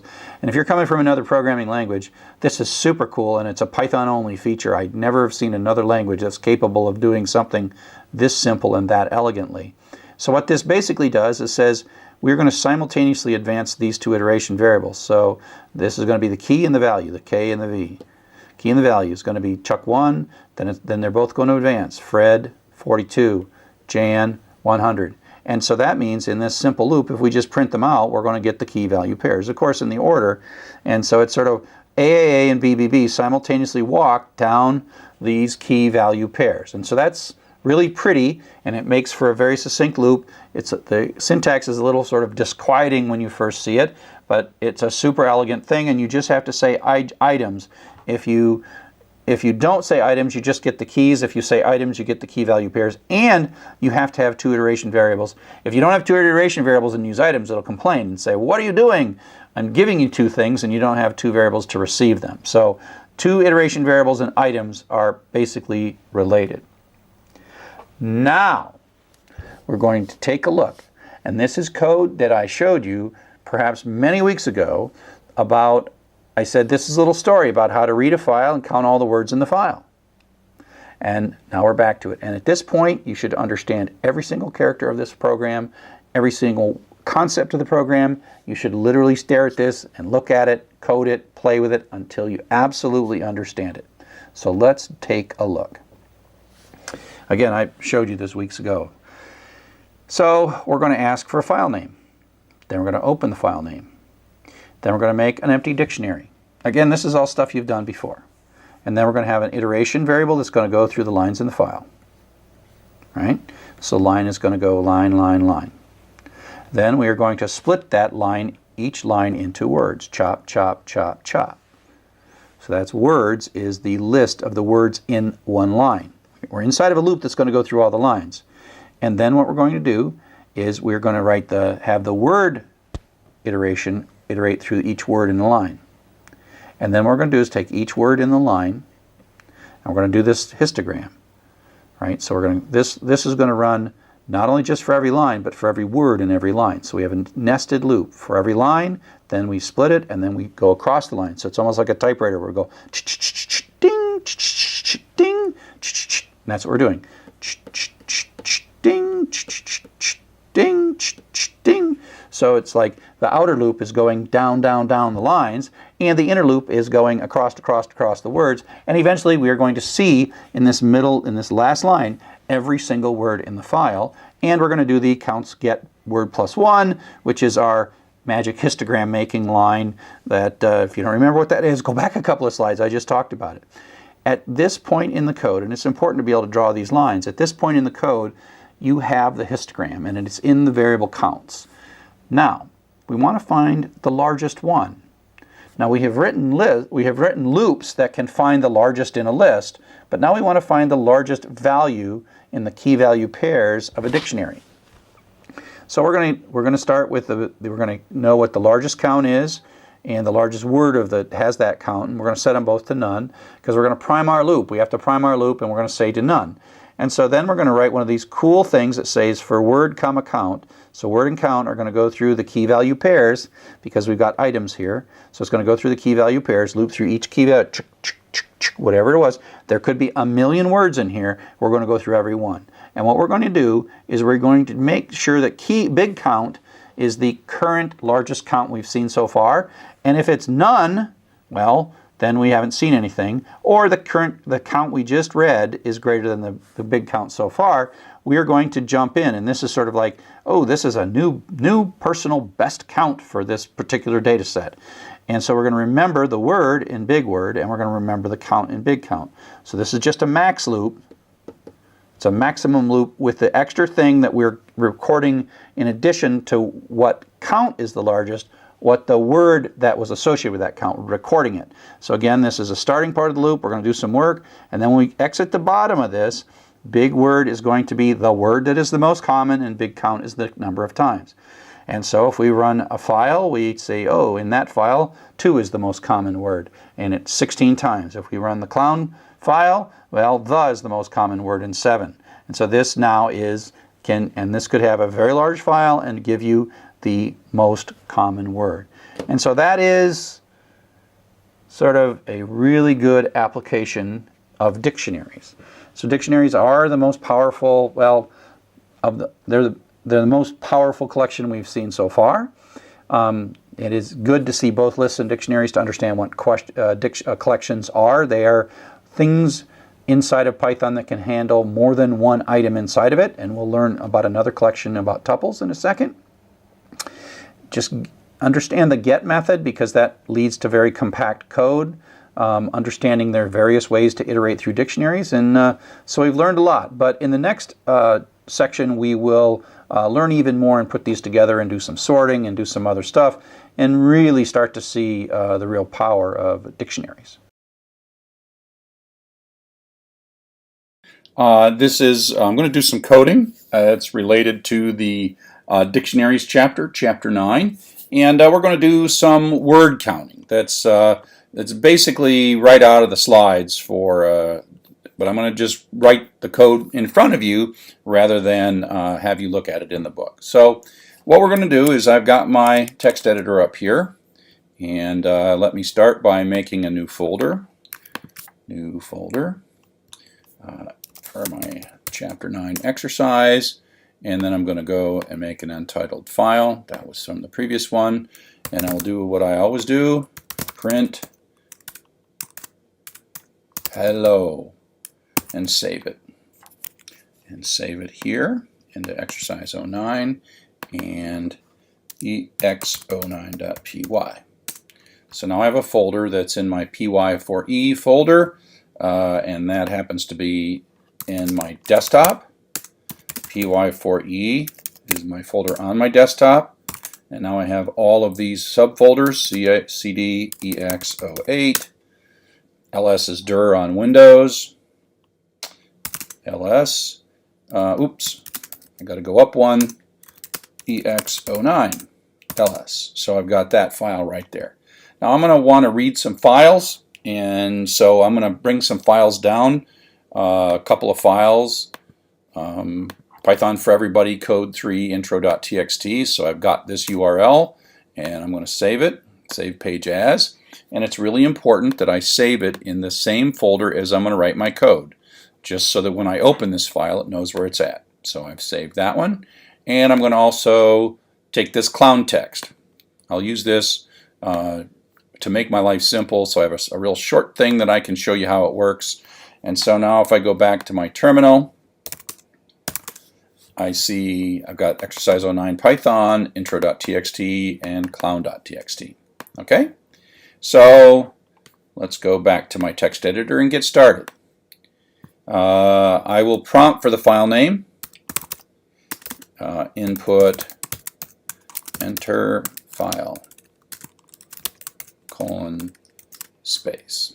Now I'm going to do something. If the length of the f name that I just read is less than 1, I'm going to say f name equals clown txt. I do this so that I can just hit enter and it defaults to clown.txt. If I want to give it a different name, I can. So this, if I just hit enter at this prompt, then this will give me a string that's 0 length. So if it's less than 1, I'll just assume that. So let me open that. Handle equals open fname. And let's read through it. For line in handle, we'll strip it. Line equals line.rstrip to take the white space off the right hand side, and then we're going to say print line. Again, I'm not just doing this. When I write code, I just saved it. When I write code, I do these kind of stuff all the time just for my own sanity checking. And so now I'm going to run Python 3 ex09.py just to test that. I'm going to hit enter now, and it's going to assume hopefully clown.txt if it all goes well, and yep, it read one line. Okay, so that part's working. I'll just leave that print statement in. The next thing I want to do is kind of a classic thing where we're going to go read a bunch of lines and then go horizontally across those lines in words. So I'm going to split that. WDS equals line dot split and print WDS.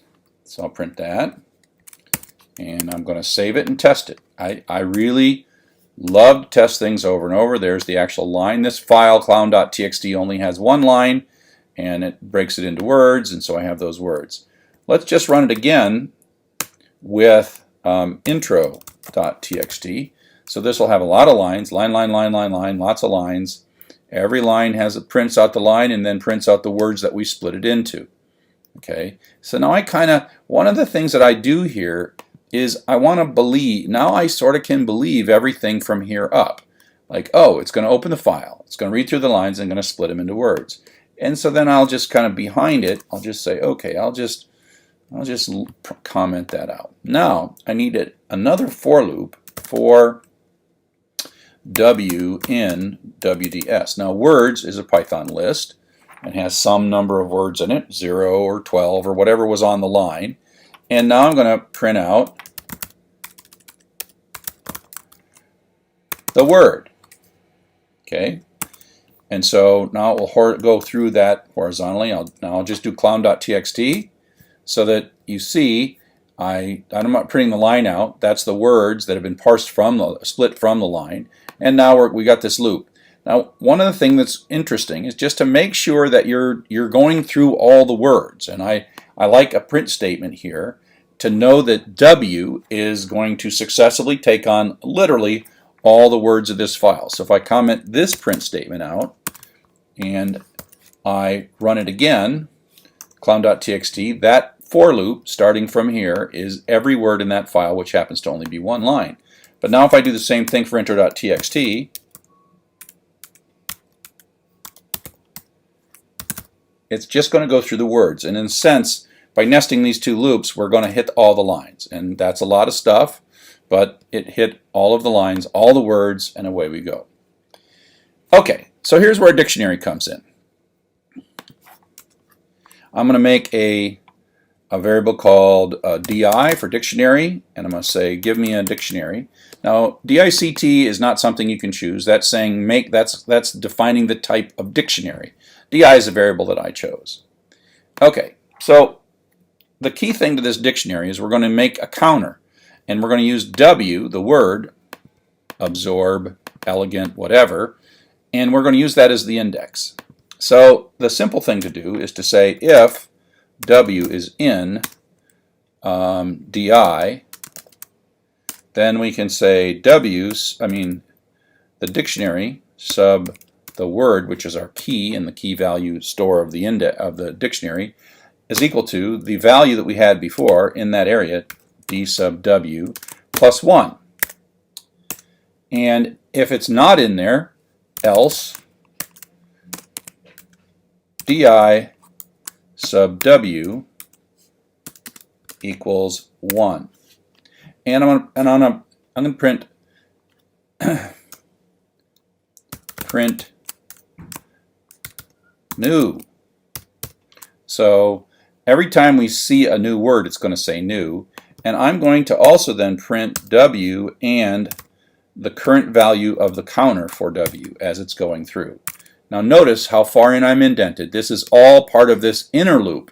So this is the loop that's going to run every single word. Okay?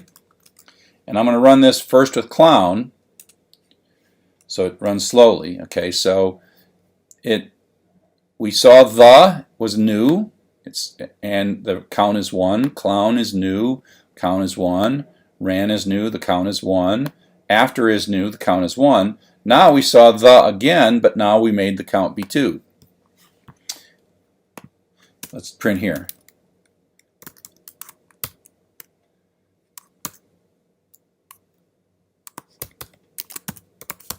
I'll say existing, so you can kind of see it. Now in the print, I'm printing this. Let's make it even a little more verbose. Print W, and then I will make it so it prints the word before and the count after, and then whether it's existing or new. So we'll put a lot of print statements in. Print statements are cheap. Okay, so now we see the word the. It's the first time we see it, and we set it to 1. We see the clown. It's the first time we see it, we set it to 1. We see ran, new, 1. Later on, we see the. It's already in. So existing means it was already in the dictionary. W as a key was already in the dictionary. Okay, And so that's why we added 1 to it. So the old value was 1, and then we added di sub the equals di sub the equals di sub the plus 1. W is the string the, T-H-E. That's what that string is. Okay? And so we've made it all the way through, and you see the in this one line occurred ultimately 7 times. So now I want to print out the contents of this dictionary at the very end of both loops. So I got to de-indent twice, and so that will give us the counts. And so this is what we get when it's all said and done. You know, the happened 7 times, but it just worked through its way through. Okay? So you got that. Now, this is a pretty verbose way of doing this, but I did it sort of the slow way to show that there are 2 situations. If it's already there, you increment it, and if it's not there, you set it to 1, effectively inserting it, right? So you insert it and set it to 1 with this di sub the equals 1. Okay? But let's get a little less verbose here, get rid of some of these print statements because we kind of covered all that.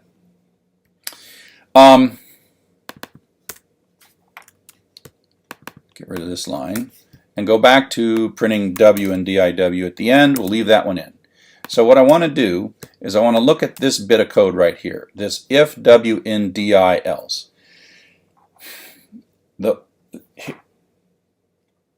We do this so much with dictionaries that there is an easy mechanism to do this that combines these 4 lines into a single kind of contraction. And so I'm going to do this. I'm going to print, let's put 2 stars out, then the word and di.get of the word, comma, negative 99. Okay, and so this di.get of the word is the important part. The way it is this is a dictionary.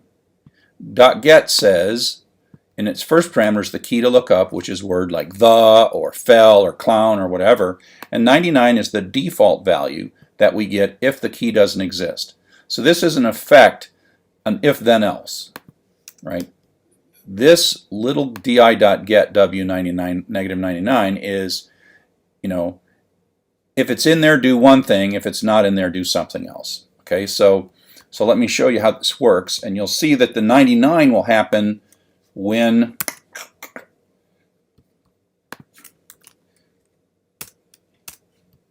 okay, so the first time we see the, get returns 99. Right, so let's move it over here.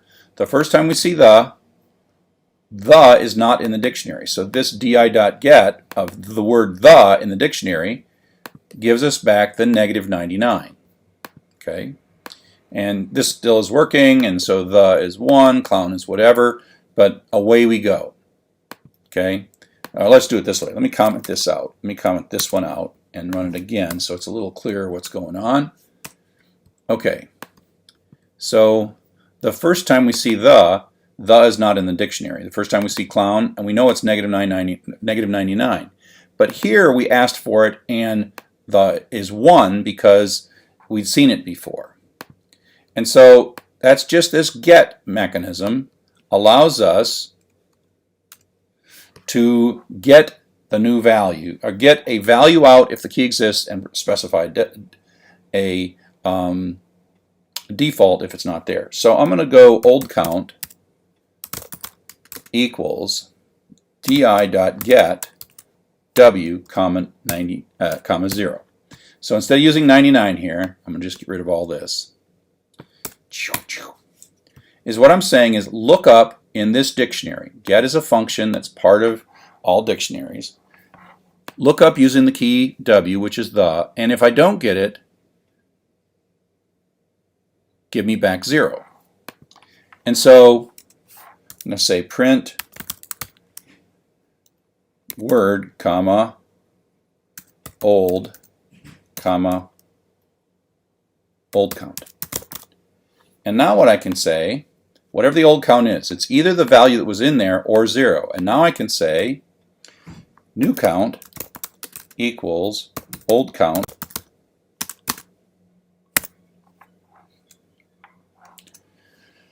And now, let's see, new count, and I can say dictionary sub word is equal to new count. So instead, I'm going to get rid of this if then else then.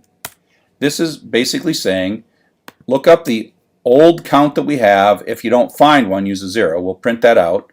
And then I'm going to say afterwards,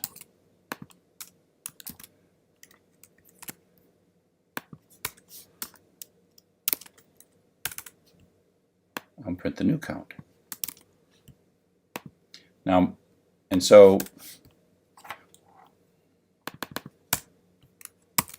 we'll print the old count. Here are some of these blanks. Print the old count.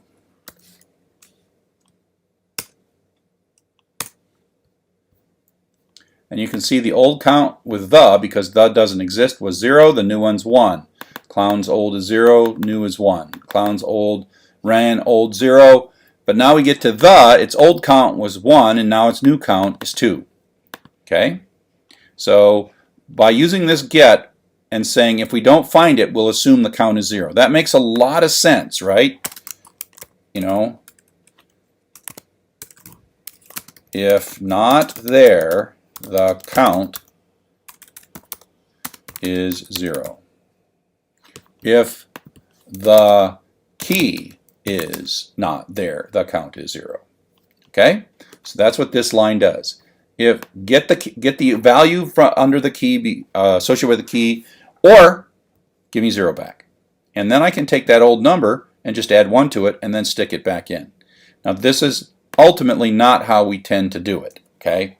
We tend to blend this all into one big long statement. di sub w equals this part plus 1. Okay, so that says get the old value from this key or 0 and then add 1 to it, because that really combines all of these lines into a single line. Okay, so I'm going to delete them now.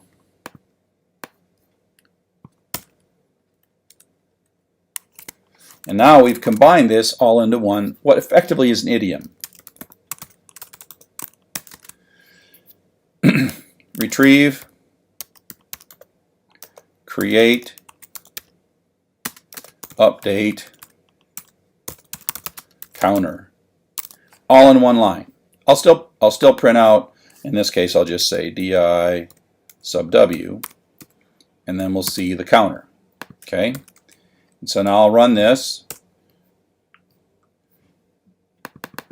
We don't, we have a new, but now we see it the second time it's 2, and so we see car the first time, we see that the second time, we see car, the third time, we see car the second time, and away we go. Okay, and so that's pretty straightforward, and so it really kind of, got a typo there, so let's just get rid of that and run it with the clown stuff, and we get the right data there. And let's run it with intro.txt. And there we go. Okay? And so it's tearing out a bunch of words and giving us a dictionary. So that was a lot of work to get to this line 16 that has the dictionary in it. Now we want to find the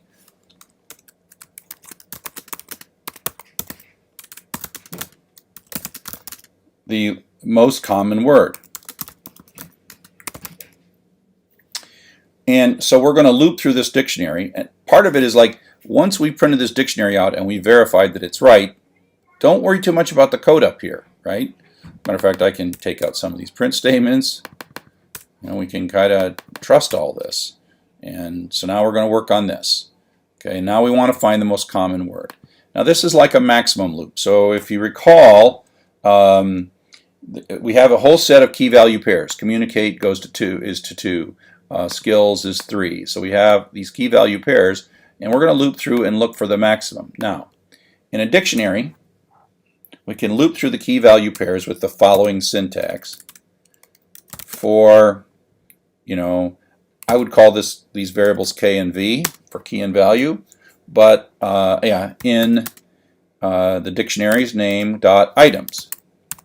And items is a method inside of all dictionaries that says give me the key value pairs, and we need 2 iteration variables. So this is like an assignment statement for K and V. K and V take on the successive values for the keys, the key and the value.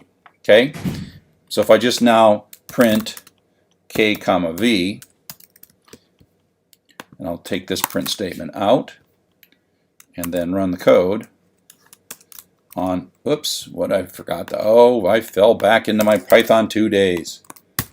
Need parentheses for my print. So there's clown, and it just prints it out. And it's kind of the same thing, except it's pretty, where we're putting each one on a line. Okay, so the V is the value. So we're looking for the largest value. Oops. So the thing is, we know that the values are always numbers that are greater than 1. So I'm gonna do kind of a quickie maximum loop. Largest equals -1. Now in previous times we've seen that this is a bad assumption, but because we know these are counters that are always positive, it turns out this is not a bad idea. And so I can say if the value is greater than the largest we've seen so far,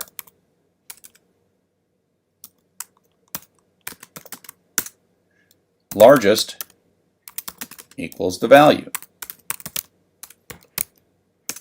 Okay, and when that loop is all done, we can print the largest.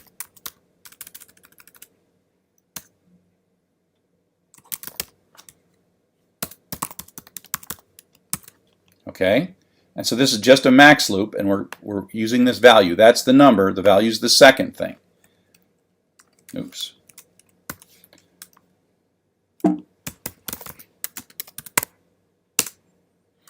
Can't type Python.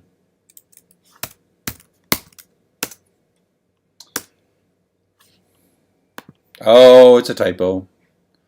Yeah, I'm not using value, I'm using V. So largest equals V. Let's try it again. Okay, so we're all done with 7. So these were the things that we were looking for, and it was looking for the maximum, and it just dutifully found 7 was the largest. But we also want to know what the word is. And so what we can say here is we can say the word is none, meaning it's just like we don't know what the word is. And then whenever we catch this new largest number, we say the word equals W. So I like to think of this as capture, remember the word that was largest. Right? That's what I'm doing.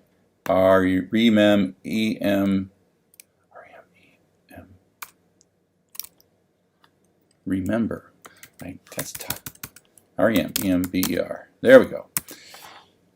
So we're gonna this trick here is not only knowing what the largest number was, but the word that was associated with the largest number. So now I can print out at the end the word and the largest, and that's the count. Okay, and so now we know that. Oops, did we make a mistake here?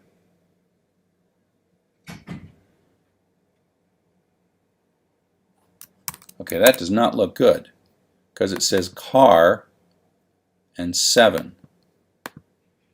If V is greater than the largest, oh, it's not W.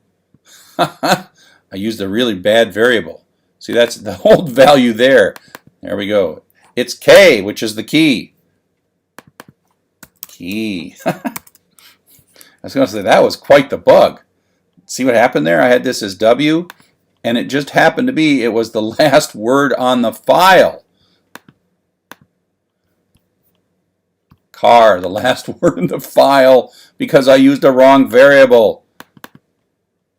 Right? No, little mistakes, little mistakes. The and 7. Okay, so let's get rid of this print statement because we kind of know what's going on here. And away we go, and this should now work if we run it.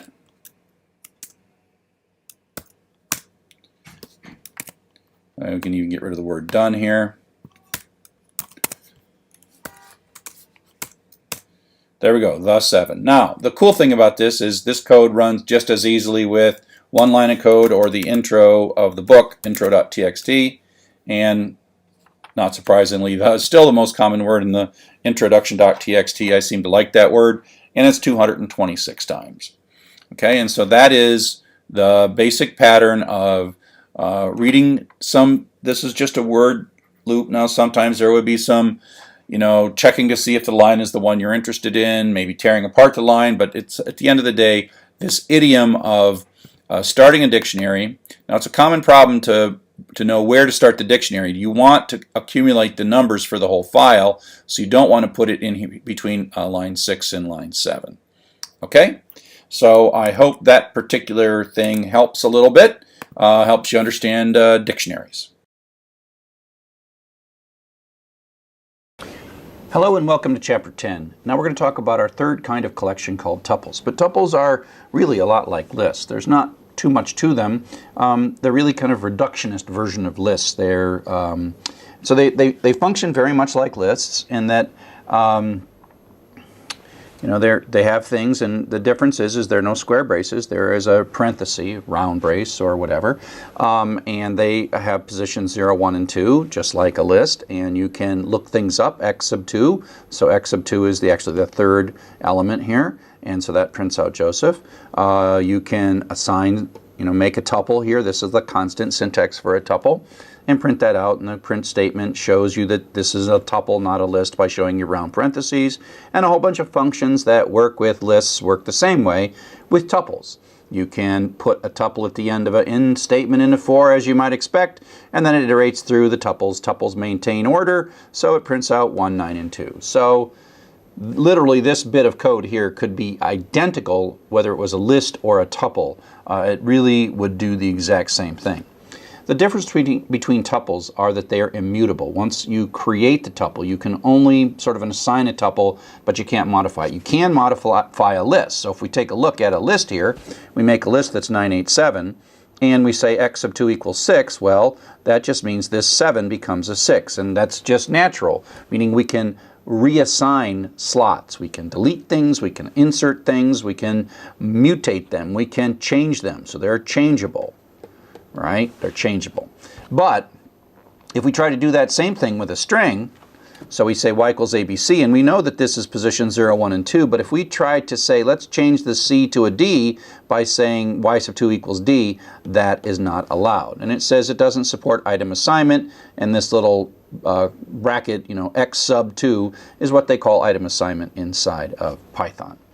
And so if we do the same thing then with a 3-element tuple, put that in Z, and we try to change this slot to be a 0, it's going to blow up because it's the exact same thing. And that has to do with the fact that once this assignment is made, this is not modifiable. Now, it turns out that the reason it's not modifiable is for efficiency. They take up less storage, they are quicker to access, and they're really designed internally behind the scenes in ways we don't really need to understand. They're just more efficient than lists. If all you want to do is store a list and look at it and then throw it away, you probably should use a tuple instead. So there's a lot of things that you can do with lists that you also can't do with tuples, but they're really just a corollary of this notion of non-mutability. And so, like, you can sort a list, but you can't sort tuples. You can add a 5 to the end of 3, 2, 1. Can't do that in a tuple, but you can in a list. And flip the order. ... So anything that you can do to a list that modifies the list, not allowed for tuples. And so you can take a look at the kinds of things that are inside, the methods that are part of each list: append, count, extend, index, insert, pop. Many of these are modifying, and then count and index are the only ones that work for tuples. And so tuples are limited lists. Now, at some point, there's going to be a but here to say, why do we like them? And the reason that we like them is that they're just more efficient. They don't have to build Python in its own internal organization of these objects. It knows that they'll never be modified, because when you make a tuple, you as the programmer are saying, I'm never going to modify this, and Python won't let you do it. So it's higher performance, better memory use, And you know, to a beginning programmer that doesn't really matter, but that's the reason. And so we tend to use tuples when in situations where we're going to make a temporary variable and then temporarily use it just a little bit and then throw it away without really messing with it. And we tend to use lists to build things up, etc., etc., etc. So the other thing that's interesting about tuples, and we've actually sort of seen this, is that you can put a tuple that includes variables on the left side of the assignment. And this takes a little getting used to, but it's really cool, and no other language that I know of does this. So if we say x comma y, that's a two-tuple. Both have to be variables. You can't put constants on this side. You know, it's like saying x equals 4, y equals Fred, right? So what happens is you can put a tuple on the far side of an assignment statement, and the 4 goes to x, and the Fred goes to y. And you say, what's in y? Well, y is indeed Fred. And so this is like two assignment statements. Now, the way I've got this syntax, I would probably do, you know, two separate statements, just not to show off that I know how to do tuples. You know, and so you can, here's another one, and they just move correspondingly. If you don't have 2 here and you do have 2 here, well, if you have 3 here, or 2 here and 3 here, and you don't match the number there, you get in some trouble. Now, if you just say x equals tuple, then that is the tuple in the list. But this is just a simple straight 99 value going into A. So you can put tuples as the left-hand side, and you can even do things like return a tuple from functions. That's a real nice Python feature that I like a lot. Tuples are also related to dictionaries, as we've seen in the previous chapter. So here we make a little dictionary. We make an empty dictionary by constructing an empty dictionary, stick it in D. So D is sort of like this place that can hold key value pairs.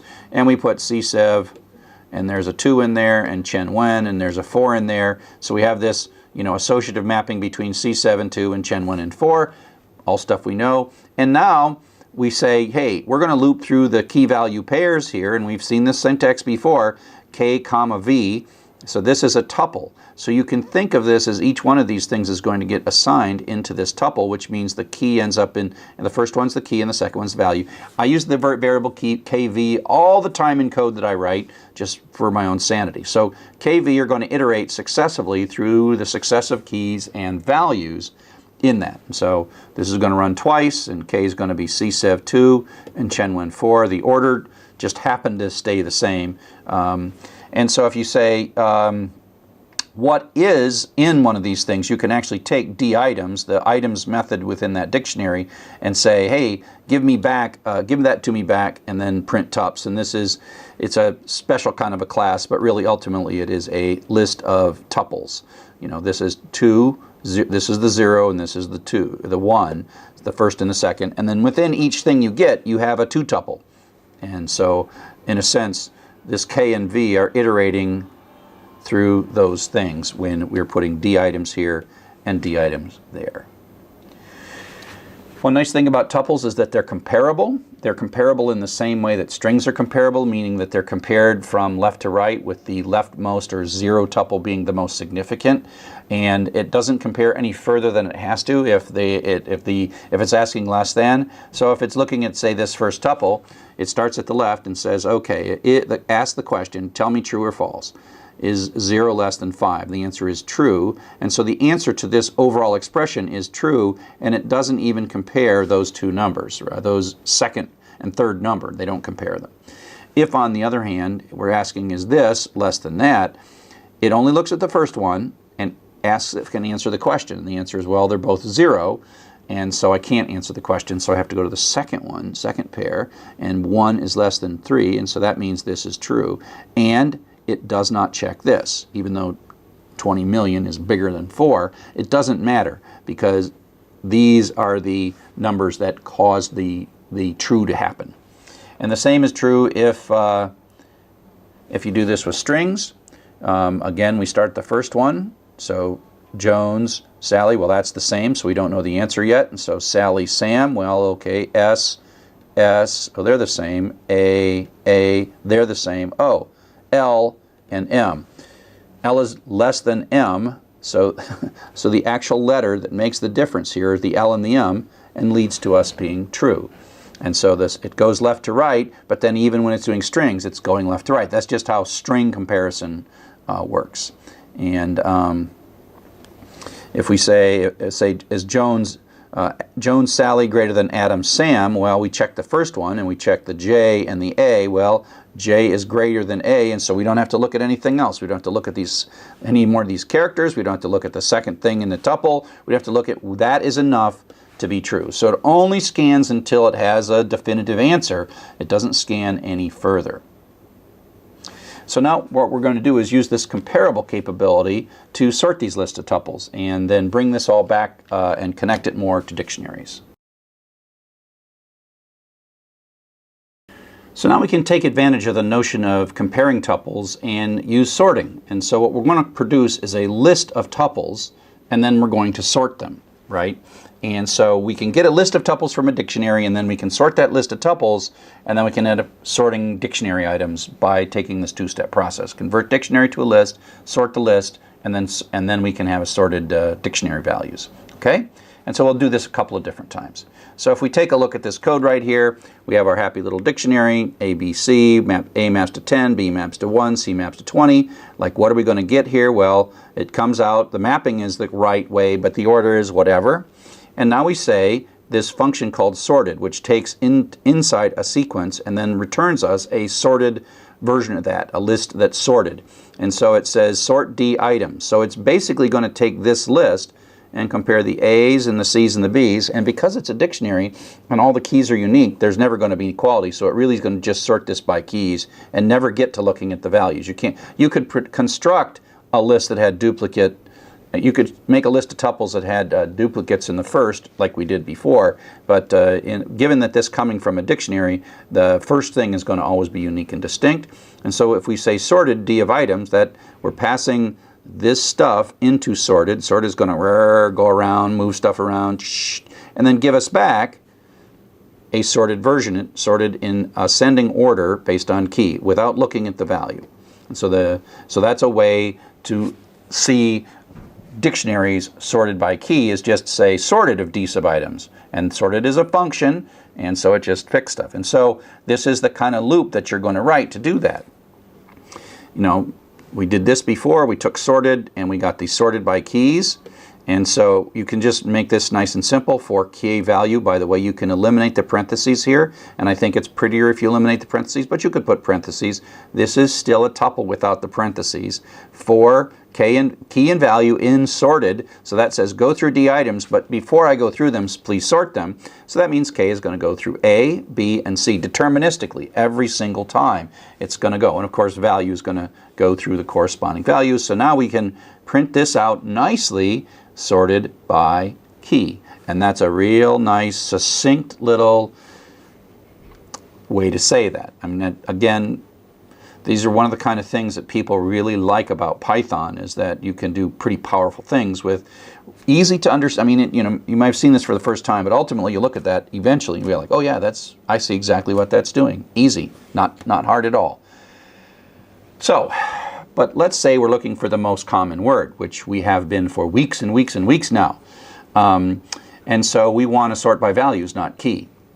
So this is an example of where we're going to construct a data structure. We're going to imagine a data structure, and then we're going to write code to construct the data structure, and then that's going to make our problem easy. So this is an example of using cleverly constructed data structures to do this. And the data structure that we're going to create is a list of tuples where the value is first and the key is second. So you can just with items get key value. I want value key. So let's take a look at this code. Take your time and get it right. So KV goes in C items. Well, that is unsorted and going to go through whatever A, B, and C in whatever order. And we're going to make a new list. So this is a data structure that we're creating temporarily. And what we're going to do is, this is a list. And we are going to append to that list a tuple. So this is going to be a list of tuples.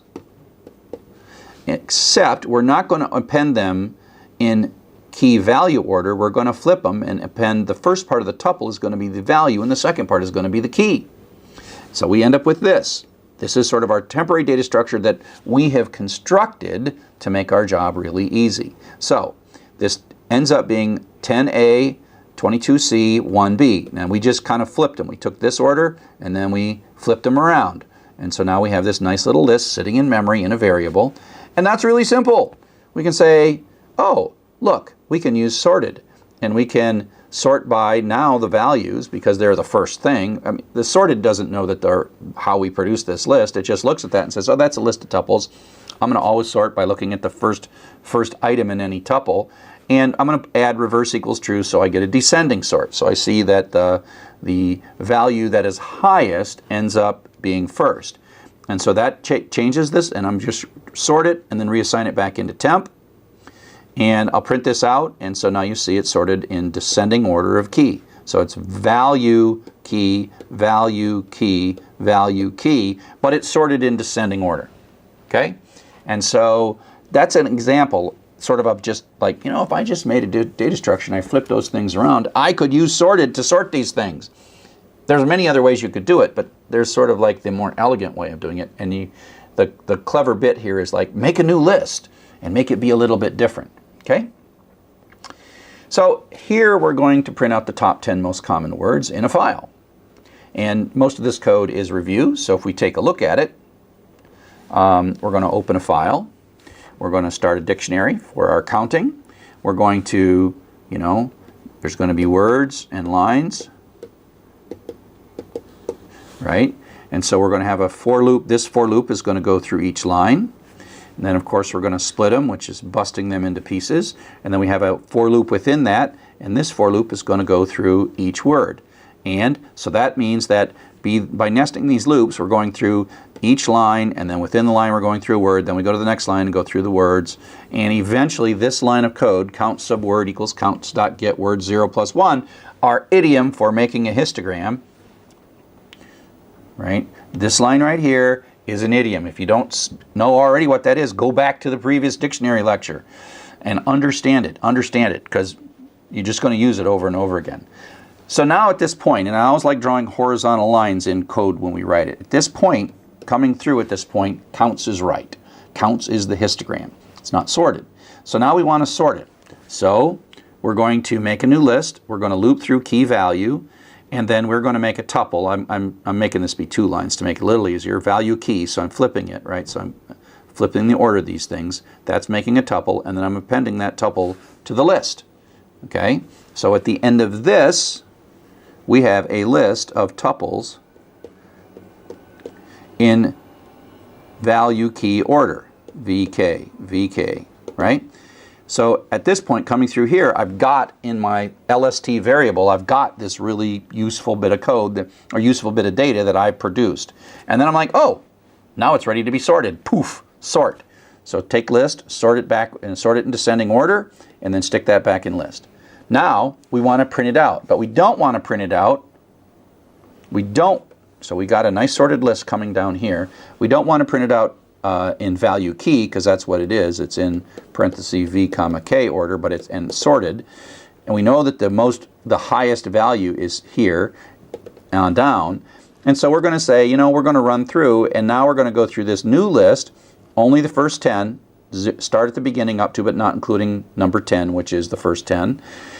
For value key in, and so value is good. So this is the iteration variable that's going to go through each of these things on and down, and then we're just going to print it out flipping it. So we re-flip it, flip, flip. We print out key value, and it's going to work. Okay, so that is one way of doing this, and this slide right here you absolutely do not need to figure out. But some of you will look at this slide and you're like, why didn't you show us that in the beginning? And others of you will be like, no, keep telling me this stuff here. So I don't know exactly the term for this, but this is a very procedural. This is a classic algorithms and data structures approach to solving this problem. This next thing uses what are called lambdas, and they kind of create what's called what I call a closed form, where you kind of do it in all one statement, and there's all this implicit stuff going on. So if you don't get this right away, don't worry too much about that. But roughly, this single line does everything that bottom half of that program does. I mean, if we go back to here, it's pretty much this line does everything, does that in one line. Okay, it doesn't create the counts and it doesn't print out the top 10, but it does everything in that middle bit. So let's take a look at this. So we all are going to collapse this down. So we have a print, that parentheses the end of the print. And then we have sorted, and remember that sorted takes as input a list. And so that's not too bad, and returns us a list. And so we'll print the return from sorted. And then this is the funny part. The fun part, funny part. This is called list comprehension. And we have square brackets, and we say to Python, this is a list. But instead of listing the things or having a constant of 1, 2, 3 or append, append, append, we are going to create an expression that will act as a generator for all the elements. And so this basically says this is a list of two tuples, v and k, and then this is sort of implied. For all kv in c.items. And so this is like a for loop that is sort of driving this. Think of this as like stamp, stamp, stamp, stamp, stamp. However many times it has to make a stamp, and so that's producing a list, right? It just manufactures this list. And then that list is sort of manufactured in the moment. There's no stop, it's not put in a variable. Python makes that list according to the stamping pattern that you've told it to stamp out this list, and then it passes that stamped out list without even storing it in a variable into sorted. Sorted moves the list around because it is just a list of tuples, and then gives us back the sorted list. And so I didn't put reverse equals true on here, but you see that this is sorted in ascending order now by key. And I did that all in one little statement. So look at this. This is also one of the beautiful things about Python, that you can build these things, and you can build more complex versions of this, and there's a lot of real elegant things that you can do in Python that are really succinct. You should be careful, because in the beginning I think this is easier to understand, even though after a while you're like, wait a sec, why am I putting all these extra lines in? Because this is not so hard to understand, but at some point, you will want to master this more powerful and more succinct version of Python that expresses it in terms of what the data you want to see rather than the steps you want to take. So this sort of finishes up tuples. We've done a bunch of stuff. I mean, really, they're simple and elegant. Tuples, lists, and dictionaries are all related. They're really three different, three foundational data structures, three foundational collections of Python. And we combine those in a lot of different ways. And now in this little bit of lesson, we're going to talk about some tuples, and we're going to create a list of the most common words and find out how to sort a dictionary by the values instead of by the key. We're going to use the clown.txt file and the intro.txt file. And I'm going to start with the code from exercise 9 that I just did from chapter 9. It's not exactly one of the exercises, but it's very similar to them. And I'm going to make a copy, and I'm going to keep it in the same folder. I'm going to keep it in the EX09 folder and just call it EX10, because this code is going to do much of the same stuff, and it's going to read these same files. And so I've got myself exercise 10. Exercise 9 is still here. Exercise 10 is now what I'm editing, exercise 10. But I'm in the exercise 9 folder. So in exercise 9, we look for the most common word, but we want to find the 5 most common words, which is going to require us to sort. So I'm going to get rid of that code, because it's not really how we're going to do it. There we manually looped through it and found the maximum. And so I'm going to just run this. cd desktop python for everybody ex09, and if I do an ls, you see that I've got ex09.py intro.txt. So I'll run python 3 ex10.py and run the clown data, and we see the dictionary, and it's properly making it in this code right here. That doesn't change. It reads the file, reads all the lines, goes through and splits it into words, and then goes through the words and does the idiom of using dictionary get to maintain the counters, and we print it out at the very end. So the new code we're going to write is down here. Okay? So let's first do a few things. If I can say x is equal to the dictionary dot items, and this gives us basically a list, print x. This gives us a list of the key value pairs. This prints out the dictionary, but if we do it this way, and use items, it gives us the key value pairs. Okay, and so that's what we got. Key value pairs. Now, we can sort this based on the value, because tuples can be compared. This can be compared with this, and because D is lower than R, then this one is lower. This ran tuple comes after the down tuple. So we can sort this whole thing. And I'll do this by just putting the word sorted here and say, give me a sorted version of that. Now it's going to do it based on the order of the tuples. This is going to be higher precedence than this. So if I print it this way, run it again, you'll see that it's sorted. And now is after and car, it's in alphabetical order by key. And so we could actually print the first 5 up to but not including 5 by adding a list on the slice, a list slice here. And so that will show you only the first 5, right? Except that that's not what we're trying to do. We really want to sort by this. Okay? So, we have this mechanism that can take a list and sort it based on the tuple values. If we could create a list where it was 1 comma after instead of after comma 1 and make it the exact same thing, then we could actually then sort it and it would be fine. Okay? So let me show you a couple of ways, at least one way to do that. Okay?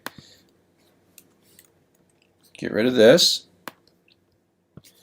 We're going to hand construct a list.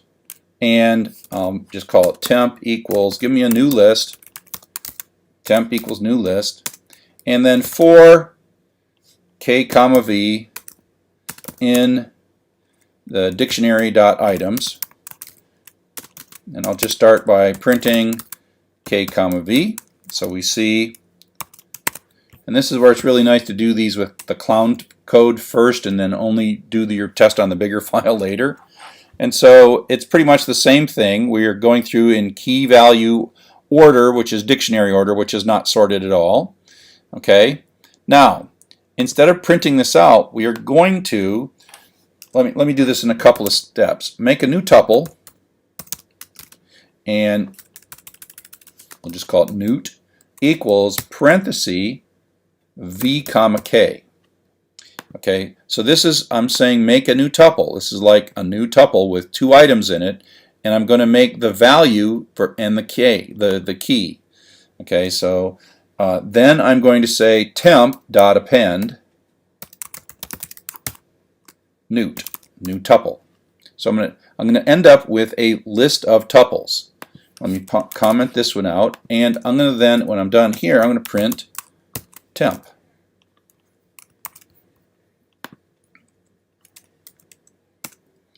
So if I run clown.txt, you see what happens in temp. It's still, well, let's print temp twice.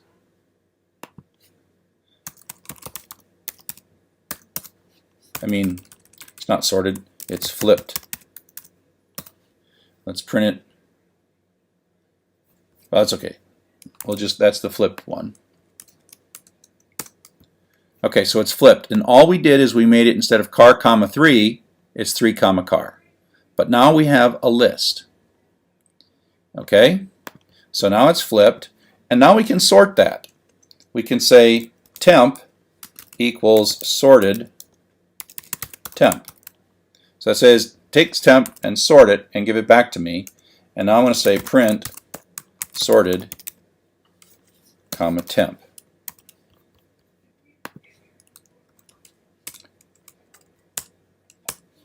Okay, so here's the first print. When we flipped it, we've got 2 tent, but it's not sorted at all. But after we sorted it, it's sorted by tuple, and the lowest is 1 after, so you'll notice that 1 is the same as 1, so it checked the second item in the tuple, so down comes before after. Fell becomes after down.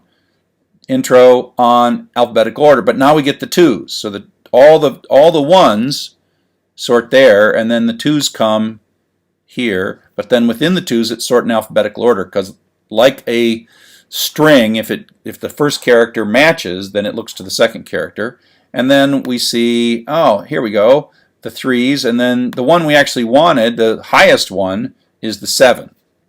And so one of the things we can do is we can say, you'll notice that we want the highest one, not the lowest one. So we can just tell this with this parameter, reverse equals true. And we just say, hey, sorted, do this backwards. Do it from highest to lowest rather than lowest to highest. And now our sorted one says 7, the, etc. Okay? And so if we want the first 5, we can say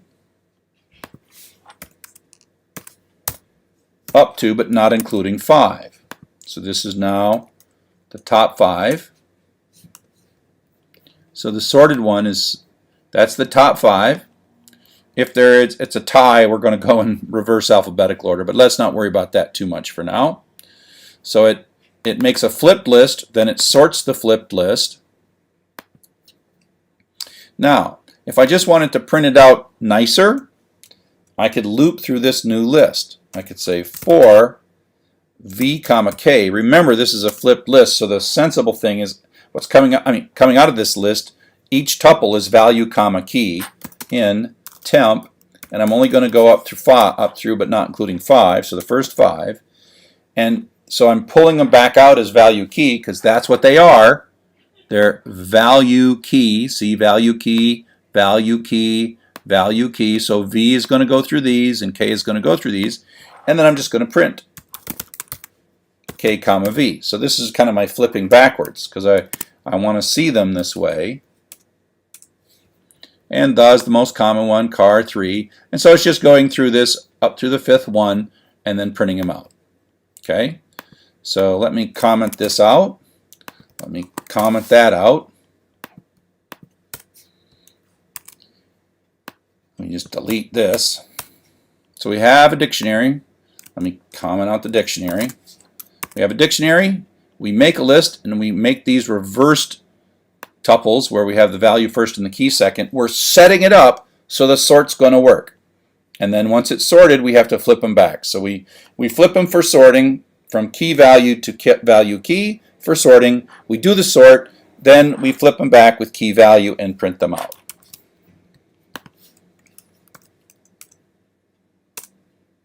And it works fine. So let's try our big file, intro.txt, and there you go. Those are the 5 most common words in intro.txt. So you might ask yourself, why did we use tuples? We could have really used lists for this, but tuples are more efficient than lists, and you notice that we weren't going to modify. We did modify the temp list. It's a list of tuples, but the tuples within the list we weren't going to modify. And so we tend not to make lists if we can get away with using tuples. And so that's why we made this this flipped tuple thing. Okay, so I hope that was useful to you. Hope to see you on the net. Hello and welcome to Chapter 11, Regular Expressions. The fun thing about this chapter is, unlike all the rest of the chapters, you sort of had to really understand every single thing in chapters 1 through 11 built on one another, 1 through 10 built on one another, but you can really get along without using chapter 11. It's not a really required topic, but it's a fun topic and an interesting topic. So you can relax a little bit and realize that you may or may not like regular expressions, and if you don't like them, that's okay. You don't have to use them. You can go for your whole life without using regular expressions. The idea of a regular expression is that you come up with a language. It's a little character-based programming language where you can do smart searching, basically. Smart searching, and as you'll see in a bit, was smart extraction, and it's really almost programmable wildcard expressions. There's no looping, but there is looping, and there's all this implicit thing. And you say, look for patterns that look like this, and then you get back things that match those patterns. You know, we do searching for everything. We're looking through large blocks of text, say, go find me everything that has the word Python in it or something like that. So that's just such a common thing to do, and regular expressions are a very structured way to go about searching for information. They're very powerful, but they're also very cryptic, and you may not like them, but they're a lot of fun actually once you understand them. Learning how to program them takes a while. Writing good regular expression programs requires some try it, play with it, check it, try it, check it, try it, check it. But once you get them, they're really quite cool. It's a very old programming language. You know, it comes almost from the 1960s. The concept of, it's a theory of computing where they were trying to come up with theory of languages, and regular expressions was one form of languages that computers could understand. And so it has some fun old words. And one of the advantages of knowing regular expressions is that you're kind of a cool person. You can take a quick look at this XKCD that sort of captures the devil may care awesome power that regular expressions do.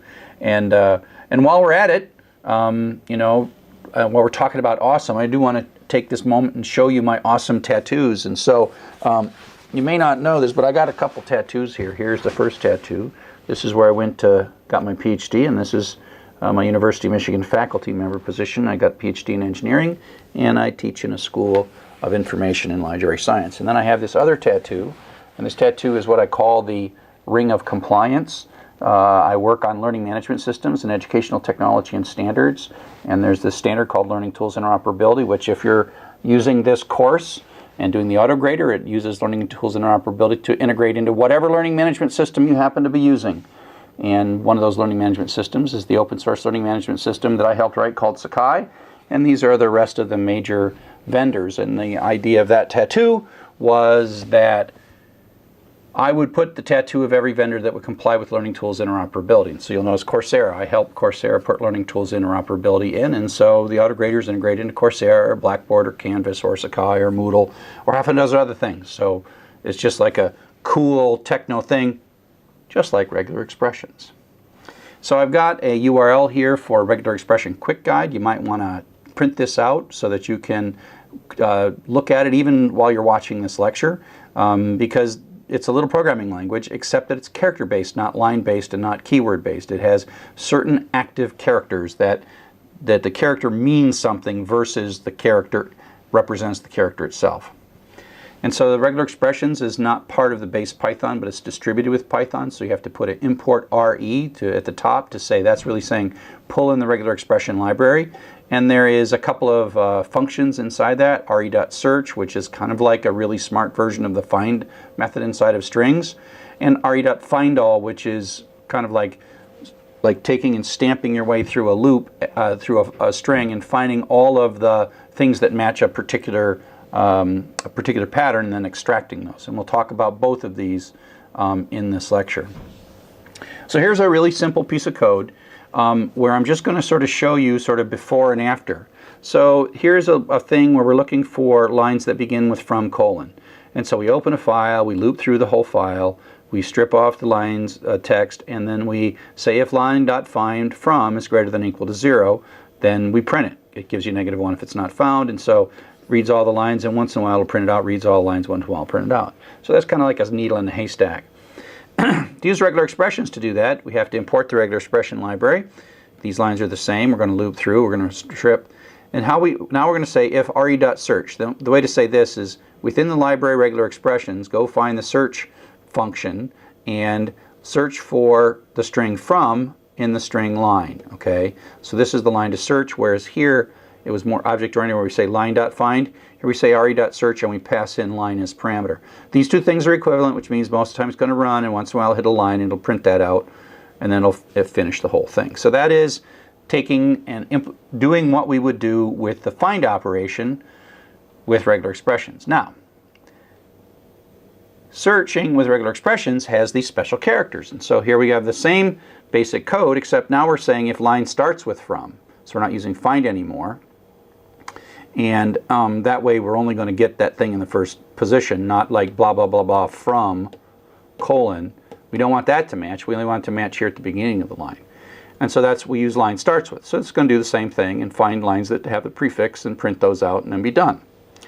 Now in regular expression search, we don't, in a sense, change the method. We have a certain number of things we can do with strings based on what they've built in. But in regular expression, we actually can turn this first parameter into code.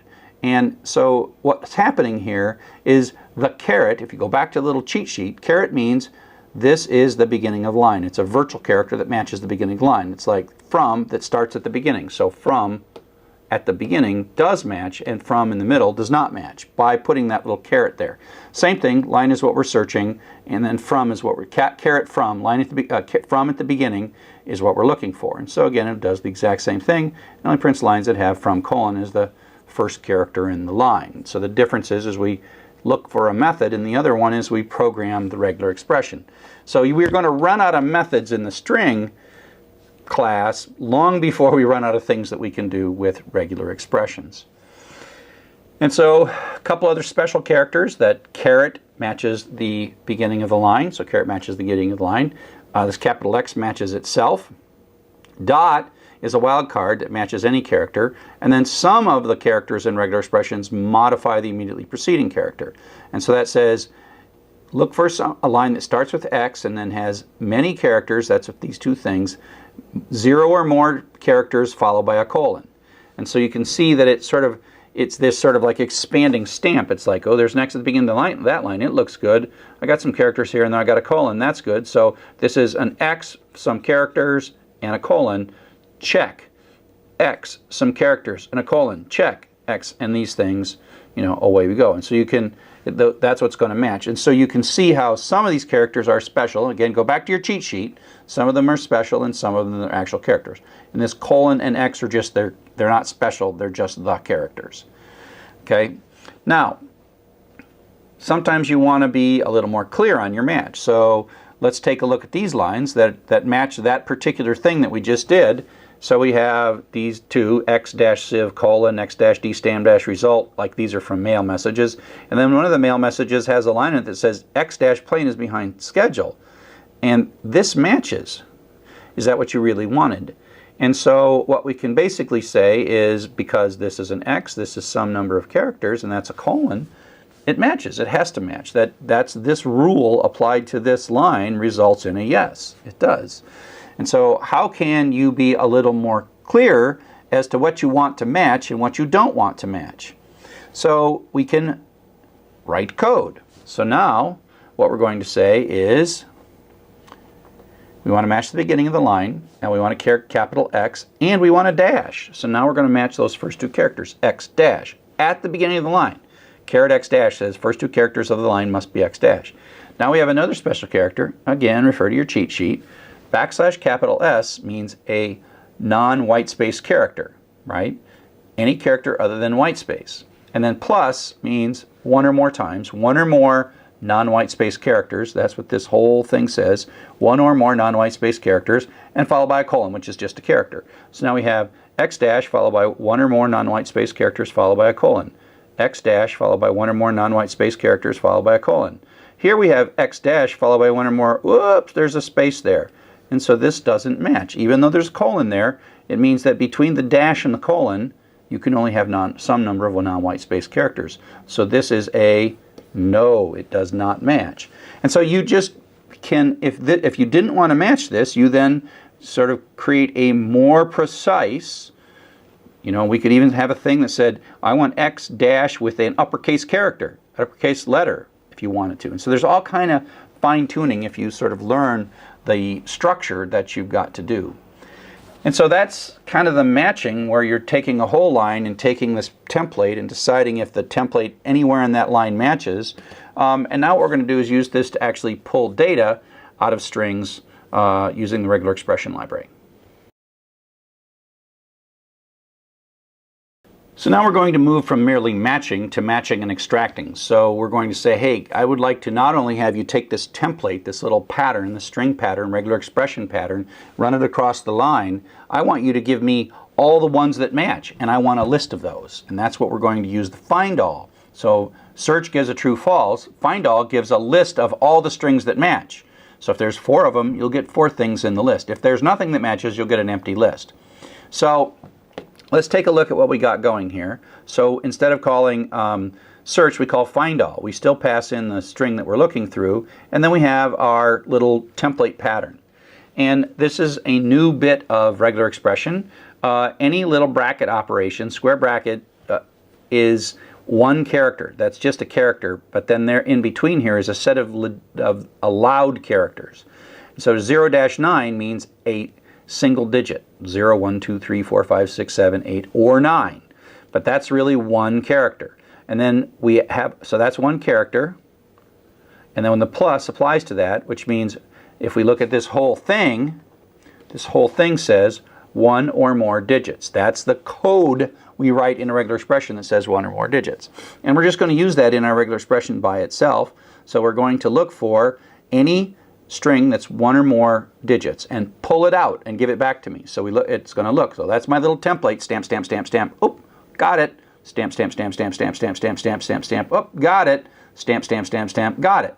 So what we get back after we ask find all to find all of the one or more digit strings is 2, 9, and 42. So it actually parsed it, it split it, it found all these things and said, I found them all for you, and here they are, 2, 19, and 42. So it's a list of 3 strings because that's how many it found. Now it might have found none, and we would have got an empty list at that point, but it found some. Okay, so just as an example, you know, we did this thing, we get 2, 19, and 42, but if I said this, that basically is an uppercase vowel, A, E, I, O, or U, so that's one letter, and that's one or more. So it's saying, you know, something like A would match, E, I would match, O would match.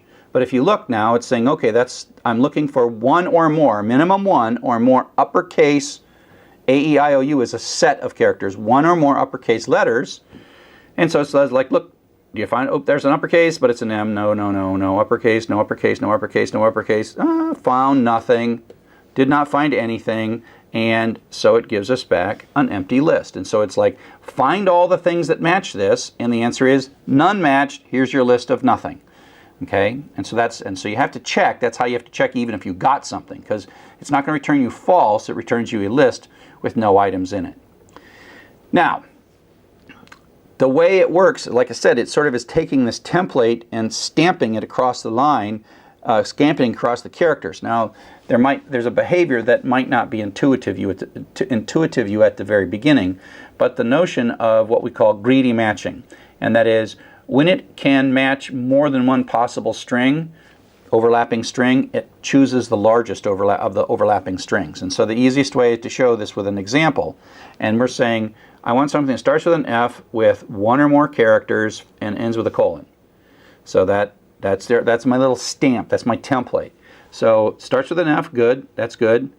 One or more characters, da-da-da-da-da, have a colon. So that could be from colon. That would match. But look, I've got another colon here, and this is just continuing on with one or more characters and this. So the question is, do we get this or do we get this part, right? And the answer is, with greedy matching, is we get the larger of the two. Okay?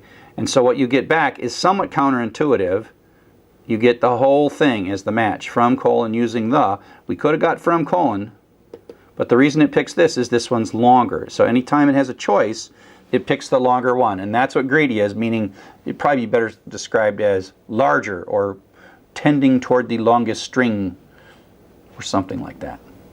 So you can, of course, suppress this behavior. Like everything in programming regular expressions, you simply add another character. And so now it's going to say, I would like to start with letter F, any character, one or more times, and then this question mark, this is still one little thing, non-greedy. Okay, and so that just says do it not greedy, which just means that it prefers the shorter of the strings. And so now it could still match this string or this string, but because it's been told to not be greedy, it chooses this string instead, and that's the string that we get. And so that's the not greedy, and you just add the question mark after the asterisk. So it's usually an asterisk question mark or a plus question mark, though that's a two thing. That's 0 more characters non-greedy, and that's 1 or more characters non-greedy. Actually, most of the time, it seems to me that the non-greedy would be the more reasonable default, but that's not how it is. Greedy is the default, and non-greedy is optional. Now, we can play some more with this stuff, okay? And so let's take a look at this little example where we have a non-blank characters, \S, 1 or more of those non-blank characters, followed by an @ sign, and then again 1 or more non-blank characters. So this is looking for strings that have an @ sign with non-blank characters on both sides. This is an example of where it sort of comes to this @ and it goes this way, and it does it in a greedy manner. And if you told it to not be greedy, it would give you this, these 3 characters. But we're telling it to go greedy, so it goes all the way to here and stops at this blank, and then stops at this blank. And so that's a nice little thing. Find the @ signs, go to the first blank, and pull that stuff out. And so that, with one little match, you've pulled this thing out. Now, of course, we've done that before with other techniques. So that's just another way to pull stuff out. Now, if we get this whole thing, but what if that's not exactly what we wanted? We can tell, we can give it a matching string that's different than the extracting string by adding parentheses. And so here's another example where we basically say, this is our string. We want to match from at the beginning, followed by a space, followed by, ignore the parentheses for the minute, 1 or more non-blank characters, followed by an @ sign, followed by 1 or more non-blank characters. So this is also going to, if there's no from, it's not going to be looking for that, right? So it demands the from is here, so it matches that, and the space is demanded as well. And then it says, oh, non-blank characters, great. I got an @ sign, great. Non-blank characters, oops, stop there. And so this is what's going to match. Now the key is that we don't actually want that back in our extraction. What we really want back in our extraction is this part right here.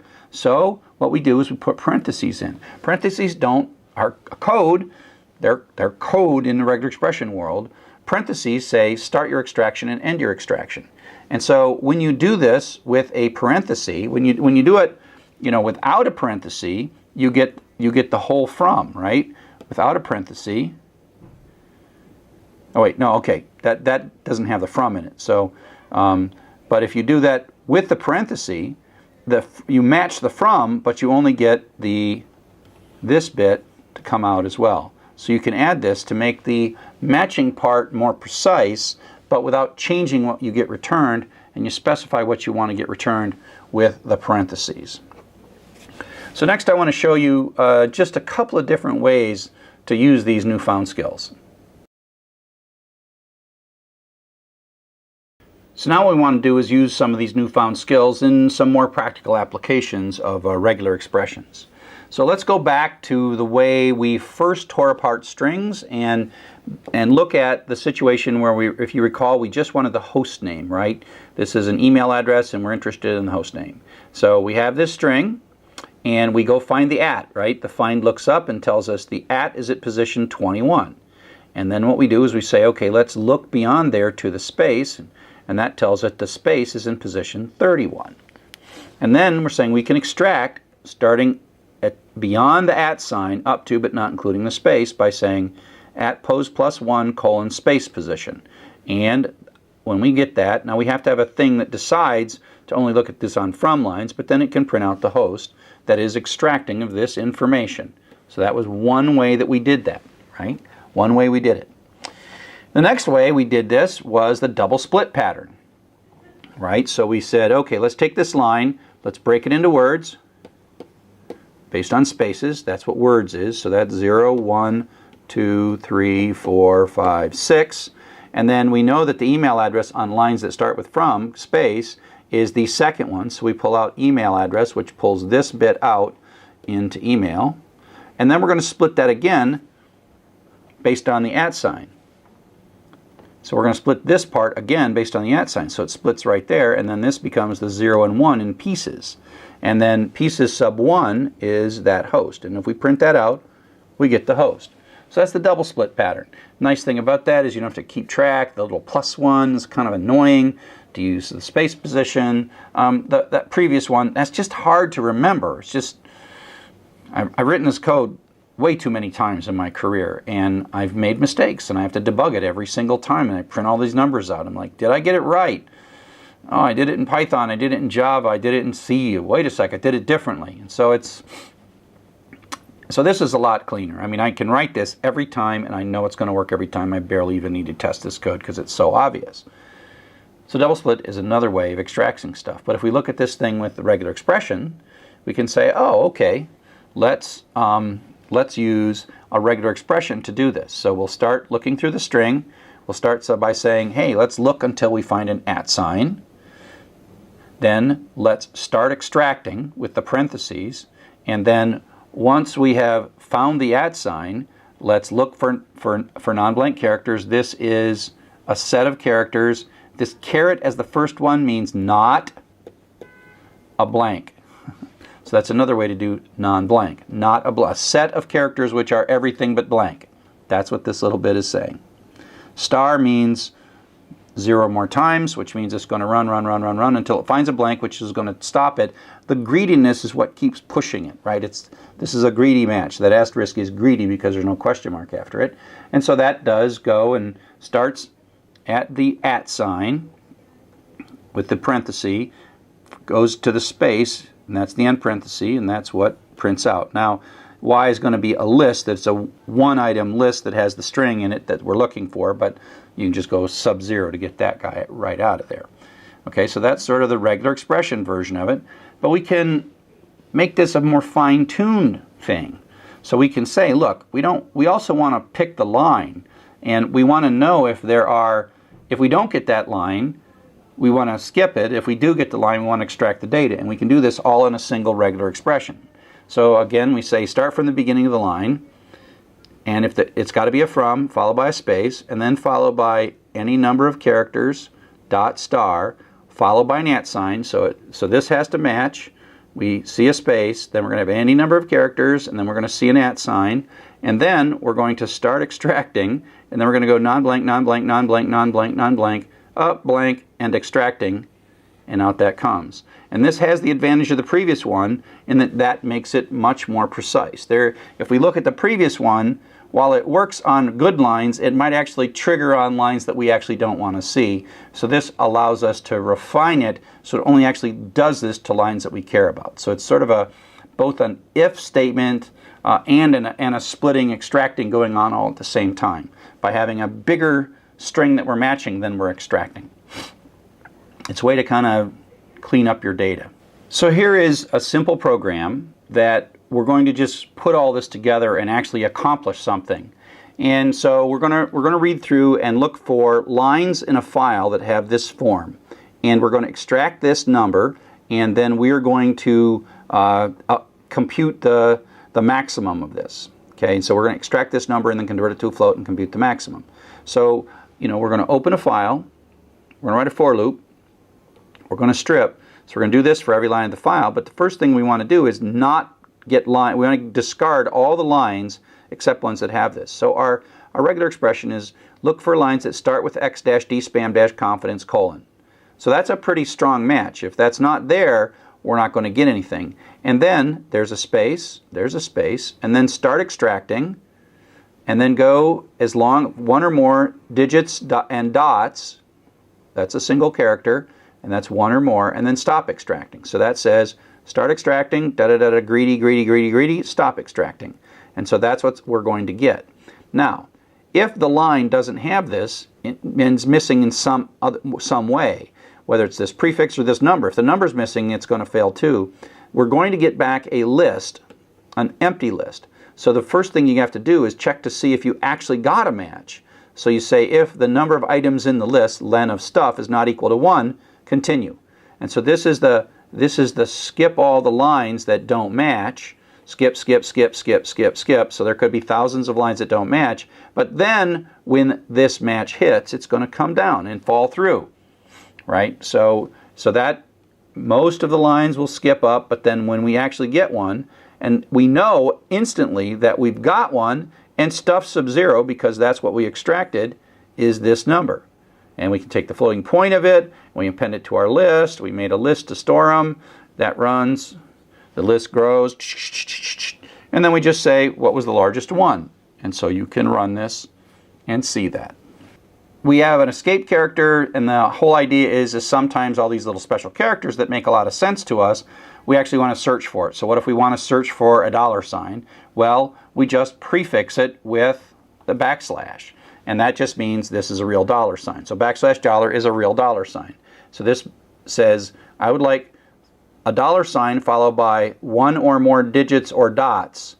And so that's going to match a $sign followed by one or more digits. Dots are okay. This is a set, remember. 0-9 or dot, that's a set of the list of legit characters. This is a range of characters that's a shortcut to how to make the set. You could make it be 0, 1, 2, 3, 4, 5, 6, 7, 8, 9 dot, or 0-9, and it assumes that. And that's one or more. So then it stops because this is a space. It's greedy matching. Then it pulls this out. So that's kind of why greedy has to be the default, because otherwise, if it wasn't doing greedy matching, oops, come back. If it wasn't doing greedy matching, it would, if it wasn't doing greedy matching, it would stop here, because it would find a $sign. Non-greedy would find a $sign and one character, and then it would give us $1 rather than $10. So, in summary, regular expressions are a cryptic but powerful